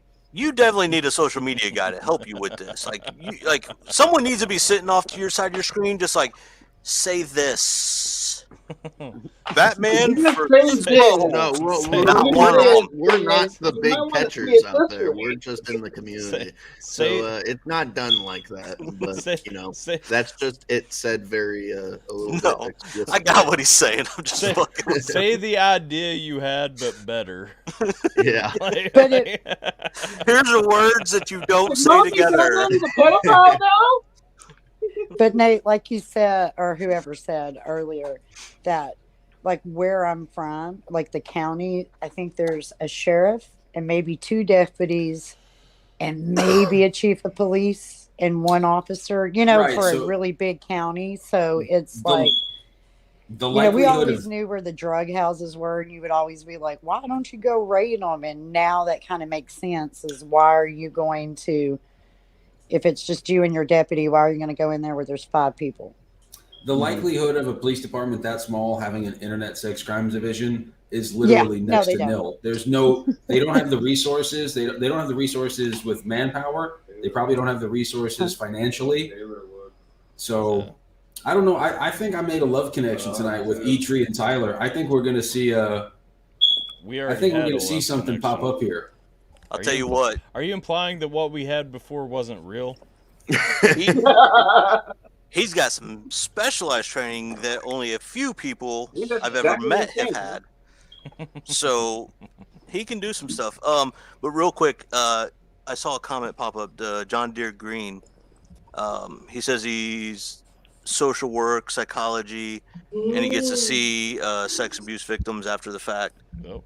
My question for him is, also, hi, Miss Carolina Queen. Where, like, I know that's a job. Are you working for a hospital? Are you an advocate? Are you working for like a police department lawyer? Like, I'm kind of curious because that's something that I'm starting to see more of. So I'm just kind of curious. If you don't mind answering, you don't have to, obviously. So guys, I'm gonna pop out of here. Hey, Tyler, I had just seen your text message about the whistleblower. I'm gonna see if I can't get several people on there, if you want, them on. and just let me know so I can, because of course the time difference, because they're on Oahu. I would say it'd probably be better for me to do like a Saturday stream with them, like when we actually have like a planned discussion or something like that. But 100%, like I'm all about bringing some people on for freedom, and I actually just found a channel yesterday that's kind of in the same boat, and you probably want to look into them too. It's the System is Down, I think. Hang on. Yeah, System of a Down? No, The System is Down. Oh. It's a really awesome channel with a dope-ass libertarian commentator. He has a fancy setup, all that stuff. I'm going to put his link in the chat. He when I found his channel, he actually had a fella from Australia on who was speaking about the bullshit that's going on their stuff. He and I kind of spoke really briefly, but I'll even reach out to him and see if it would be something he would be interested in pushing on his stuff, because he's got a more offline private website, like away from censorship community, and I'll see if we can't work out something that we could do together or something like that to kind of push the message, because Well, we would call him Coach P or Coach Paul, but anyway, he was actually on Stu Peters' show yesterday, which was, I mean, at least we're getting some like attention over here. Like it's just so frustrating because nobody's just the corruption. I learned just the other day that he spent $62 million, our mayor, in the CARES Act for the COVID relief in 2 months. $62 million in 2 damn months. Yeah. I don't know where the hell it went, but let me tell you, it was nowhere to be found around here. Well, So we're trying to recall him, but the whistleblower has nothing to do. It just has to do with, again, it's the controversial, the jab. He actually worked in the nursing homes, saw things in nursing homes. He was actually fired. He's been threatened and all kinds of stuff. So, because he came out and said, I can't do this anymore because they were killing old folks. Here's the thing. People just need to wake up. I don't care where you land, what decision you make, if you decide to get the vaccine, if you decide not to get the vaccine, whatever your stance is, I really don't give a shit. Just learn to make your own decisions, actually understand what you're doing, understand your freedoms and your rights, and actually make educated decisions. Like it's so much like, I know so many people, especially with this mandate that went in recently, who are jumping to get their vaccine scheduled and all this stuff. And it's not a problem, but I heard you say that you're against it, and you're telling me that you don't believe in it, you don't want it, you don't believe the government should be mandating it, and you're going along. We have to stand strong against things that are, especially since here, I mean, I know that red states are different, but like, I don't know about California or, any other blue state. I just know what's going on in Hawaii. Since the FDA has approved the shot for 5 and 11-year-olds, guess what? 10 days mandate. Keiki must have 5 years or up, must have their shot, must get vaccinated to go to school. That's the same in California, Tater. It's not right. It's just so not right. If you're open for discussion here, are your kids vaccinated against the multitude of other things before they attend school prior to COVID ever showing its face? My kid's 3. Are you asking in general? Yeah. If you're asking me, like, honestly, if I knew then, because I've had my oldest, Rip, she would be almost 30, and I have one that's fixing to turn 18. That's my youngest. So I've had, and I've watched the number of vaccines per, child go up and up and up. And I will say, now that I know a lot of things, because I trusted the government, I trusted doctors. Well, the vaccines that are mandated towards kids is the flu vaccine mandated towards kids. No, your kids actually have like yellow pox. It's things like, or not yellow pox, smallpox. It's things measles, like monkey rubella. Yeah, measles. It's this. It's that. Anything that you can't, like, my kids have got measles, mumps, and all that. Exactly, and that's mandated, and that's been, the vaccine has been studied for a long time, for decades and decades and decades. But there's a point in here too that needs to not be missed. Measles is mandated to go to school, but it's not mandated if you have had measles. Exactly. And so same with chicken pox. Yeah. So if you've ever had measles, could you ever get it again? I don't think so. I don't believe so, no. Okay, so if you've ever had the flu, could you get it again? Yep. Yeah. Okay, so but COVID, that's not mandated. Same thing. There's no flu mandates. There is, maybe but not it's for not elementary a vaccine. But let's just, if we're going to have an open mind, I get it. But this is not a vaccine. We all know it's not a vaccine. They changed the damn definition because it's not a vaccine. I've never had a flu shot. My kids have never had a flu shot. They've had vaccines, though.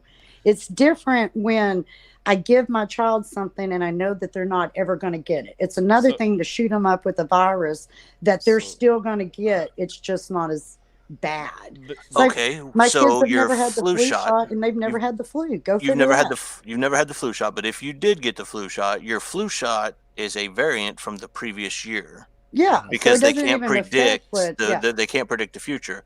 So what you're saying is not a vaccine; it is a flu vaccine for the previous Which it mutates biggest every outbreak. year, so it's just kind of like a dump. I mean, So it's just COVID is still a vaccine. It's not a vaccine. But it could have been for the Bravo or Charlie variant, maybe not the Delta. Tater, I'm gonna pull rank right now, and I'm gonna show you this thing that I wear around my neck because this is what I went to school for.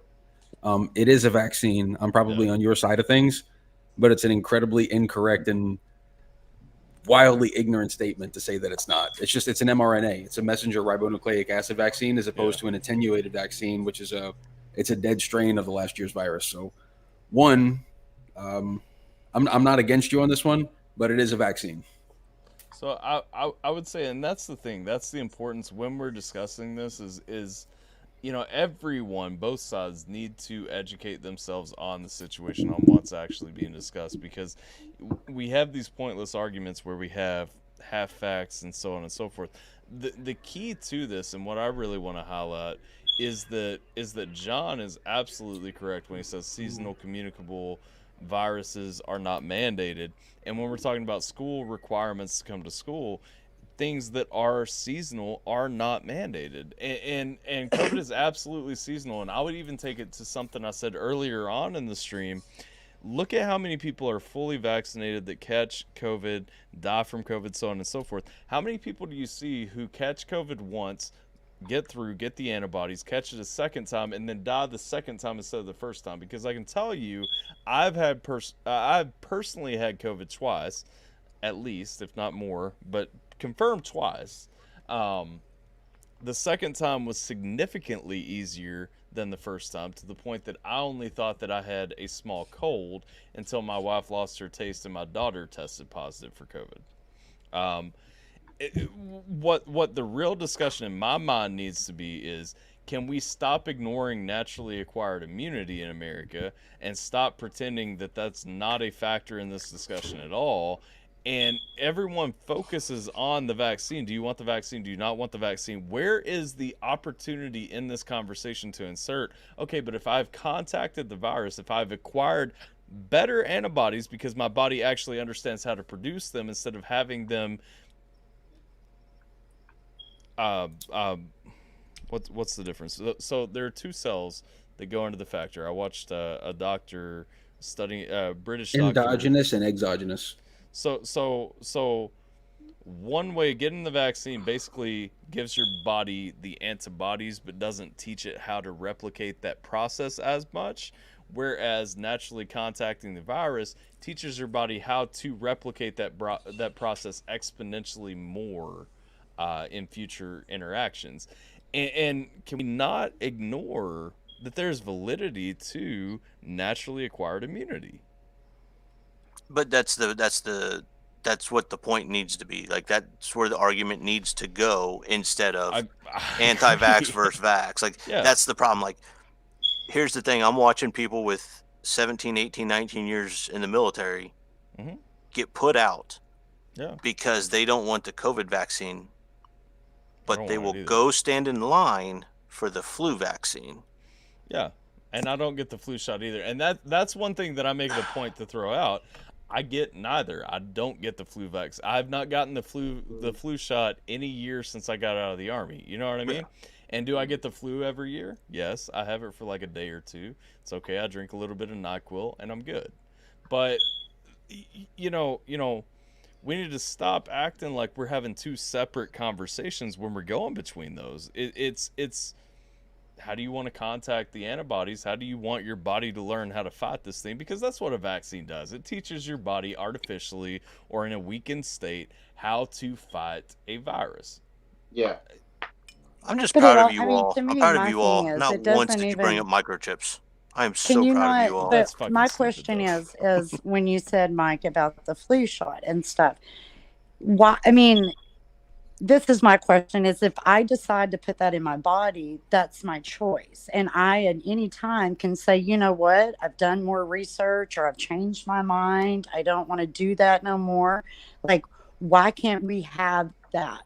Like, Well, that's, I mean, I know that sometimes you play devil advocate or whatever, but that's just my thing is it's my body, my choice. Nobody gets to tell me what I get to put in my body. I don't care if it's the government, if it's my friend, if it's Joe Blow down the street. They don't get a say in my body.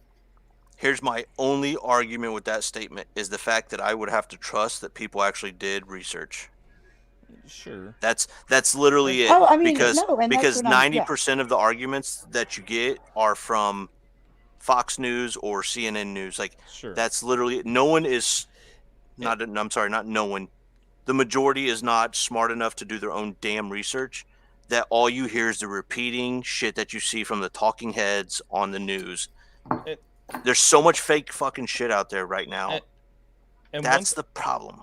One thing I would come back to real quick, and then I'll stop talking for a minute and give everybody else a chance. But John did point out too, with natural immunity, this is dangerous with a novel virus, COVID, even with the adjusted, and so is it deadly? It's absolutely deadly enough to be concerned about. It's absolutely more deadly than the flu, so on and so forth. But my point in going there is, as someone who has had COVID multiple times, why should a mandate apply to me to get a vaccine that really scientifically does not boost anything for me? Follow the money. Exactly, and that's where my issue comes down, and that's where my whole issue, because then the conversation becomes, make no mistake, my problem is with the mandate. I don't want the vaccine because I don't need the vaccine. That's one conversation. The other conversation on the table is with the mandate. My problem is with the mandate. I'm not getting the vaccine because of a government mandate. It's because Pfizer, who has been convicted of most of the biggest lawsuits of all history of being lawsuits, is in cahoots with the government. So follow the money. That's why it's mandated. Follow the money 100%. And that's where I go though, and that's where I say too, like my biggest issue though is with the mandate.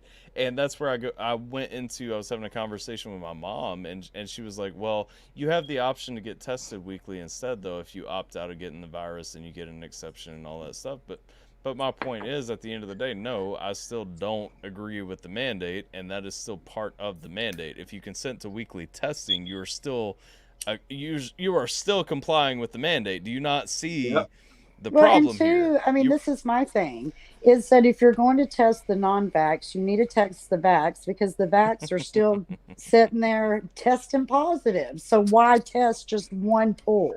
All I have to say is look up just look up on Google the biggest lawsuits with Pfizer, with Moderna, in history. Just look up their lawsuits, and it's literally for lying to get their fucking pills out. Big Pharma was enemy number one in all history until now, and now they're in cahoots with the government for money. Just look up their lawsuits. Look up the biggest lawsuits in history with these guys, and then Tater, really quick, Tater. I just want to ask a question. You said something earlier. Why would you say this isn't a vaccine? Because it doesn't give you immunity. I'm gonna grab a beer while you guys hash this out. So why would you say that it does? It was because it doesn't give you immunity. That's not factually true. It's not. Again, this little thing that I studied my ass off for a long time, and I'm with you on it. I don't think that the argument is efficacy. But it's like, well, it's not even that. I mean, like, my kids have never had, like, say, the measles or the mumps. You know what I'm saying? But nobody has them, so you kind of. But the flu shot, I'm not going to say that it's not some kind of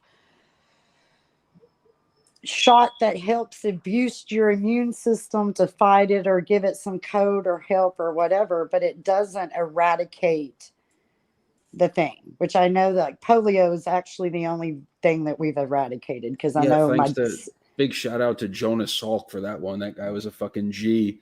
He gave the vaccine to the government for free under the idea that they would never charge for it. But and you're welcome, because it was tested on us.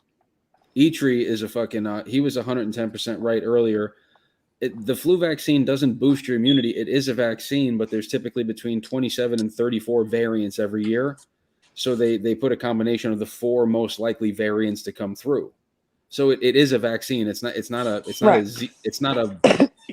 emergency. So to call it an immune booster is I don't mean to say an immune booster. My bad. You know, no, it's just one of those things. So if you're going to argue with someone that might have a different opinion from you, the second you said those two things, you're immediately. Well, I mean, they can shut me down because I don't articulate, or I'm not some kind of like can sit here and memorize everything. But, you know, like or not the inventor, the co-inventor or whatever, the technology of mRNA, Robert Malone, came and spoke, and he told us, do not take this shit. Do not do it. So, I mean, people call him a kook. I've heard the left side say just try to discredit him or whatever. Like, I heard the man. He seems like an intelligent dude, and he's telling me not to take the shit. I just remember during the days of Michael Brown, everyone on Facebook had a law degree. And now in the days of COVID, everyone on Facebook seems to have a medical degree. And it's one of those places where I get personally, I don't want to say offended, but it's, when I hear people, I get offended because I've had plenty of encounters. I mean, I've wiped ass. I'm CNA. I was a medication tech, or was going on to that, and I finally just said, "Fuck it, I can't do this shit because it's a bunch of bullshit." Is when like they don't.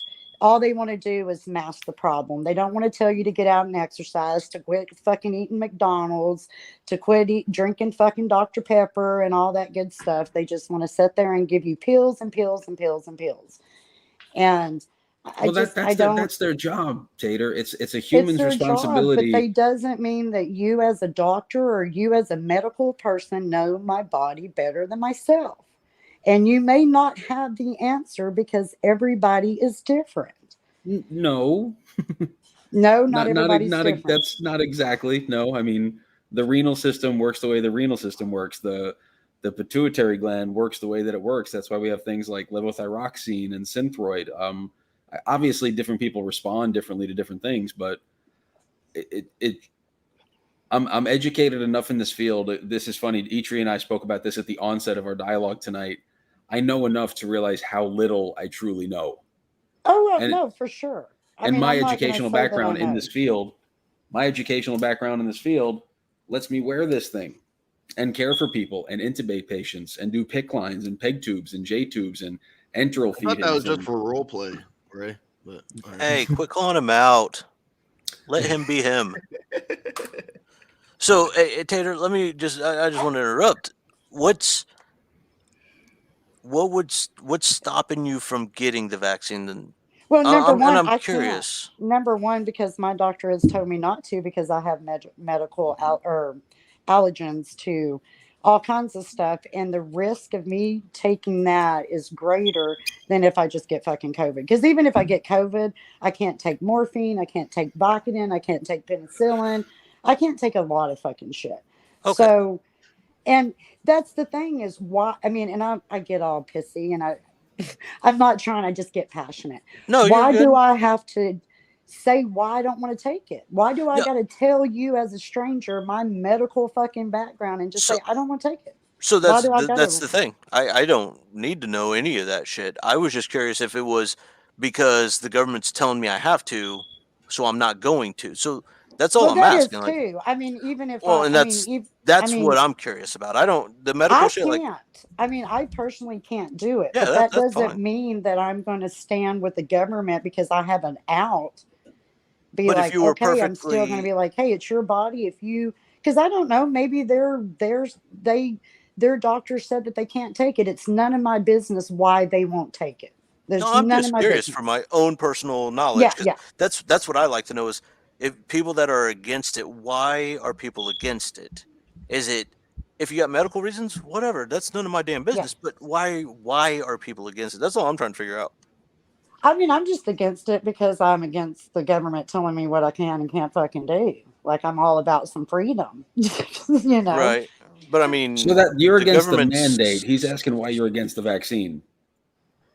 I mean, honestly, I guess it's just because in my little research that I've done, I just kind of look at it going, like, say for the HPV, right? Hmm? They've been pushing that shit on my kids ever since they were teenagers. And my thing is when they get 18 and they want to go decide to have sex and all that good stuff, then they can do it. But in my house, we don't promote, kids having sex at 11 years old. It ain't something that we kind of frown upon. We're kind of conservative. Like, you don't do that shit. Do you know what? Yeah, HPV... my parents frowned upon that too, but they lost that battle. Do you know what? Do you know what HPV does to women, Tater? Yes. Causes cancer or ovarian cancer, and right. So I'm with you, Tater. Like, I wouldn't have gotten the vaccine if I didn't have to, if I wasn't mandated to do it for my job and my travel. I'm with you. That's the funny thing, is like, I'm not against you. Oh, I mean, that's what I mean. I'm not saying, and like for me, I'm very leery because I know that with strokes, I've lost my child to a stroke, to a very rare kind of stroke. Yep. And So we went to what is it? What did they call it? Don't ask me this shit, because non-traumatic, because I remember my sister was like, what do they mean non-traumatic? It was traumatic. It was like, anyway, she had they don't know what caused the stroke, because we decided to donate her organs. Looking back, I should have had an autopsy, but I was just, the things later. You know what I'm saying? Because now we really don't know. Yeah. So, like I said, you're good. Like, the medical stuff, like, that's fine. I'm just trying to understand, like. Well, and that's what I'm saying. Because my world, like, I love is different. doctors, and I don't think the medical field is as ethical as maybe it once was, because I've just, from my own experience and seeing how they treat patients, how they don't listen. They think they know everything. The neurologist won't listen to the cardiologist, and everybody has their own thing. And so it's just very frustrating, because it's not saying there's not good doctors out there, because we've had one or two, but for the most part, my experience with all my kids have been, they don't think you know anything because you don't have a degree. You don't understand medicine if you don't have a degree. That's a fact. It's a license. Like, it's not, you can understand history, you can understand sociology, you can understand psychology. Like, until you've been in a lab and until you've worked in that. Go ahead, Tyler. I disagree. You cannot understand history unless you've been taught how to study history. I mean, it's also the people skills. That's what we're missing too. I understand what you're saying. I'm just kidding. But that's a wildly. There's a couple of things like engineering, anything STEM, science, technology, engineering, and medicine.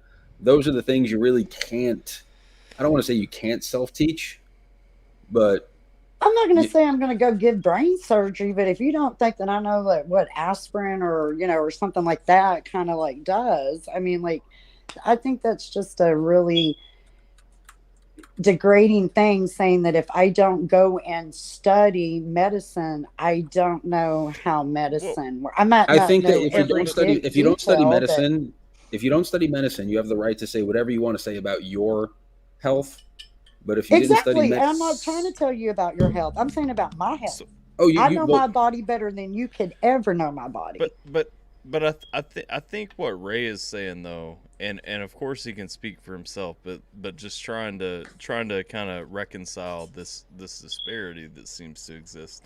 I think what he's saying is, there are things about medicine you have to truly understand, not only like the etymology behind how a certain medication is named, before you even put that into your system, what all ingredients go into the etymology, on how it's named, how those will interact, how they will affect, where they will affect, so on and so forth.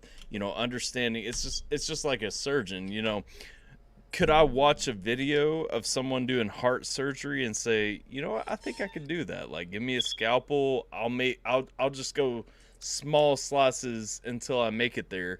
Like, sure, like theoretically I could do it, but I guarantee if I ever tried it, it would be a murder.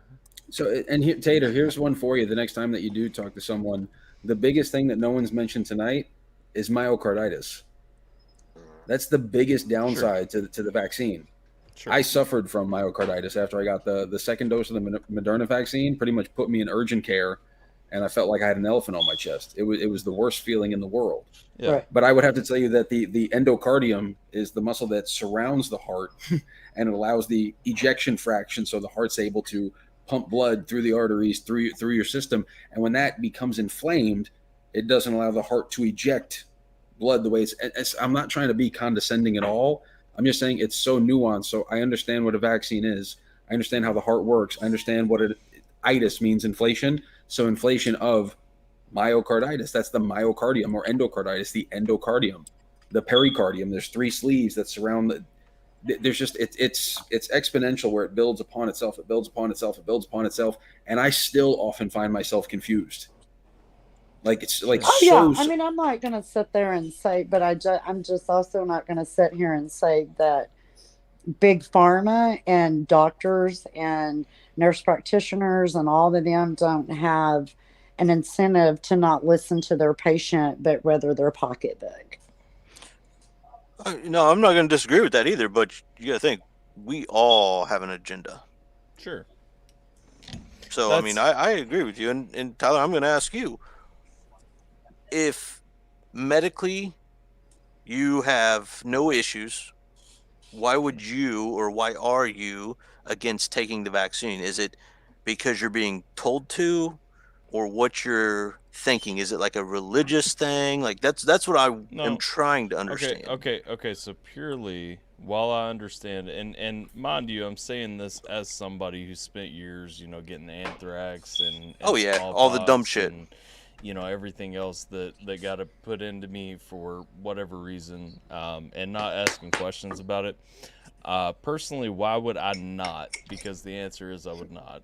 Why would I not? Number one, I have the freedom not to now. At the time, because a lot of people want to throw up, okay, well, you were in the Army and they gave you X and Y vaccines for years, and you took those and you didn't have an issue with that. Well, but I have the freedom not to now. So my question to you on that would be, have I had COVID or not? Well, I mean, and because that shifts my answer. So if you have never had, we know you've had it, and we know your stance. Yeah. So we'll say you've never had it. Okay. So if I had never had it, my opposition would be purely to the mandate, because it's not rational. I mean, it's not. Assuming I'm the same person, number one, I would have an opposition to any seasonal vaccination just because I don't get them. I choose not to get them because my immune system builds from coming in contact with these. I like my immune system to build because, for centuries, that has been what keeps us alive. That's the reason why I don't abuse antibiotics, Tyler. Yeah. Yeah, I don't either. I don't take. It's the same reason I don't take Tylenol. I don't take ibuprofen unless like something serious has been done where a part of me has been cut. I don't take ibuprofen, so on and so forth. You know what I mean? And so would I deny it? Yes, because I want my immune system to be able to fight things off. Okay. Now I'm getting a little trailed now because I'm a few drinks of wild turkey in and three beers. So now to the assuming I've had it, of course, my argument is the science doesn't support it. I have natural antibodies. The mandate is contrary to my views. And the mandate being contrary to my views is universal. But to me, that is a separate issue from the science issue, because there's the science issue, there's the discussion if we talk about health, and then there is the freedom issue where we talk about the mandate. The mandate to me is illegal. It's going to ultimately be ruled unconstitutional. Not because it infringes on our bodies' rights, because we already saw with Roe versus Wade, like the Supreme Court will side with infringing on body rights. Here's the side note. I actually I won't say I support abortions because that sounds wrong. I don't support the government weighing in and deciding whether or not abortions are legal either, because situations are situational. Well, not even that.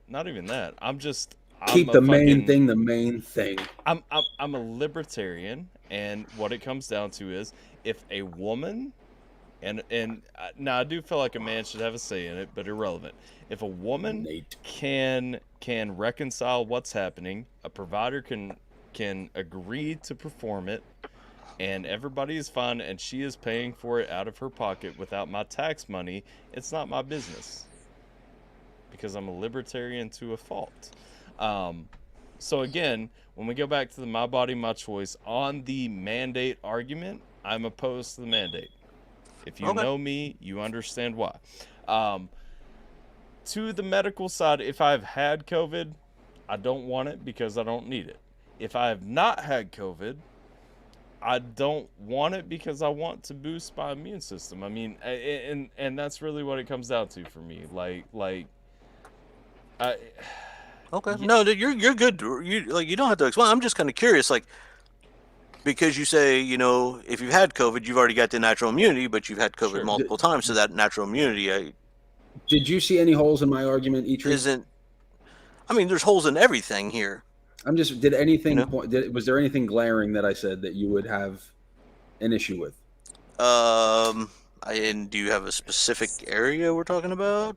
No, I spoke a fair amount on how I felt about it, and you're pretty aggro when it comes to playing devil's advocate. I'm just curious. Oh, I mean, you're coming from an area where you're speaking big words that most of the time I don't fucking understand. Like, I understand myocarditis because soldiers got it, so that concerns me. Right.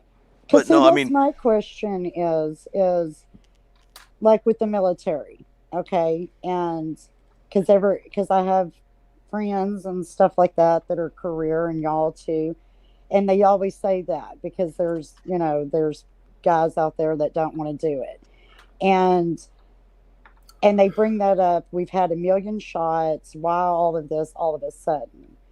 And somebody, I don't remember what podcast, but some podcast, an ex-military, said that because since Desert Storm, they're not supposed to force you to get an experimental vaccine. That's completely false. Okay. I was in the Coast Guard. No, I was in the Coast Guard. And when I was in boot camp, I had to sign paperwork when I had to line up for my 13 shots. I had to sign a fucking document saying that they didn't have to tell me what this one and certain shot was, and I had to sign it, and we all had to sign it, and we all had to get it. No, that's completely false. So, in the mid to late 90s, early 2000s, I can't remember when it was, there was a lawsuit because they gave us I want to say it was anthrax, but it wasn't FDA approved, so they tried to raise hell about it and stuff like that. I assume that's what you're talking about, because I know that's what started this. Yeah, I mean, I'm not for sure that somebody said because of Desert Storm, there was something that was put in place that they cannot give soldiers experimental drugs. That's completely false. So but it comes back to is how many are we really knowing? 100%. What do you call it? That side effects from soldiers, say, taking any kind of vaccine. So here's what I can tell you. COVID was not approved by the FDA. Therefore, they could not mandate it. Now, they offered it up to anybody who wanted it, and they could take it with no problems. The government would give it to you with no problems. But once it became authorized through the FDA, that's when it became mandatory. That's when Secretary of Defense came down and said, yes, you're going to be doing this. So I don't know exactly about what happened with the whole, I want to say it was I know they said Desert Storm is all I can. Yeah, because it was Desert Storm. Yeah, and it was something right around there because I think it had to do with something. I think it had to do with not anthrax, but it was one of the. I can't remember which one. Weren't they doing something like nerve gas or something? What's the white powder? Yeah, that's anthrax. Anthrax. Okay, I'm Weren't thinking they trying to smallpox too. like give y'all some kind of like nerve gas? I Like wasn't it wouldn't in. affect you, kind of shit. You know what I'm saying? Yeah, I don't know. I wasn't in then. I do know my father-in-law suffers from some shit, and he took a lot of pills and stuff that they told him to do, and you either do it or Yeah. you're getting in trouble type thing. Yeah. But I can't speak because I don't know. I was not there. Right. And the But only reason why is because why I ask about the military, and I'm not saying cover, I don't even like using the word cover up, but I know 2 different military people that got GBS, which is Guillain, or how you say it? Guillain-Barré syndrome. Yeah, thank you, because I never say it right.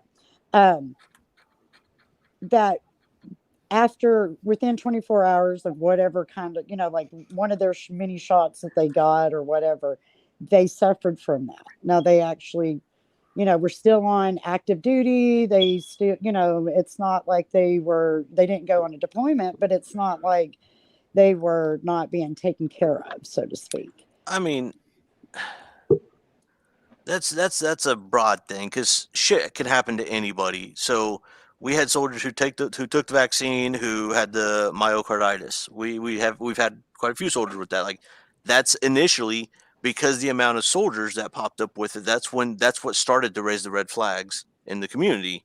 It's like, hey, we need to start watching this because I don't remember how many it was, but there was a bunch of soldiers who popped up with that. So I know that we do have an effect on that. But I mean to say, well, 2 people came down with this, like No, now this is we're prior for nitpicking COVID. because No, this is not COVID. I would have to say this is prior. This is like, all I'm saying is the cover up on any kind of adverse reaction to any kind of shot. Like, is it just like I'm sure y'all were in there. You get shots all the time. You saw Nate, whether your coworker was. I wouldn't say medical, it's medical guy Monday. Medical guy Mondays started. Here's the deal. I wouldn't say it's a cover up. That's what I would not say. I would not say it's a cover up because if you give 100,000 people any type of shot, I don't care what it is, and you have 5 people that come down with something, they'll look into it. But if it doesn't raise concern with the other, 90,995, then it's not going to raise a concern unless it's something that's super serious. Like, so I don't see, unless it's something that was big, I don't know if I would call it a cover up. However, there are times that they do cover shit up. If you take a pill and you're pregnant, it's going to cause this condition, but they hide that fact. Ooh, thalidomide. So that does happen. I can speak on that from a place of knowing that does happen, but I wouldn't say that because a couple people came down with a certain thing because of something that it's a cause and effect. Causation doesn't cause, or what's that? I can't remember what that is. Right. Whatever. But yeah, I did want to address a Causation comment doesn't though. mean causality. There you go. Correct? Yeah, I think I'm right. I think that's it. Jay from the Redneck Riviera asked a question that why do dependents and contractors have to get the poke when they didn't have to? I can tell you from a position because they that work I for know the federal government. That's no, why. dependents do not. You cannot force a dependent to get it. No, you can't force dependents. No. Now, contractor, if it can easily be wrote into your contract that if you want to work on this installation, you have to get it, but you cannot force a dependent to get it. Yeah, true. So I don't know where that's coming if from. it's an accompanied tour, they're not going to let you bring a dependent if they're mandating the vaccine at that location. So right. So if I'm trying to take my family to Korea and it's like, sorry, you got to have the vaccine to come here. Well, I either choose to go alone or the family gets it then. But in stateside, they're not sitting there looking at families saying, you better get the vaccine right now. That's not at all happening. And if it is, then somebody needs to make a phone call to DODIG. I do just want to real quick. When Tater said she was a CNA, I think those are the most underappreciated people in the world of healthcare. Because we are. Are we? Like, I mean, I you know still what the kind of fuck do a that on CNA private. is. I just have one, which they're the certified nursing assistants, man. They change dressings, they we do feedings, everything they deal except with for fucking all those. get paid right. Especially my wife works in a SNF, skilled nursing facility with a dementia unit. So if you're a CNA for 6 people that have dementia, you don't have 2 minutes in an hour to check your phone. Well, if she wants to make a lot of money real quick, tell her to look into traveling nurses. Where I'm located, she'll make quite a bit of money And I will real say quick. this is what I don't like about travel nurses. And I'm not trying to be hating on travel nurses, okay, but they're not in the community for I just long said something periods. nice to you.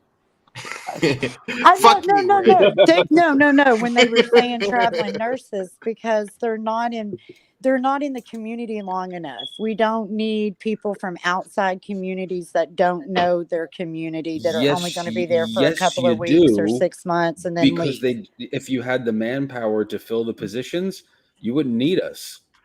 Well, I hate to be mean, but over here we've got 40 that are fixing to lose their jobs due to the mandates, and they don't want to take the jab, but because they don't want it, traveling nurses are going to come save the day, and I don't like that. I'm sorry, I don't like that. See, that's a weird place, because your company can require you to be vaccinated on certain things. So when it comes to medical professionals saying, "I'm not getting the shot," I hate to be an asshole, but your company requires that.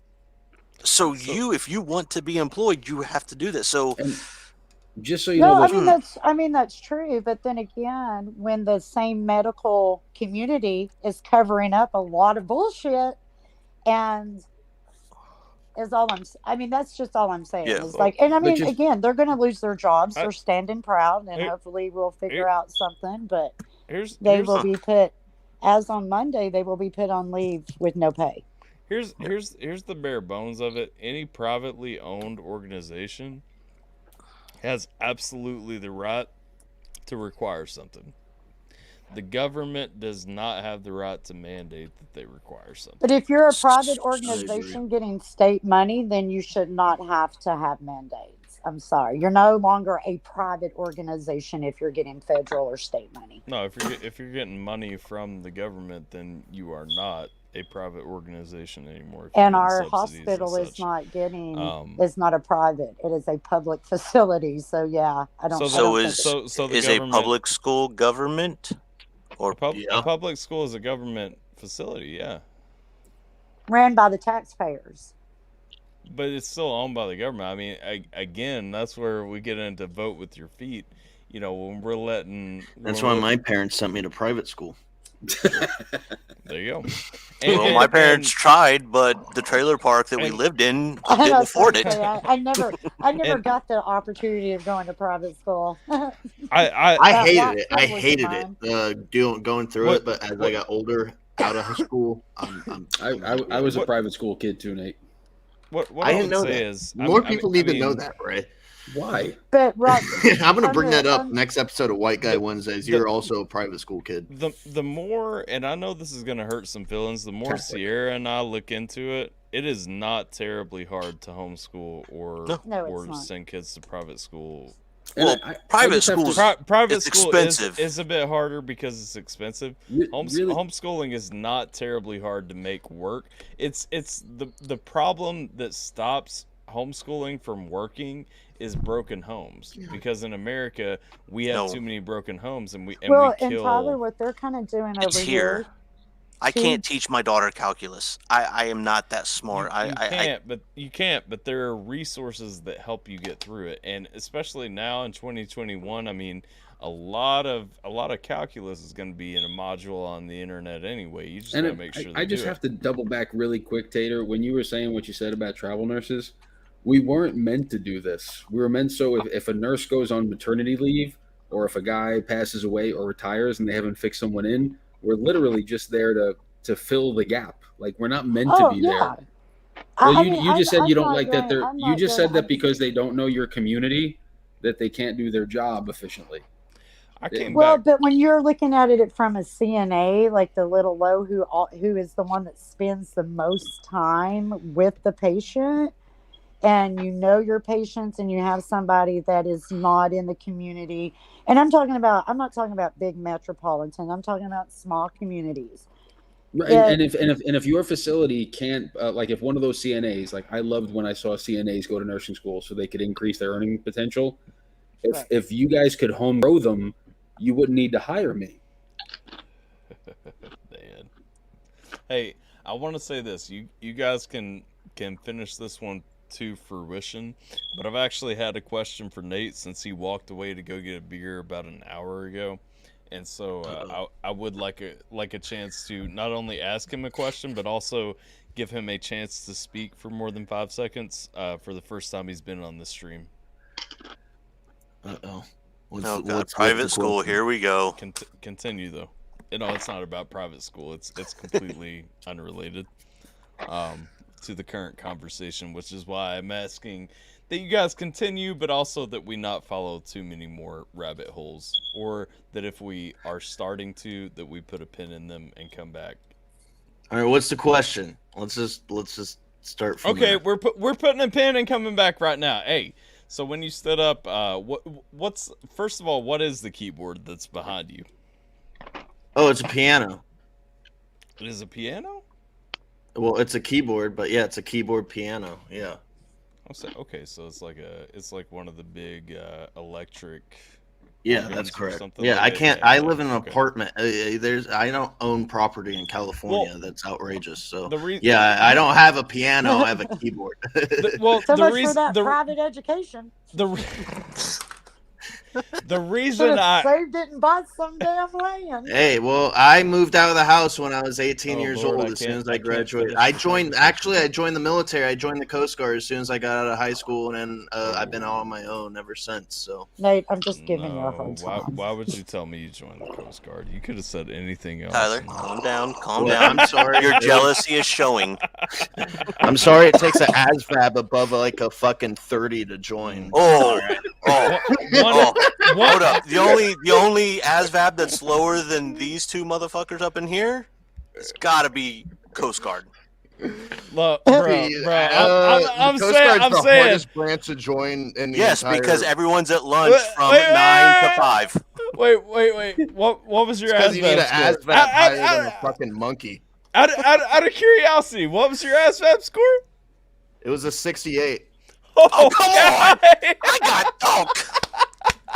That's everything that the Army fucking... I qualified for every single Army job. I promise, if you got into a 68, you could not have either of our MOSs. I promise you, I qualified for every single fucking Army job that there fucking was, because I was originally going Army before I went Coast Guard. You sure about that? Bro, I got a 72 my first day of junior year. Yeah. My junior year, I got an 89. I know you did. You ain't got to rub it in. I've seen your fucking GT score. Okay. That's not ASVAB. That's like GPA. ASVAB's No. We know. I'm talking something different. He's talking about my GT score. He's talking about my line score. After you go past the ASVAB, you look at what factors into it. Yeah, I've seen. I'm just saying, I'm a smart guy. Like. I can't argue. Applies for every single job in the fucking Army. Not which ours. means we qualified for every job in the Coast Guard. No, you didn't. But all right. Oh wow, Nate, be nice, Nate. Nate.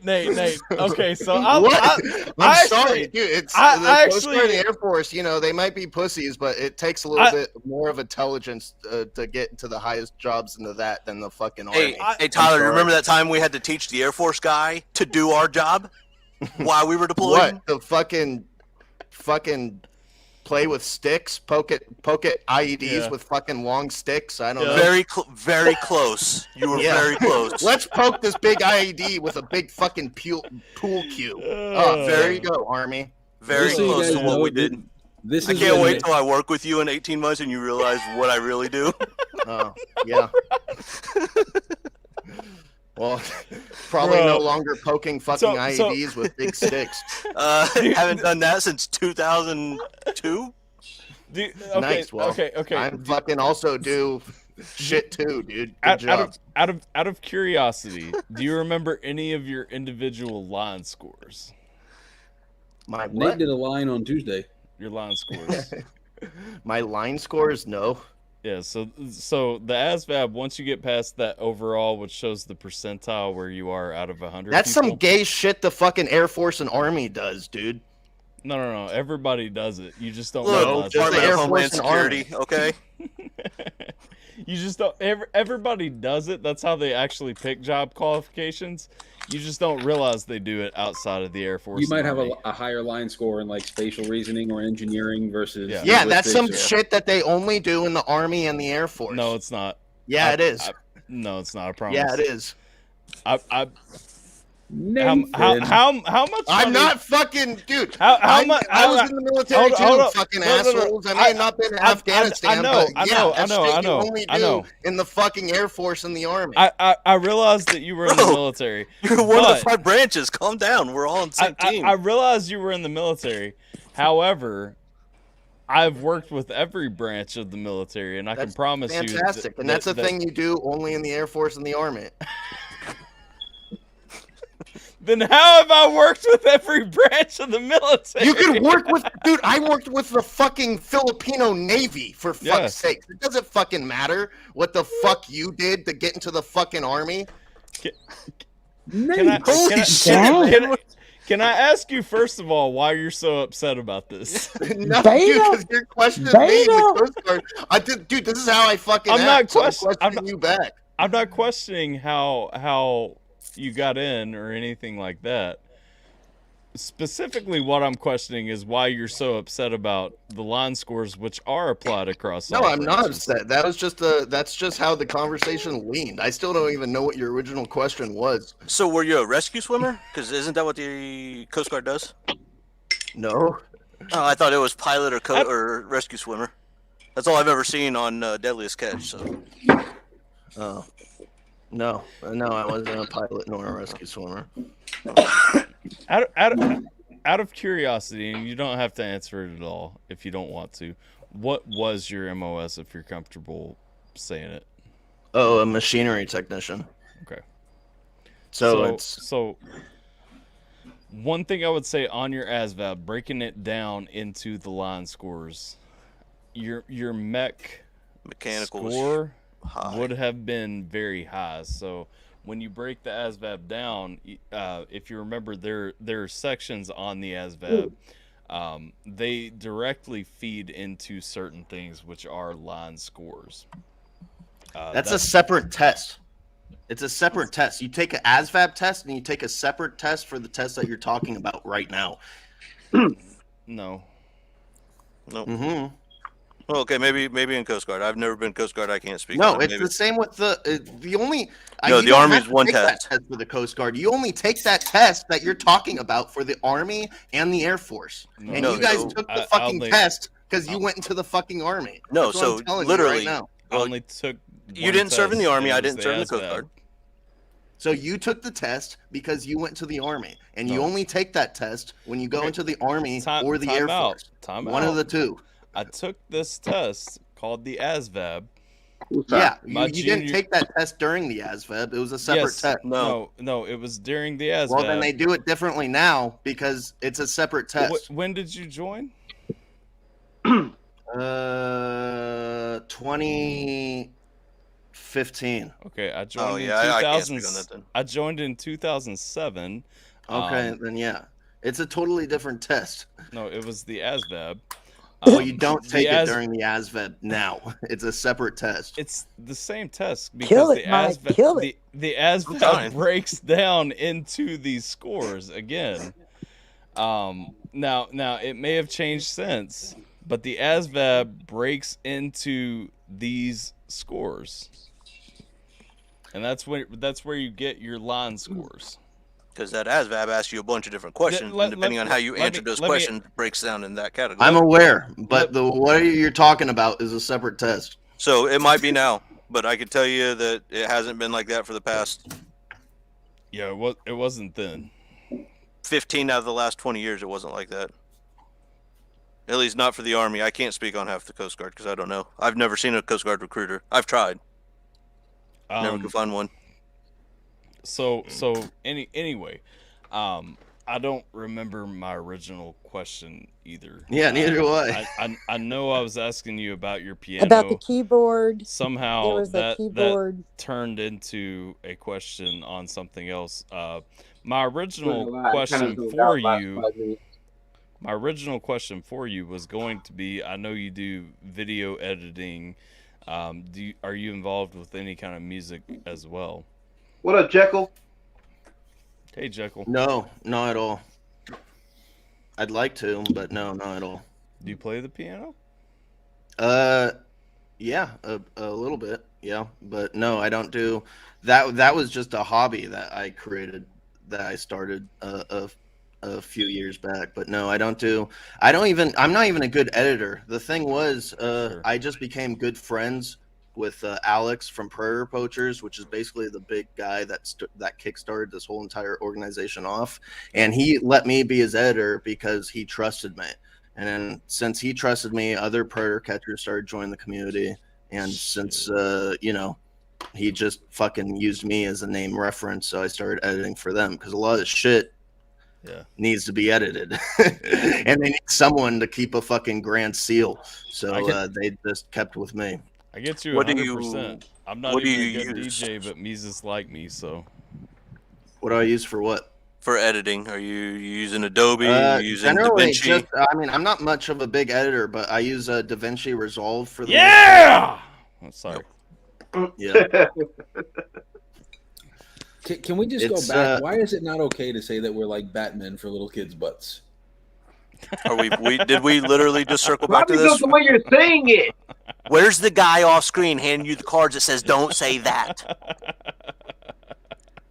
Dude, please do not speak of my favorite superhero that way. Man. Batman for little kids' butts. Let's go. Why should that be good?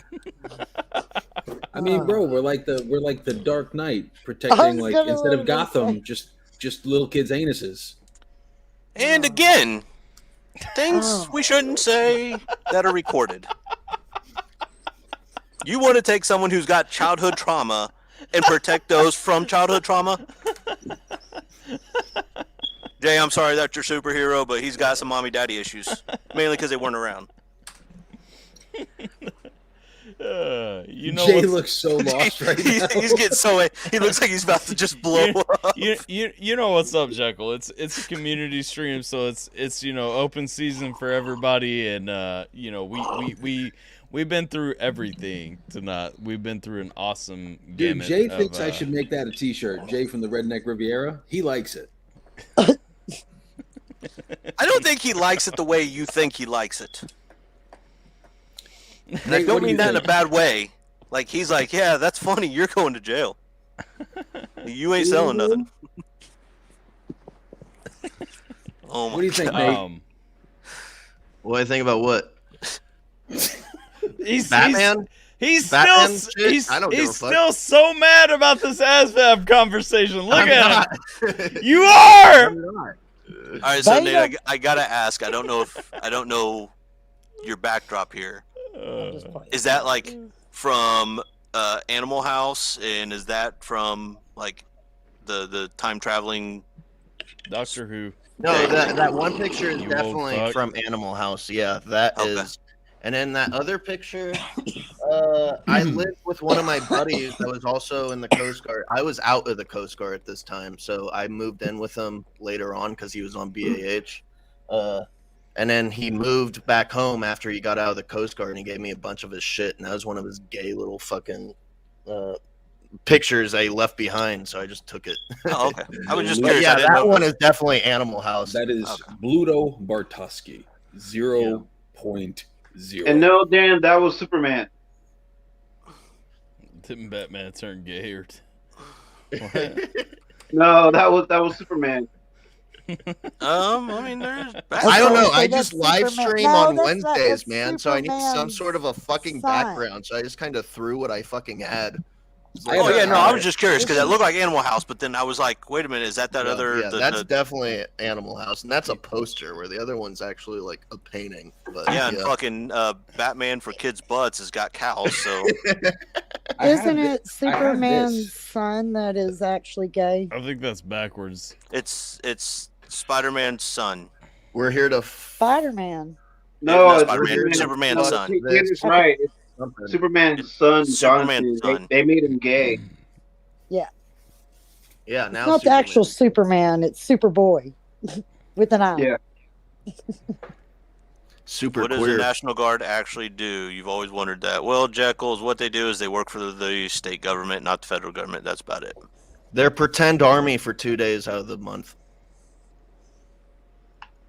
They go rescue stranded surfers out in Yeah, they're a rescue team, aren't they? I started Yeah, we off got in the a- we National got a- Guard, we and got a Coast Guard we here. got activated to go protect the prison when Timothy McVeigh got executed. You want to know what's funny? A lot as of people fuck? start in National Guard or some sort of the reserves. They rank up a lot faster than the enlisted do. So a lot of people start off as National Guard or as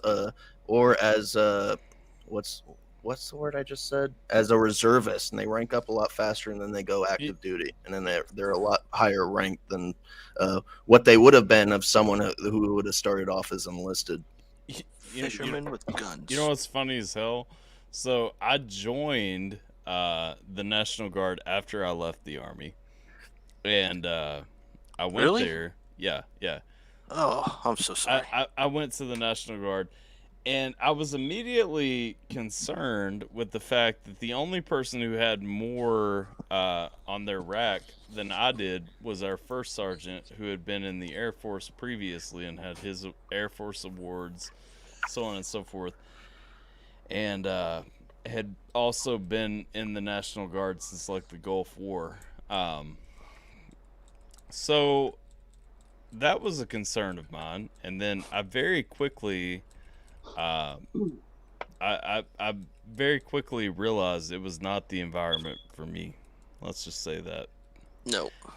As a It's definitely the way to go if you go from enlisted to the National Guard or to a reservist. I mean, because you keep the benefits. You know what I mean? So I came from active duty. I was like, okay, I'm gonna go to the National Guard. I'm gonna go to college. I'm gonna finish all this up.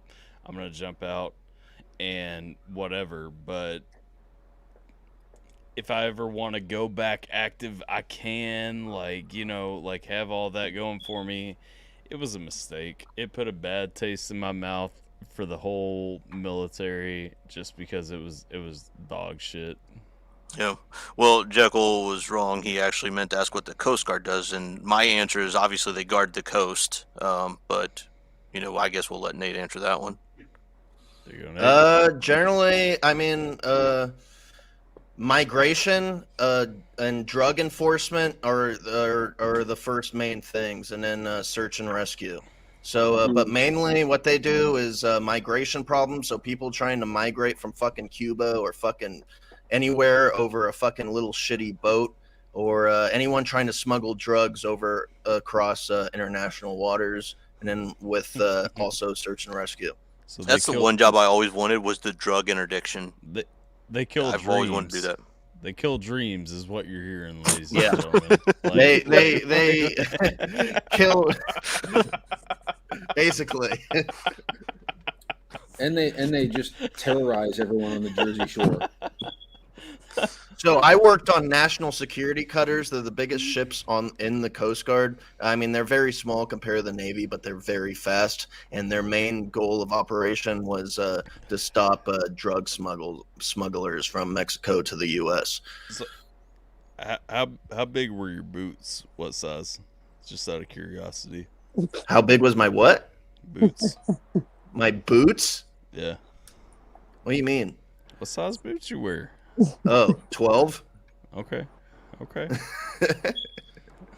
You were so hoping he would say size 7. I was hoping you to say it was like 6'1". Are you really? Yeah. Base got his back. What up, Saturn? You ain't been here in a minute.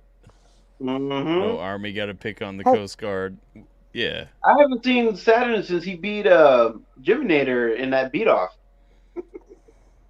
Hey, you said I don't know how to use words, Eitri. Huh? I'm not even paying attention. What? He just said he hasn't seen Jiminator since he beat someone in that beat off. No, I haven't seen Saturn. Oh. Yeah. It's kind of like a local family thing. And when I say family, like this family thing, they just have a where they just watch people beat off. I'm assuming with drums. Wait, what? But I don't know. Oh, okay. So I was reading comments for a minute, zoned out, and I just come in. It's a family thing where they just watch people beat off to drums. You sick fuck. You pointed at this family. We do not watch people beat off. Okay. You don't watch drummers? Isn't that what you meant, JG? No, I don't watch. No, see, Tyler, this is why you should have been zoned in instead of zoned out, because I was talking about the beat off between Geminator and Saturn. That was last time we saw Saturn. Yep. That was the last time we saw Saturn. That And is you can feel free to explain, because it was done on ATRL what that was. Yeah, I assumed you all Saturn played already drum. said no notifications. Well, you got to ring that bell, man. You got to click that bell notification at the bottom, because they happen. Honestly, I've had my notifications are on, and I still don't. I still don't get it. I mean, every once in a while. But you're in the Discord, and my notifications also go out in the Discord. So hey, Saturn, maybe join the Discord, and that'll fix your problem. Well, before I say a good night, you know what the one good thing about pedophiles is, Tyler? Oh fuck, here we go. Oh, what? So we're in a room where we argue over the vaxxed and the unvaxxed, private schools, public schools, Republican, Libertarian, Conservative. Pedophiles are like our breakfast at Tiffany's. It's the one thing we've all got in common, that we fucking suck. Yeah, we can all come to grips together and realize that we fucking hate them. Yep. I am proud of you for bringing that full circle. I thought we were back at Batman again. Oh man. I genuinely think that it pains Eitri to smile. It goes against every fiber of his being and what he believes in. It does. It's not allowed. Wait, there's a beat-off competition. Speak man's interest. See, you never explained that, so we're just gonna pretend we know what that was. We're assuming it was a drum competition. Saturn makes beats. Geminator makes beats. They both wanted to throw their beats up and see which one was better, and Saturn was better. So we call those beat-offs, just like the pedophile conventions. We call pedcons. Pedocon. Then that's when you have Megan Fox. Wait. Jekyll actually has a good answer, though. Beat-offs are when you have Megan Fox naked in front of you, aren't allowed to touch her. Whoever lasts longer wins. Man, he was in the fucking army, wasn't he? You can tell that ain't no Coast Guard shit right there. He was. He was. How the fucking know that? I think I argue I could kick my own. What? What the fuck? I think he means kick his own ass, but I mean, okay. I get that, but you know what sucks about trying to catch? Oh, look, there's a Dagby right there.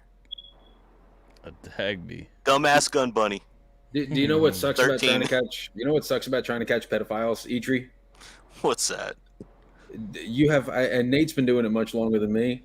You have no idea how many dick pics I've seen. Yeah, you know, I'm sure that's part of it. Do they at least look nice? Like, I mean, are they well maintained?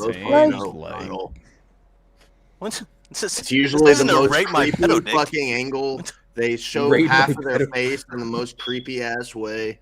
It's no, generally it's not very it's not a pleasant dick to look at. No, not at all.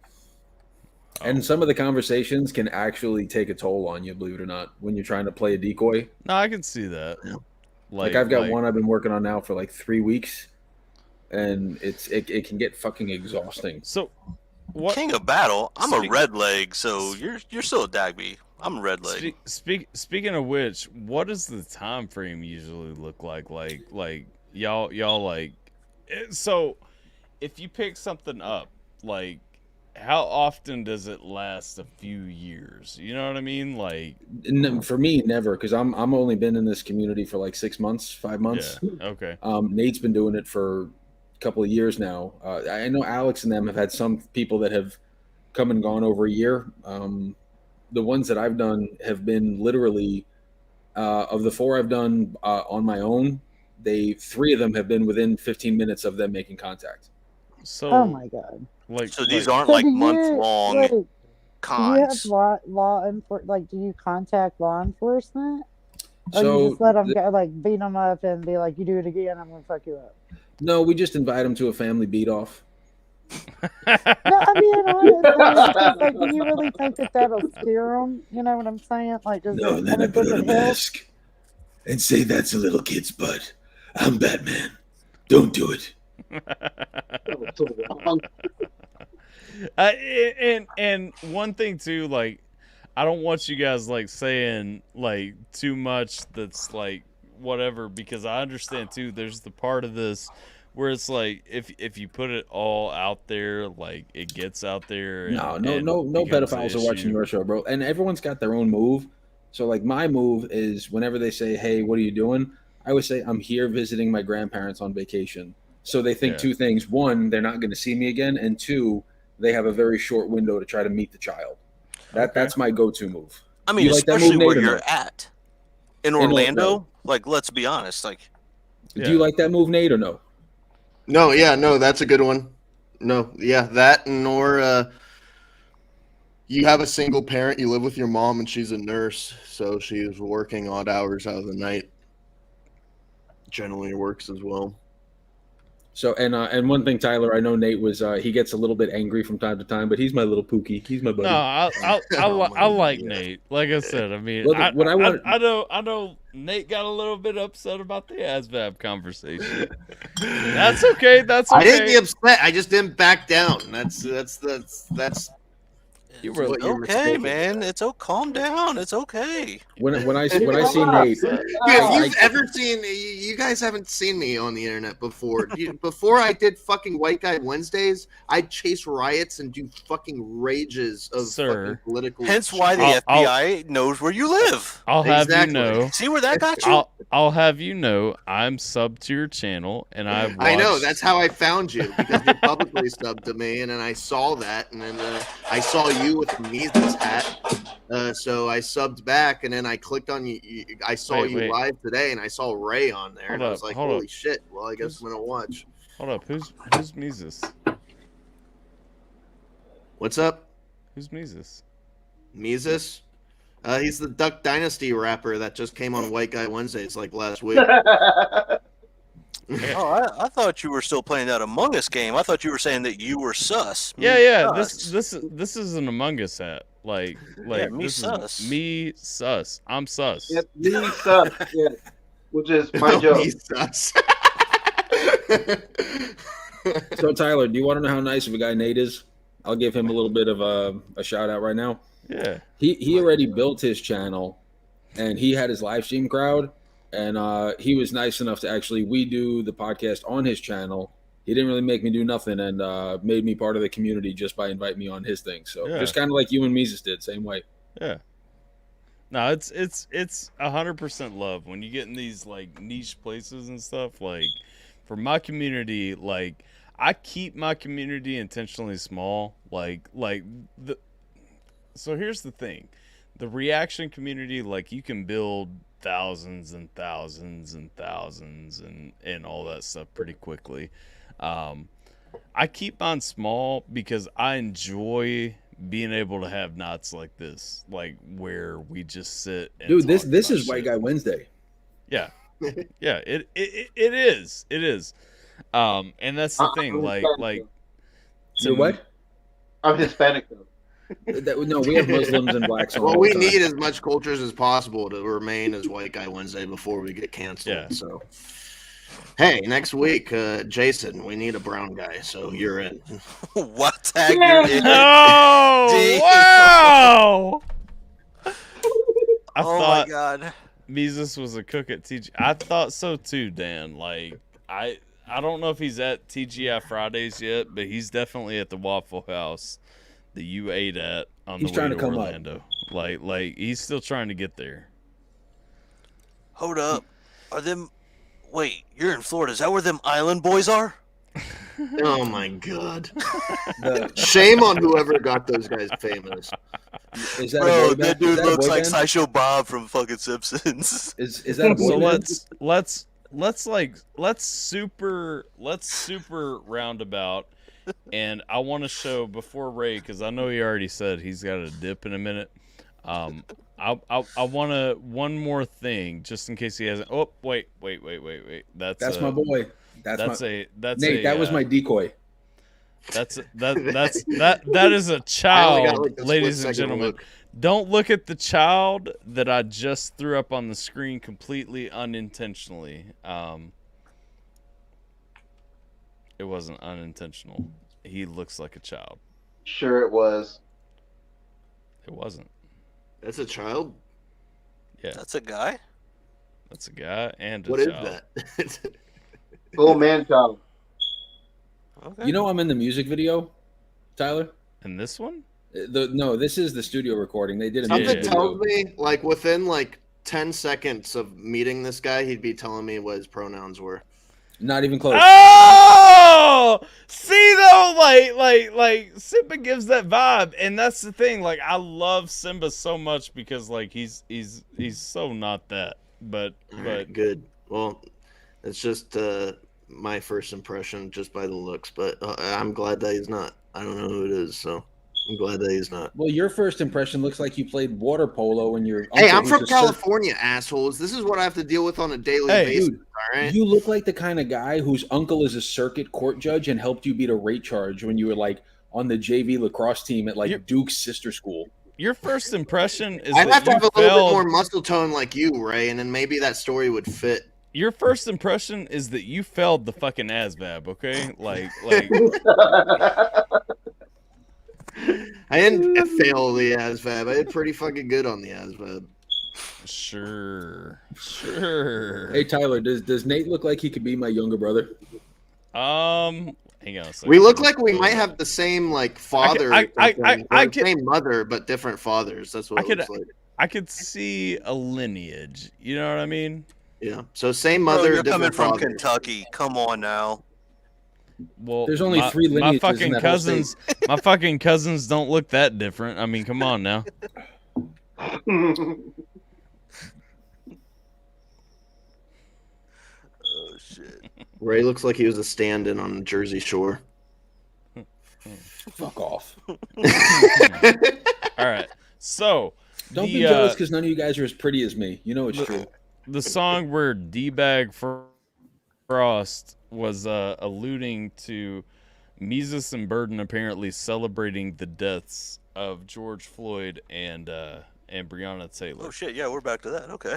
Yeah, I told you we were circling way back, okay? This is the song. I want to play it for the stream just to see how you guys feel about it.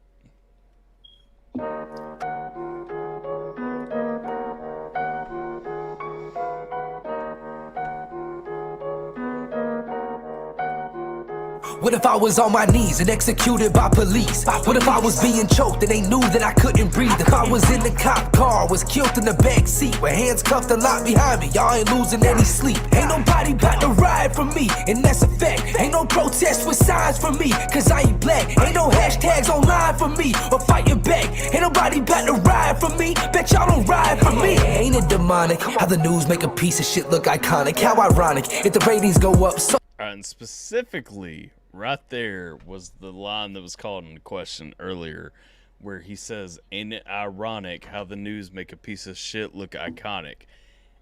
Harsh in the aftermath of George Floyd's death, maybe, but I would argue also relevant. Yep. Because the guy wasn't a saint. Let's be honest. Right. But let's go. I'll let everyone make their thoughts, statements, etc. public at the end. Ain't it demonic how the news make a piece of shit look iconic? How ironic if the ratings go up, so does the profits. You can change the station, but they're reading from the same script. White man gunned down by police, ain't nobody play that clip. No one gave a shit. I won't get no famous case. I won't get no downtown monument where they paint my face. I won't get no NFL jersey spot that say my name. Oh, that's right, since I'm white, the situation ain't the same. Black lives matter, Asian lives matter, Spanish lives matter. Ain't allowed to say Caucasian lives matter. Why? That don't fit the narrative. Jason, we have beef now too from that line. What? Just so you know. Apparently Spanish lives are allowed to matter, but not mine. Spanish lives matter. Ain't allowed to say Caucasian lives matter. Why? That don't fit the narrative. That won't mean equality. Truth in the mainstream media, that's mythology. Never using my people, your people, good people, poor people. Either we wake up or they gon' keep on using more people. I tried to warn people, supply them the truth. If the victim was me, y'all wouldn't ride. What if I was on my knees and executed by police? What if I was being choked and they knew that I couldn't breathe? If I was in the cop car, was killed in the back seat with hands cuffed and locked behind me, y'all ain't losing any sleep. Ain't nobody bout to ride for me, and that's a fact. Ain't no protest with signs for me, cause I ain't black. Ain't no hashtags online for me, or fighting back. Ain't nobody bout to ride for me, bet y'all don't ride for me. This is so exhausting, way the news talking. It's like black folks only ones dead in coffins. Black on black ain't a tragedy, huh? Guess news cameras ran out of batteries, huh? Live by the gun, die by the gun. When it happens in the hood, y'all ain't saying none. But soon as that trigger finger white, y'all be tearing shit up on the same night. Say I ain't right. Say I ain't white, let's say that I'm black. Get pulled over, try to run away and scrap. Reaching for the strap, but he get it first. So I slug him in the face at the same time that it burst. Now I'm just another reason to ride, a name on a shirt. When the truth is I just got what I deserve. When you playing dumb games and you win a dumb prize. Less it's whites killing blacks, they don't give a fuck who dies. When you gonna realize they just trying to divide us. Cause red, white, and blue, it's the colors that unite us. I'm getting sick and tired of the looting and the riots. When the truth is if I was dead, then y'all be dead silent. What if I was on my knees and executed by police? What if I was being choked and they knew that I couldn't breathe? If I was in the cop car, was killed in the back seat with hands cuffed and locked behind me, y'all ain't losing any sleep. Ain't nobody bout to ride for me, and that's a fact. Ain't no protest with signs for me, cause I'm black. Ain't no hashtags online for me, or fighting back. Ain't nobody bout to ride for me, bet y'all don't ride for me.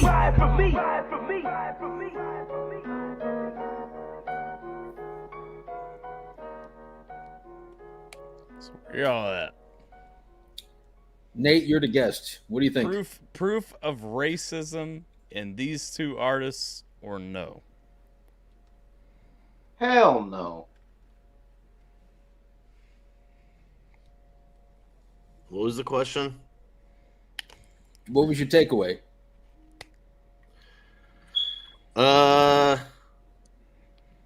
I like the first guy. I kind of started dozing off, and then Mises came in, and it kind of brought my attention up from my phone. So that was my takeaway. Mises fucking killed it. Do you think that it was a racist message or no?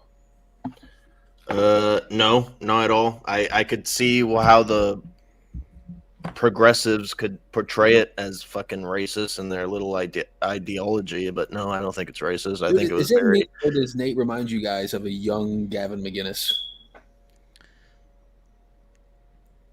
I would possibly answer yes to that question had I not found a young Gavin McInnes a few days ago in the channel I shared earlier, which is The System Is Down. Okay. I genuinely encourage you to check out that channel and tell me. Can you send it to me like a DM? Would you mind? Yes, okay. I will. Nate looks like he just ordered on Amazon Prime like the Proud Boy starter kit. Believe it or not, I'm never gonna repeat this ever again. Anywhere. I was kicked out of the Proud Boys. Oh. Why? Oh. Why? Proud enough? Not gonna.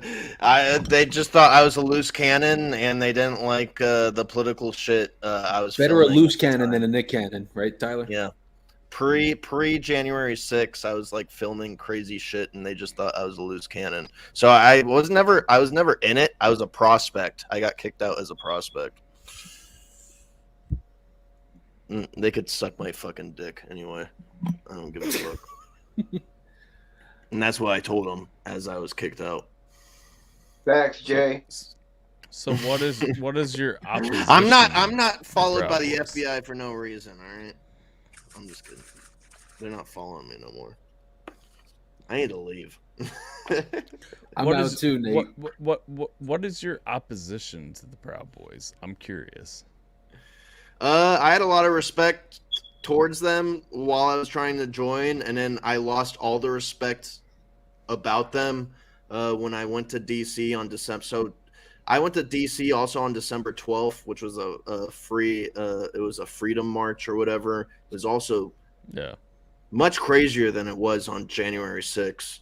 But no, I almost.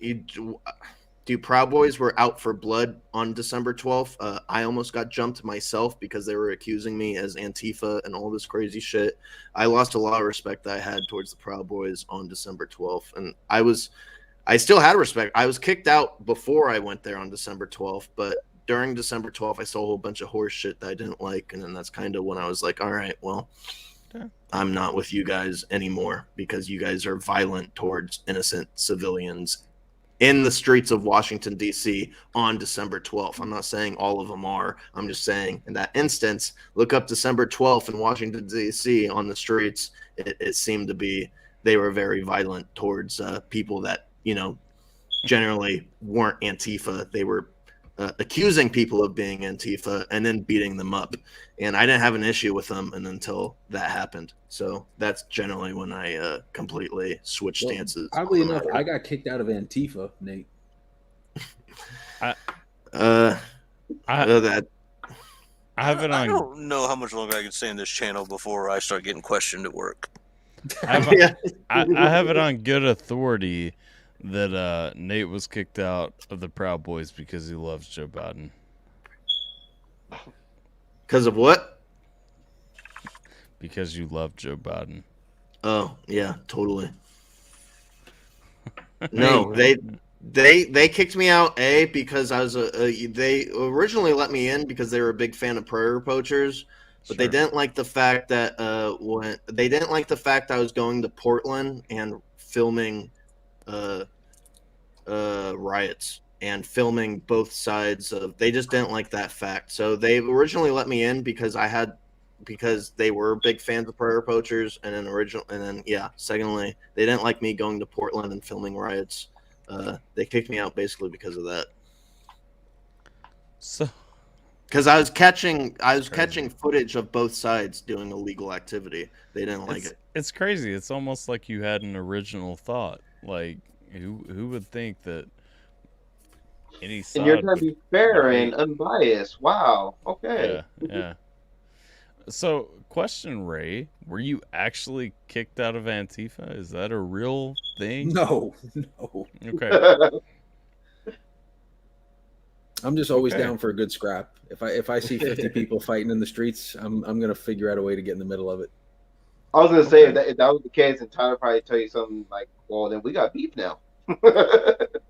Well, no, like I wouldn't. We weren't gonna have beef. Like I was genuinely just curious. Antifa doesn't eat meat anyway, so you can't have beef with Antifa. You guys want to see a hilarious video, and then the stream will probably end afterward, since I know everyone's kind of getting tired. Not me. And also, well, okay, fuck Cali. It's 4:30 my time, so. Well, fuck Kentucky for being 3 hours ahead. Cause it's my time today. So one more thing, and this is partially to appease the RHEC crowd. You know, all y'all RHEC motherfuckers, my Creek Squad homies and everything. Y'all already know this video, but I'm gonna introduce it to you guys. For you guys, this is Upchurch and Adam Calhoun, and they discuss Antifa a little bit in this video. They also where you at, Buggy? You need to be up in here for this one. If I'm not mistaken, they no. So they don't talk about Woe Vicky here. My wife just gave me the fucking stink eye. I'm in trouble. This is a 1.5 minute long video. He's throwing up the. Yeah. Crazy man, he changed a lot. You know, he was over here flexing a minute ago, but now he's over here begging. Praying and everything. Jekyll. Have a good night, Jekyll. Later, Jekyll. All right, let's see. Nate's getting married soon. Oh yeah, congratulations! I know who Nate's getting married. I know who Nate's getting married to. I ain't gonna tell nobody, but I know. My God. All right, let's watch the video. All right. Nate, you are a miserable drunk. Yeah, I know. Because here's some thoughts Continue. on Antifa. We'll just play this through. You guys want to see something funny? Sure. Well, do you? Is this really happening? What's up, comrades? What's up, comrades? I'm Lord Virgin Pecker. And to all the trolls, I'd like to say fuck off. Yeah, you stupid trolls. You don't know nothing about this life. You don't know shit about this life. Mom's gonna be so pissed you shot a hole in the wall. It's time to take a stand. We can't just talk about it anymore. Talking is for the 3%ers. The 3%ers, all they do is talk. 3%ers actually have jobs. And we know how to raise our kids right. And they know how to load a gun properly. And we will beat your skinny little ass. Fist bump.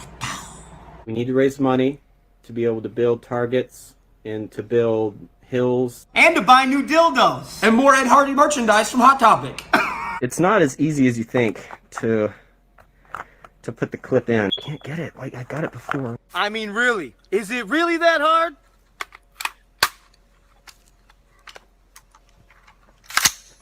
Hold up.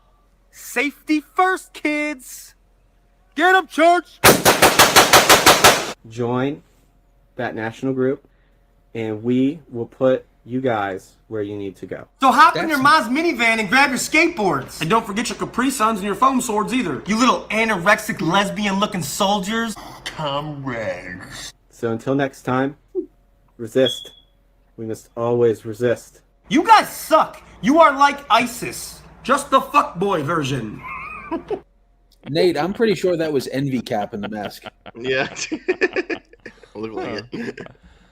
Thought you guys would appreciate that since Antifa came up, and you know, I needed something to get me in the mood before I go into the bedroom. So thank you for that. You're welcome. Nate, I would love to say I'm glad you came here for like the first hour and a half. There was about 30 minutes there where it was touch and go for a minute.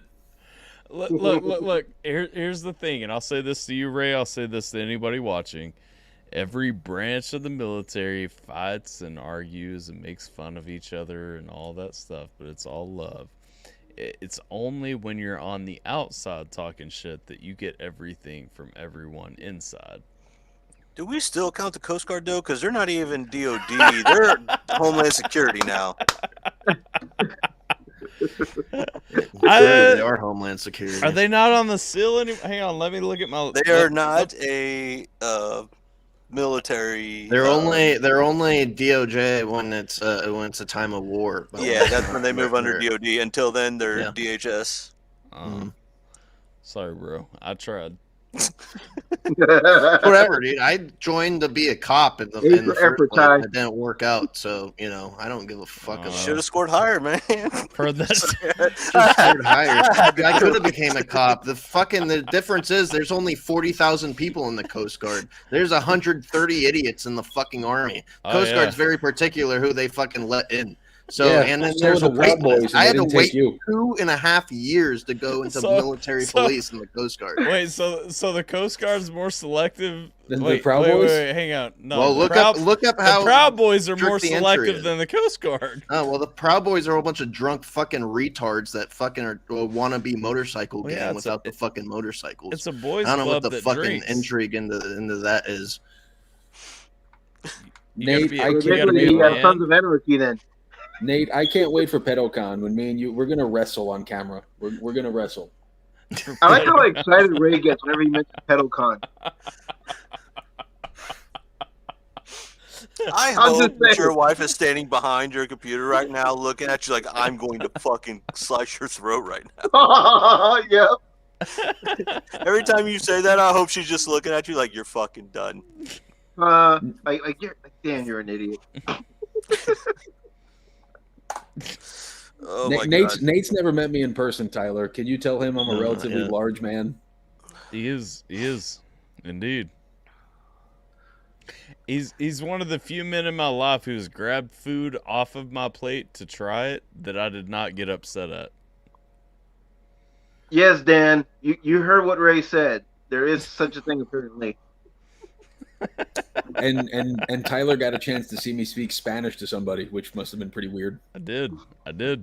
Hold up, you're a Spanish-speaking Florida guy from the Bronx. It wouldn't have been weird. It wouldn't have been weird if you didn't just jump into it so quickly out of nowhere and just go fluently into Spanish with like no discernible And he's accent. close to Cuba now. Well, so he had no discernible accent.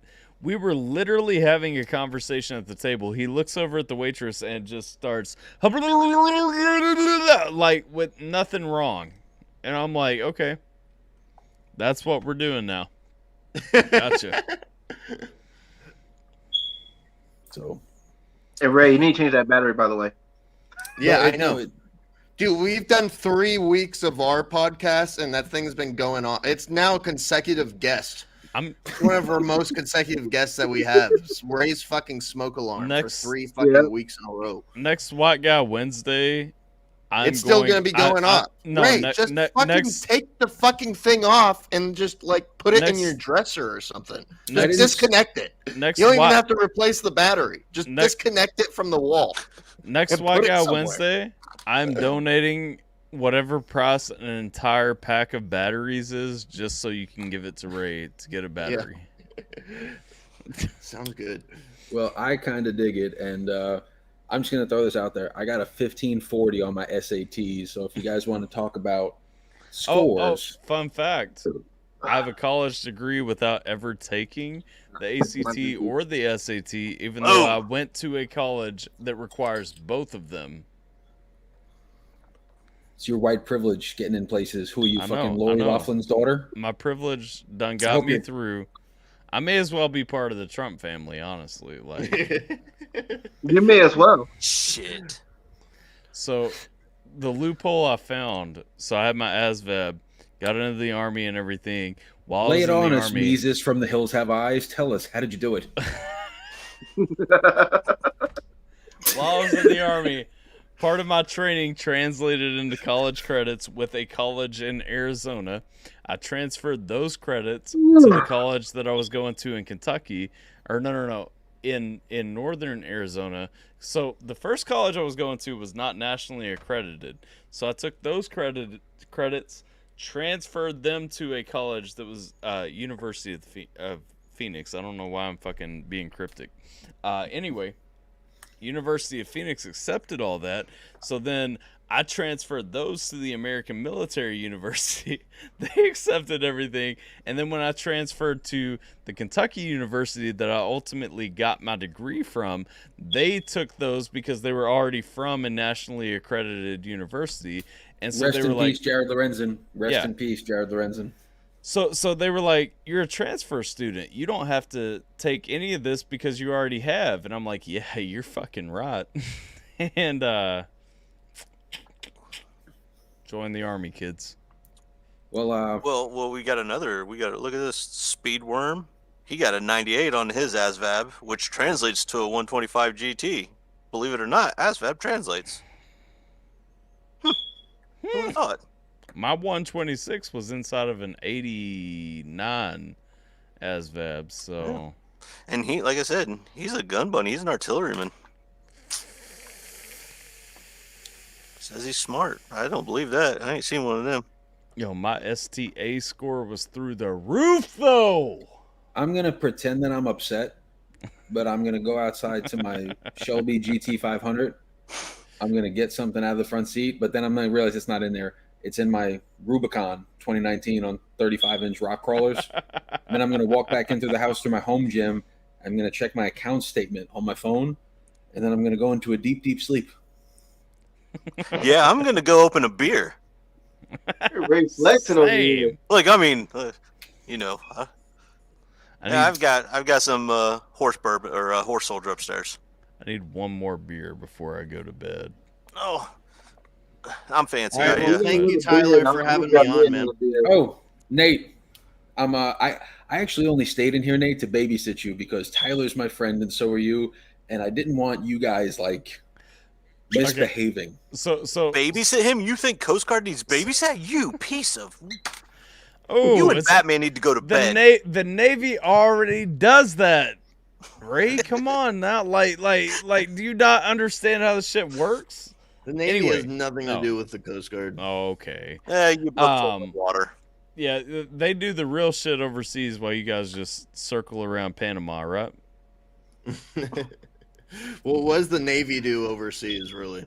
Well, we Except can't talk about that. escort That's a little private between them and their buddies. The Navy escorts, they carry other branches. The Coast Guard fucking.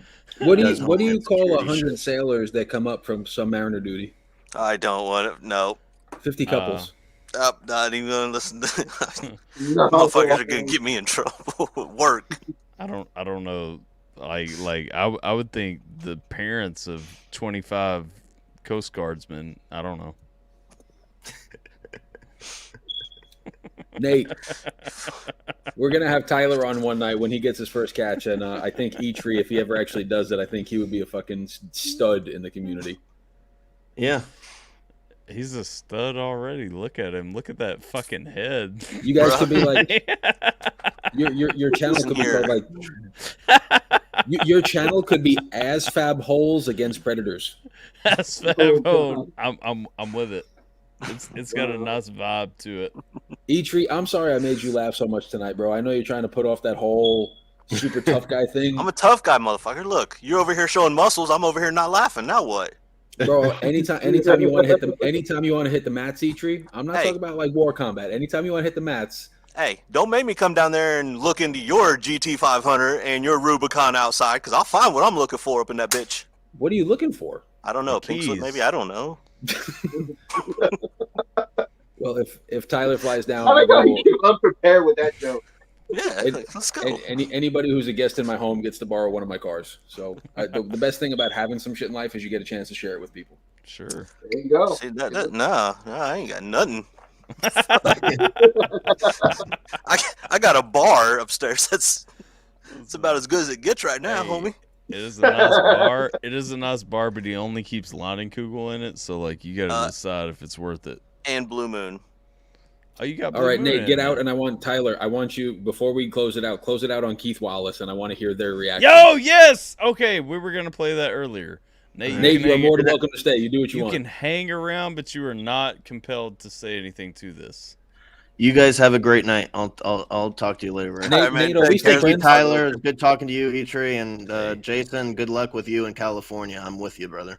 What about me, Nate? All right, brother. I said I'm going to talk to you fucking next week.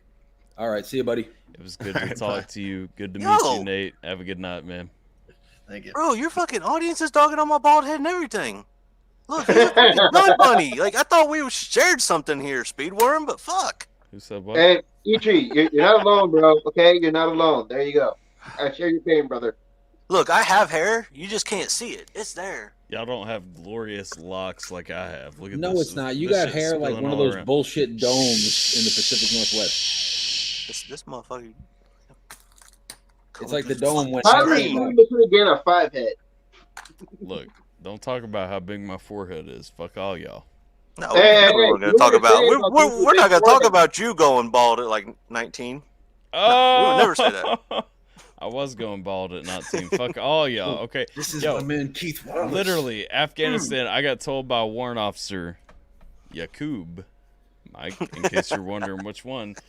He looked at my hair one day and he goes, "Why are you growing your bangs out like that?" And I was like, "I like my hair like this." And he goes, "That shit's worse than a fucking comb over." And I was like, "You're a fucking asshole." How does this make you guys feel knowing that I'm almost 40? For the record, I actually said that to him, and if you knew Yakub, you would know that you could actually say that to him. Oh man, that dude was a trip. All right. Yo, here's Keith Wallace. Yo, here is Keith Wallace with bars over bullshit. What you want me to do? You want me to play it straight through without pausing? Because like there's knowledge bombs in here. I don't know why you're offering this time because you're gonna pause anyway. I'm gonna try not to if that's the preference, but there is so much. Tyler, I was so happy that you fucking like this man because this guy's special to me. Well, you and I had a conversation. I mean, let's not ignore the fact. I'm gonna say this real quick. Let's not ignore the fact. The first time we had dinner together, like we left that understanding that we are more educated than probably 80% of the population, and we belong together. You know what I mean? No homo. But like real talk. If you are educated enough to understand this, I don't know how you cannot like it. All right, let it play. All right, here it goes. Balls of a bullshit, you feel me? Hey. For to drop some knowledge on you right quick, man, you feel me? Work. The Persian military invaded Africa. Tried to steal everything that was in Africa. Pause. 1450 BCE. They tried to kill us on GP. Now I'm a slave in the foreigner's land. And my life's in the foreigner's hand. I'm just trying to rediscover my identity, but Satan wanna live in me and take away my energy. Certain things they don't teach you in the schoolhouse. Gotta teach your kids yourself when school's out. Get your son, look him in the eye. Let them know that real niggas ain't living to make a bullet fly. Tell your daughter real women keep their legs closed. My little dog got murdered over some headphones. Beats by Drake to the streets. I say Hold up. I know we talked about playing it through, but I just caught for the first time. No. But real talk, I didn't catch this before, and that one just stands out to me so much. Right after he's talking about real men, like not living to let bullets fly. He's talking about real women not keeping their tell your daughter their legs closed. Tell your daughter real women keep their legs closed. Yeah. Bro. Like my man, and I knew he was hitting so many different things when we checked this out last night, but like he hitting extra. You know what I mean? Like he going to that extra place right there, making sure like that real honest, wholesome message is going around. Like people learning shit, because people need to be hearing this shit. Mm-hmm. Living to make a bullet fly. Tell your daughter real women keep their legs closed. My little dog got murdered over some headphones. Yeah. Beats by Drake to the streets. I say yeah, it's hard, but I keep my faith in them wise, and Solomon with curves like his father. King David was greater than King Arthur. But history, it don't tell it. King David was black and the British man was jealous. I'm just speaking what I know, nigga. Ain't no motherfucking future for a dope dealer. It's more prisons than schools. Gotta be a role model cause they listen to you. Talking about the kids in the hood, never ghetto. They don't wanna be like LeBron, Durant, and Carmelo. They wanna be like Lil Wayne and Yo Gotta, Rich Homie, and Young Thugger. Riding up who got it not knowing. They only do it for the TV. Half of them on the real niggas on the CD. In real life, surrounded by security. All that money, they still full of insecurities. Tight shirts, skinny jeans, and blonde hair. To the niggas who really real is unfair. They'll give all their money to a stripper. See a homeless man and roll up the window. God looking down and he frowning. Probably wanna flood the earth again, cause niggas is clowning. Wildin' women selling they soul for a dime. And I'm like Tupac, my music is timeless. And I'm a wise individual. Where I'm from, the cops commit more crimes than the criminals. Streets say FK, we all feeling you. You keep it gutter at the same time, keep it spiritual. Bars over bullshit, no bullshit. I'm feeding the people while standing behind the pulpit. Need the people to understand this real life. Damn Illuminati, I'm rapping what I feel like. God forgive me for all my sins. Deliver me from my enemies and all my friends. I really do this. Same niggas you break bread with across your ass like Judas. And I ain't looking for a record deal, cause I'm gonna make a meal without it. This chestnut checkers player. Keep your contract, I ain't gonna sign it. I'm at the bottom, not to the top. I'm climbing. Bars over bullshit, man. Mind elevation. Each one reach one. When you reach one, you teach one. Need to stop deceiving the people and start feeding the people. Believe in God and stop believing in evil. Get your bars up. Yeah. I think my favorite part in all that is at the end when you reach one, you teach one. When you teach one, like just going through all that. Need to start feeding the people, stop deceiving the people. Like my man's on facts through and through, and he's on bars through and through. Like, bro, tell me the problem. You know, how y'all feel about that? Woo! That's a whole lot to take in. Yeah. Hey, yeah, that's a lot to take in. What do you think, Mike? I think the line that stuck out the most for me was that most cops are criminals, or cops are more criminal. Where I'm from, the cops commit more crimes than the criminals. There you go. Yeah. The line that stood out to me was how he's talking about how these youngsters are trying to be gangster or whatever. And meanwhile, this dude came up from the gutter. Oh yeah. Hey, like he's real. And that's facts. Like, look at Lil Wayne. Yeah, he got fucking shot. But after that, what kind of life did he live? Have you ever heard Lil Wayne's story about when he got shot in the chest? The cop that saved him and everything. The white guy. Yeah. Yeah. Crazy story. Yeah, I mean, a cop saved a kid. Yes, it was a white cop. Yes, it was a black kid. But they saved him. But afterwards, what kind of life did he live? He didn't live that thug life. Nope. Nope. I mean, don't get me wrong. I like Lil Wayne. Bro. But I'm just saying, like, the image isn't the image. The image he's portraying is not the image he lived. Those aren't his facts. One of the things I love. So I had the Marine rapper on for an interview a few weeks ago, and he was talking about his mom a lot. He and I have talked about his mom a lot before. If you guys don't know the Marine rapper, didn't catch that interview, go get that interview. Check out his music. He's the dude that did stuff. The Patriot with Topher, right? Yeah. I like that kid. And so he and I were talking. One thing he was talking about when he was young, like his mom would always like push him to enunciate properly and all this stuff. And like, you know, he was talking about like he wasn't gonna be like, he had friends, you know, making fun of him because he didn't talk like a black guy and stuff like that, and like, you know, all this stuff. And he was saying like, but he came out like his mom always pushed him to be real and full, you know what I'm saying, instead of just giving in to whatever the culture was. And so much love and respect for that dude, because you can see just how much he pushes himself beyond, you know, just being part of what you're supposed to be, you know what I mean? Yeah. Well, I gotta jump. I'm happy that Jason, that you enjoyed, my buddy Keith too. Eitri, you didn't really deliver. I got nothing against him. It just that video, that line that he stood out to me because the previous video we watched about, oh, would you worry about it because I was white? And so those lyrics stuck out because of the previous video we watched. Yeah. Like I got nothing with it. It's just, hey, we're watching two different things here that are basically saying the same thing, but we're looking at it from two different perspectives.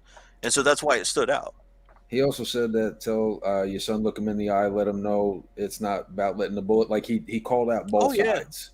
Oh yeah, no. It has nothing to do with the cops. It's just the fact that last video of the white dudes was the same shit. Cops, it was the same thing, except the message was different. Yeah, his message was like, where we come from is hard. Let's make a difference. Get out of here. The other message was, oh, you don't like it because I'm white. That's what I'm talking about. That's why that police, that line stuck out, because of that last video we watched. I got nothing against what he was saying. Like, hey, Ray and Mike, I have a question for you guys. Ray, I know you got to jump, but are you guys, because I know Jason is, are you guys familiar with Hobson at all? Yeah. Yeah. So. I thought I heard that Illmind 5. Yeah. So the Illmind 5, like when I listened to that a second time, Illmind 5 popped into my head. Do you know Illmind 5? Yeah.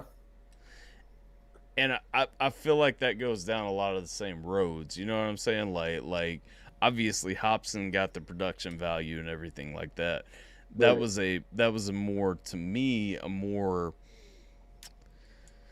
you know, raw version of what Hobson's getting across in Illmind 5. Yeah. Well, I will hopefully sometime again in the near future see you boys. Please tune in to White Guy Wednesdays, where we try to support the community and protect little kids' anuses. For that, I'm out. Take care, Batman. Ray, appreciate you. Catch you, Ray. What up, Bethany? How you doing? We getting ready to close up the stream, but you still more than welcome to jump in.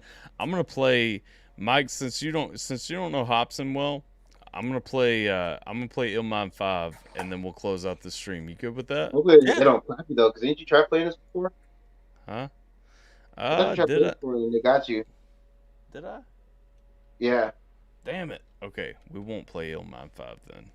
All right, leave it up there. I'll pull it up on my side. Yeah. That way I can watch it before. Give it a listen, because when you're going in depth on that same topic, I'll put the link actually in the private chat, because that might be easier for you.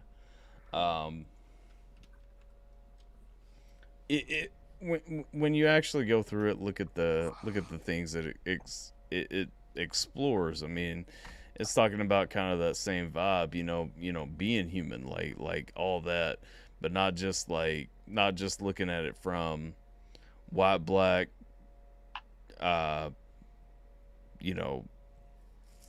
whatever, but it's going to male, female, like all that. You know what I mean? Like,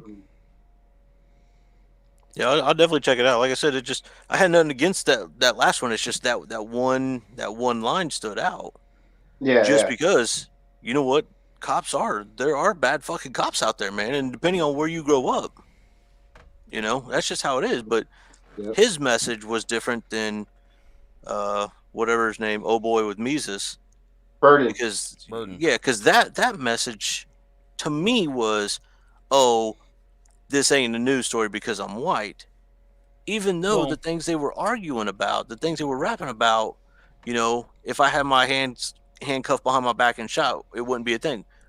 Well, it was when the white dude who walked out of his house and got shot, that became a news thing. Now, hey, it's on the white folks. You didn't want to protest and raise a fucking thing. That's on you. But if someone was handcuffed and killed like that for a white dude, that would have still been brought up just like it was the black dude. Problem is, what, do we want the black people to protest for the white murder? Because you don't see the white people protest for the black murder. Like, so that's my disparage. Like, the unifying message for me is equality across the board. Yes. Whether you're white, black, whatever the case, I'm gonna treat you the same. You know what I'm saying? Like, and you know me. You've known me long enough. Like, I don't. That shit's not a factor. You know what I mean? Like, and that's what kind of brings me in all these songs back to the center, is saying like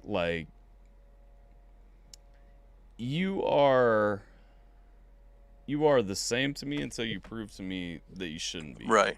But that song didn't have that. Like, I'm not saying what the dude said that they were racist or anything. I'm not saying that, but I'm saying it didn't have that. It was all about, oh, it's all because I'm white, you don't want to do this. And I understand what they're trying to get at. Yeah. But I feel like it missed. So the message was missed from my perspective. What I would say in the context of that one, what I would say, what I pull from that one is saying, okay, if I die, if something goes wrong, like, is this going to be the same in return? Like, is this going to be the same for me if this same thing were to happen? And I think, we can look around and see it's typically not. It's like, Black Lives Matter is a movement. If White Lives Matter was a movement, like, how many people would flip the fuck out? You know what I'm saying? Countless. Yeah. But let me ask you this. If that happened to a white dude, which it did, I want to say in Texas, I believe it happened to. Dude got kneed on and died or whatever. A white dude. Was there any white people out there protesting or anything about the cops? So that's my thing is, when the black community united for a cause, but when it happens to a white person, we did nothing as white people, but yet then we want to come back on the heels of it and be like, oh well, that's all I'm saying. Like, I mean, I see what you're saying. Like, the white community should, take from the playbook of the black community by, rioting, or not necessarily rioting, but at least stand up, speak up. A cause. You know what I mean? Band together like the black folks did. You know what I'm saying? Right. Yeah, I mean, exactly. Why when that happened? Because this happened in 16, I think, is when the white dude, like, he died a long time ago. But there was nothing where white people were standing up, hey, look at the cops, look what they're doing. It didn't happen. Then when it happened to the black community banded together, and now the white people were like, hey, white lives matter too. Well, motherfucker, you had your chance. Like, where were you when this happened? You didn't care enough. Yeah. So that's my only thing. Like, I'm not saying Black Lives Matter or anything. All this. I'm just saying, right. You had your opportunity and you sat on your ass, did nothing. Yeah, I think the problem, like where it comes down though, is the inequality in that. You know what I mean? Like, it comes from. It's not from a place of saying like, you know, white people could but don't. Like, white people really can't though, because like if you come off really as a white person, like in America today, you know, if you were to riot like that over the death of a white person, like you're automatically a racist. Yep. It's that double standard. If you were to get behind like the whole idea of Black Lives Matter is racist. Like it really is. And whether you view that as a negative thing, it's not racist. Okay, so first of all, we mislabel that. It's ethnocentric is what it is. We're all the human race, so fucking throwing out racism, I hate that term exactly. But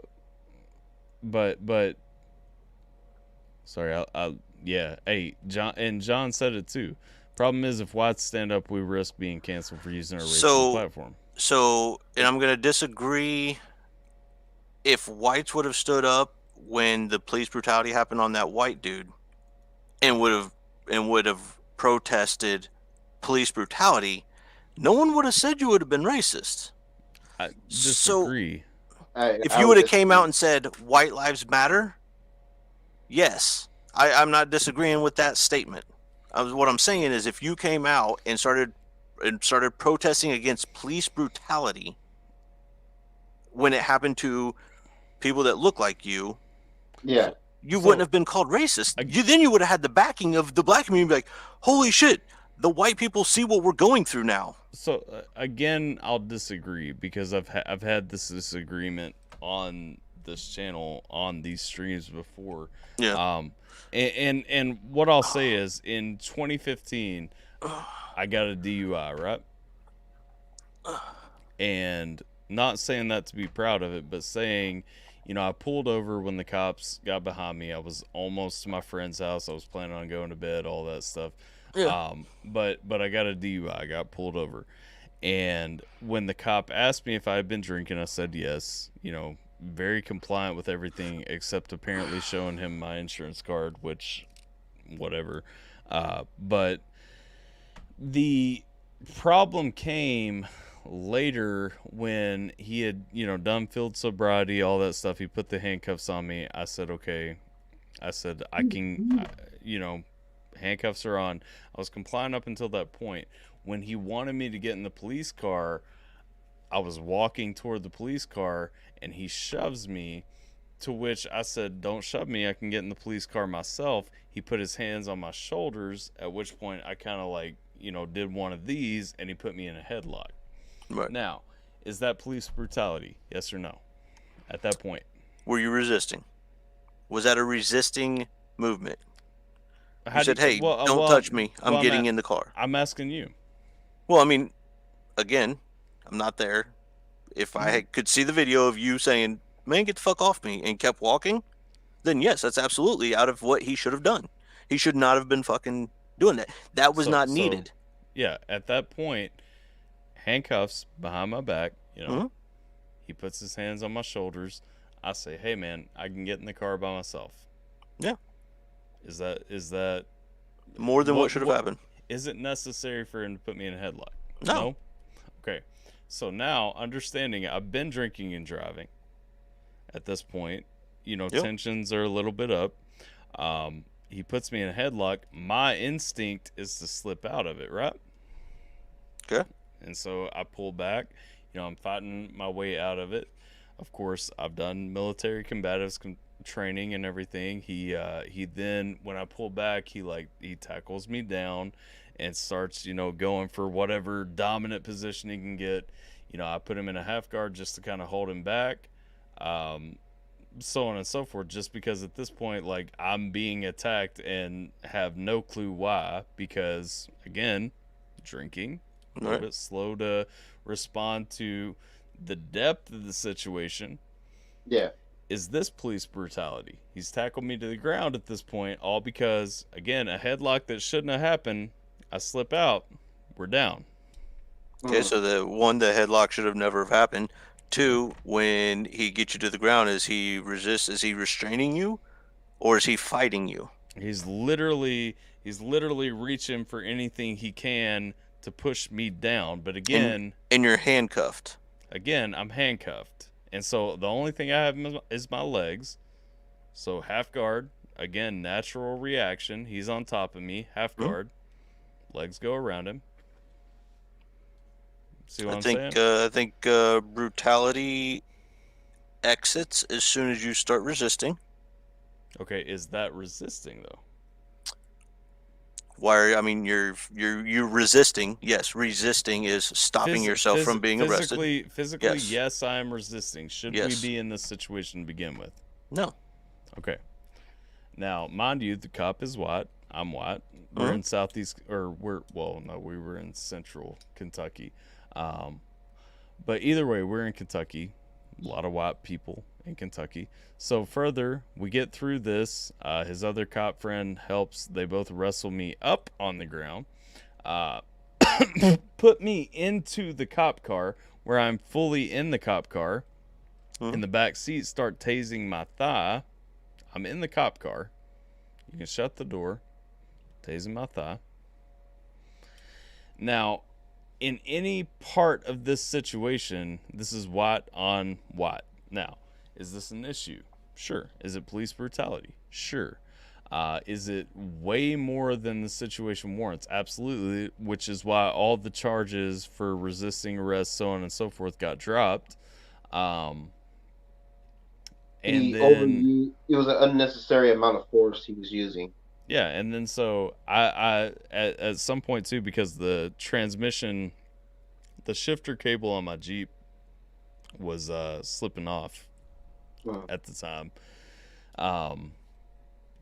They were trying to put my Jeep in park because it was in drive still with the emergency brake on through all this, because I was telling them, hey, I can get under, slip this back on, and put it in park real quick if you'll let me. They said they couldn't let me because, you know, they were in charge of the situation. Right, yeah. Flight risk. And so they're trying to put my Jeep in park because they thought I was lying, I guess, and they couldn't. So I tap, because at this point, when I'm in the car, my hands and feet are handcuffed. So I tap my head against the window to let them know through the window that, hey, it's not going to shift into park. Like you're going to have to jump under, hook this back up, and then shift it, all that stuff.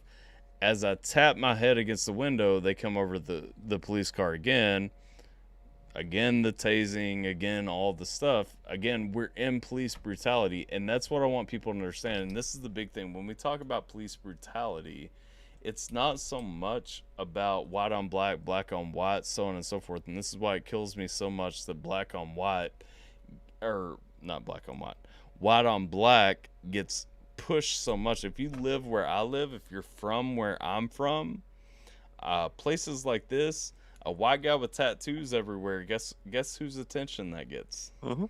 It gets the police's attention.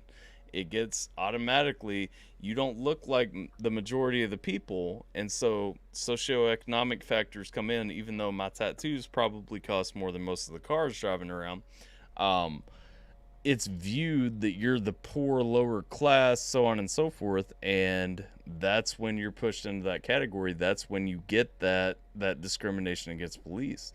Yep. Now, is that based on black people in some areas? Sure. Is that based on Hispanic people in some areas? Sure.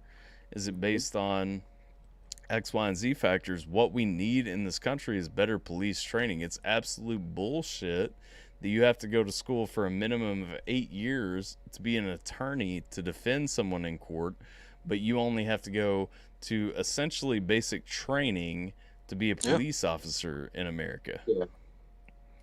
Yeah, no, and I'm with you. And let's say the cops decide to hold you down with their knee on your neck and end up killing you. Sure. How many people would be protesting police brutality for you, besides your family and friends? I would say very few. Right. So that's the difference here, is that the community wouldn't stand up and be like, oh, you know what? This is police brutality. That's the point I was making there. Yeah. That's it. And I agree with you. and I grew up in a trailer park, bro. In a perfect world, should that scenario happen, I mean, yeah, we would like to believe, the black community would say, oh, yeah, now they can relate to what we're going through because we've been through that. But you're always going to have that majority that's going to be like, well, that's what they get. You know what I mean? They laughed at us when we were going through that. You know what I mean? So now it's our turn. We can laugh at them now for going through that.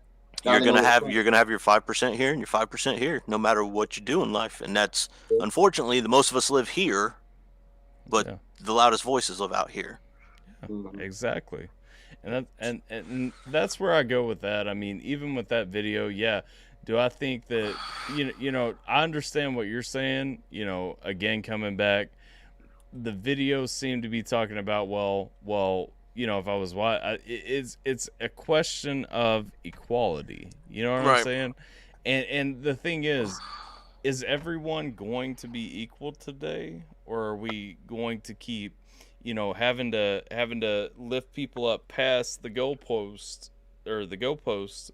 to find equality at some point, or are we just gonna decide to be equal today? Yeah.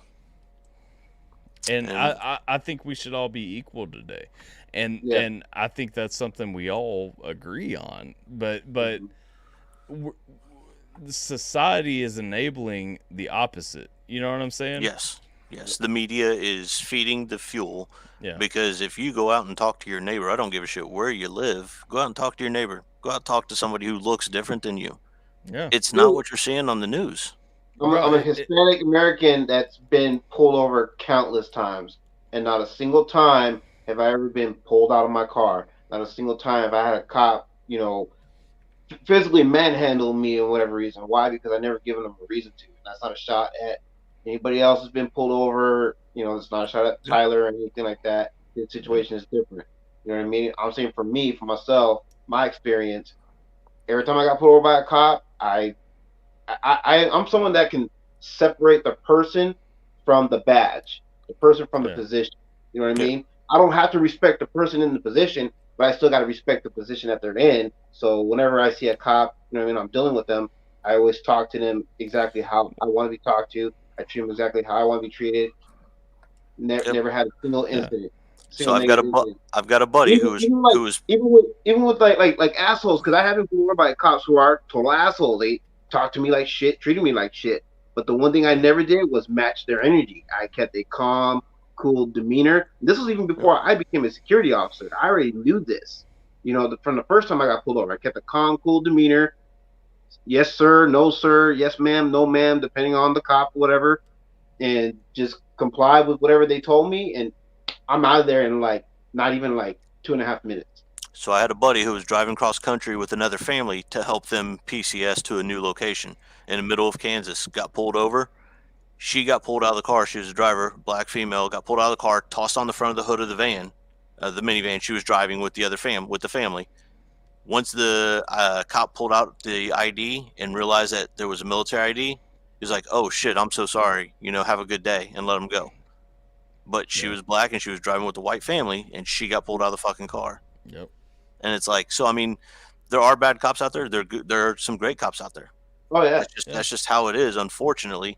And we're not holding the police accountable. And like you said, Tyler, 6 weeks of, can you jump over this wall? Can you run this fast? Here's a badge. That's maybe that's something that we need to look at. Defunding the police is a dumbass idea. However, we need to look at other ways to make the police better. I firmly support demilitarizing the police, though. That's the other thing. People hear defunding, they only hear that part.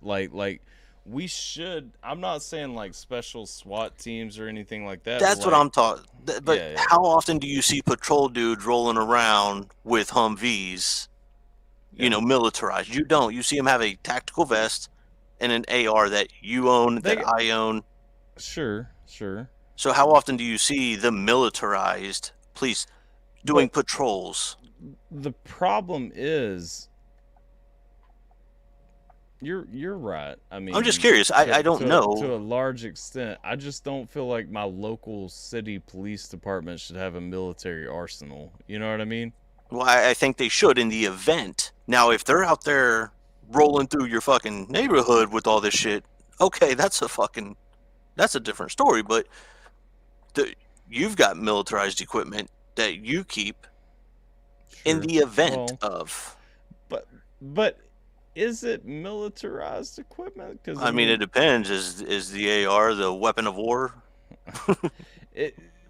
Yes and no, because that's you know as well as I do, the civilian models that we own are not the same as the models that we were issued back in the day. You know? Right. Oh yeah.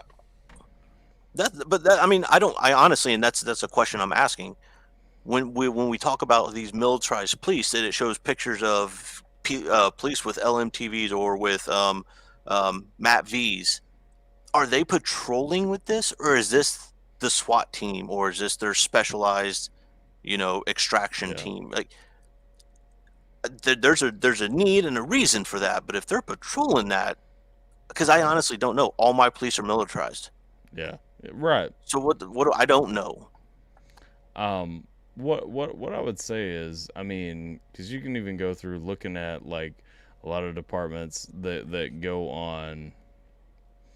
Like they're carrying a rifle as a backup in the back. So I was watching this. We were talking about 1A auditors earlier. Yeah. I was watching one who went up to a cop and he said, "Hey, I'm gonna ask you the questions like a cop would ask me." And so he goes up and he says, "Can I see inside your vehicle, all this stuff?" And he got a good cop who was willing to show him everything. He goes through the back of his vehicle. I mean, the dude's got like, and this is a guy with a county sheriff's office. He's wearing a bulletproof vest. He's got a second one. He's got like a compartment in the back of his vehicle where he stores a rifle. Like, he's got a shotgun back there. Like all this stuff.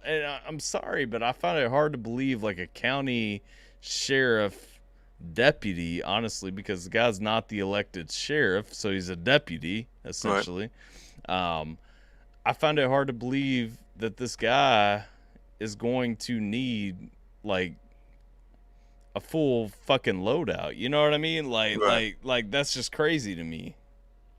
Yeah, and I mean, I know some cops are authorized to carry their ARs. They have to go and qualify on the weapon just like we would. Got to qualify with whatever weapon we carry. And they normally have them like in the trunk of their vehicle. So, if it gets into that situation, like in LA, they got them there. But I mean, if you've got these, part-time police rolling around with full fucking arsenals, okay. Yeah, that's, I understand that. Like that's now we're talking what we're talking about. But someone also just said, defund the police. Some departments need to be defunded based on records.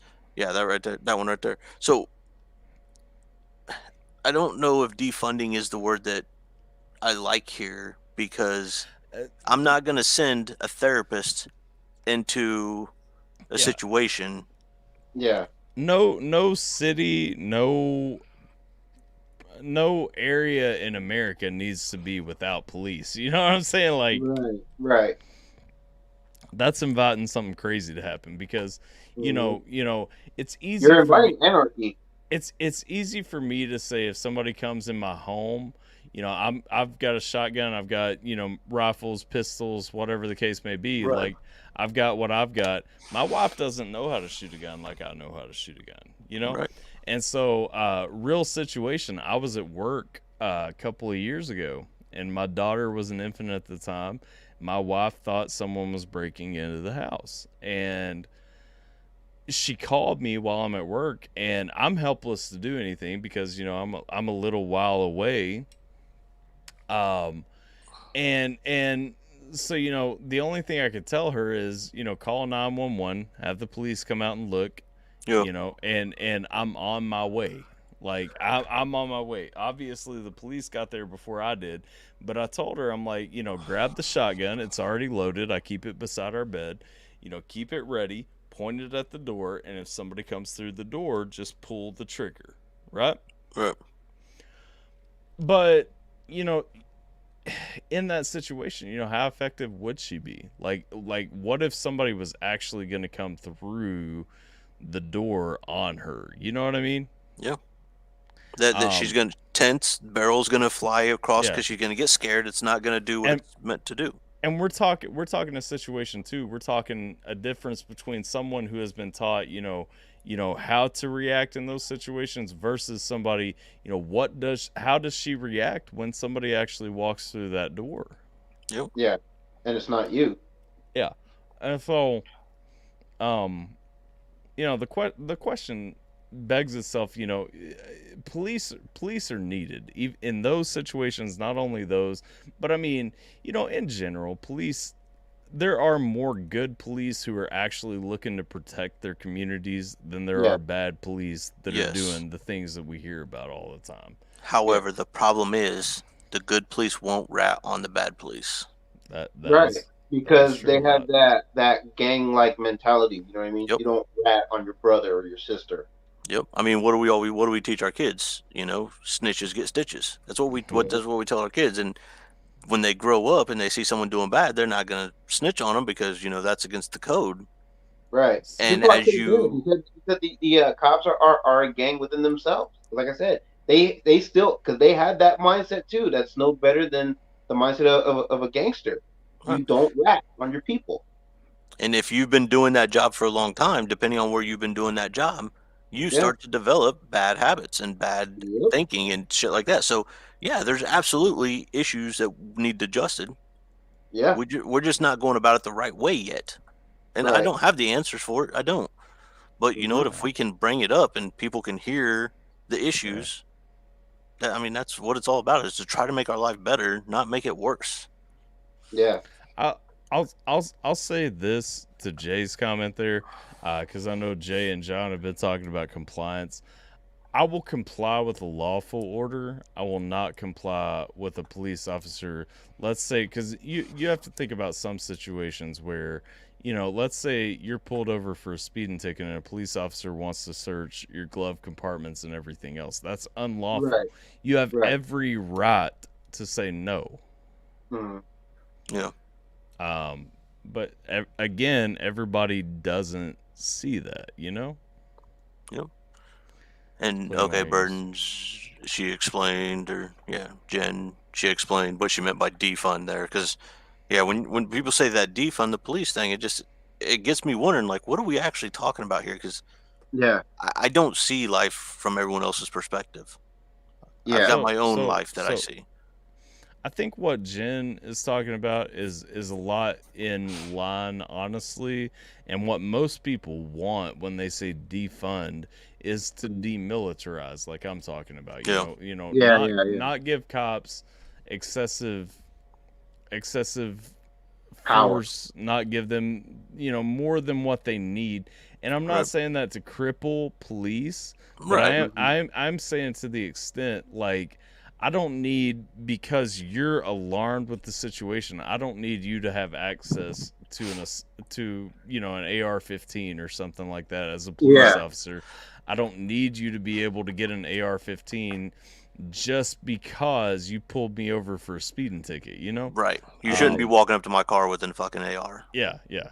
But you agree that some departments need it because believe it or not, even though this, I agree that this guy was in his right to lose his shit, but he still should not have built a murder bulldozer and terrorized the city in Colorado. But I think should they have had this stuff to stop him? I think what they really need is someone who has the time and the patience to put in an extensive amount of time for training, because that's where I feel like they're hurting the most, is the training. Yeah, but the problem is, even with that training, your instant reaction, and I'm not saying that all the cops, were in fearful of their life to shoot. But I'm saying that split second, like, it's going to take a lot more than that 6 weeks to get that into mind, what your muscle memory needs to do instead of reacting on fear. Like, so I don't know what the answer is. I mean, I really, agree there with is John, no though. Militarized police, fully militarized police create totalitarian rule, and when they need it, they should have access to it, but not for everyday use. I think that's fair. I mean, they should have an armory with access to it. Although, a lot of then situations you run the risk of opening up police states, though. That's the thing. We have police departments that are armed like National Guard armories. You know what I mean? Right. Why?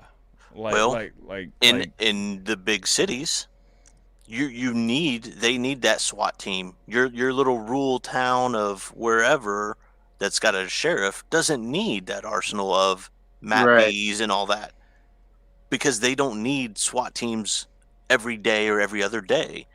Now, these big cities that do have to deal with SWAT stuff all the time, shouldn't they have the equipment to protect them since they are specialized?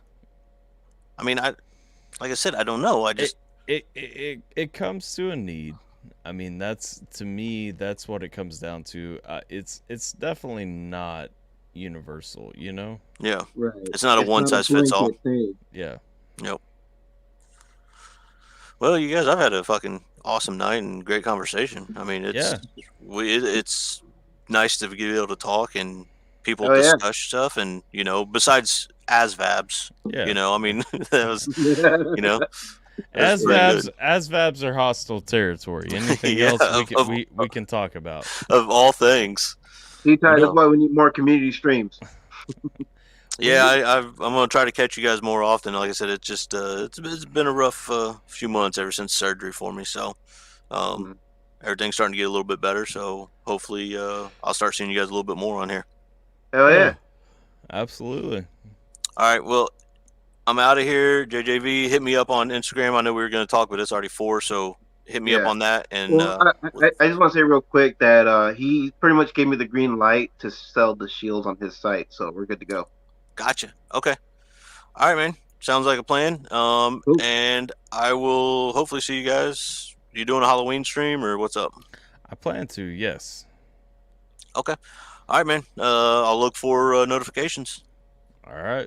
All right, you guys take care. All right, you too, Mike. Good seeing you again. All right. Later. Good seeing you, man. But yeah, we gonna do a Halloween party stream, community thing, something like that. We need to talk about the all things spooky, creepy, and scary. That's true. We do. But I'm gonna kill the stream because it's 5:30 a.m. and I'm tired as fuck. Yeah, fuck your 3-hour difference. Yeah. But appreciate everybody that jumped in, contributed, all that stuff. Like, I mean, a lot of valid points. Oh yeah, 100%. And I always love that we can come together as a community, discuss these things, and not just be assholes to each other. You know? Right. We don't have to be at each other's throats just because we disagree. It's like, it's cool to not agree on everything. I mean, look at me and you, for example. Prime example. Look, I'm a Hispanic male. You just happen to be a white male, but hey, me and you, and we don't agree on everything. But despite all that, doesn't change the fact that you and I are, best friends here on this platform. Exactly. I mean, shit, like everything. If I only talk to people who look and think like I do, I would be damn disappointed with my life. Like, I can't imagine wanting to live in an echo chamber where you only. I mean, it only hurts your growth when you surround yourself with like-minded people. Yeah, it does. Bethany's looking for some help cleaning her room because you got that shit on lock. But anyway, I'm gonna cut the stream right here, guys, because I'm tired. Mm. And I'm gonna fall asleep if we keep going. But I appreciate it, y'all. Appreciate all the discussion. Everybody that jumped in, chimed in, added in the chat, jumped in the stream, whatever the case may be. Love y'all. Like, share, subscribe, all that stuff. Make sure you check out Jason's channel. Make sure you check out Eatree's channel. Please do. Yep. Hit up Jason's channel. Hit up Eatree's channel. The fucking pedo poachers that were in here earlier, go check out that whole community because fuck pedos. Fuck yeah. I don't know. A lot of dope things. Check out everybody. Hell yeah. I'm going to bed. Appreciate y'all. Have a dope ass night. I'm going to throw this thing on. Can we get a huzzah? Yeah. Let me find this clip. I'm going to play at the end. All right. The huzzah is coming, but I always used to close these with my opening, so I'm going to do that again. So here it is. We closing. Huzzah! There we go.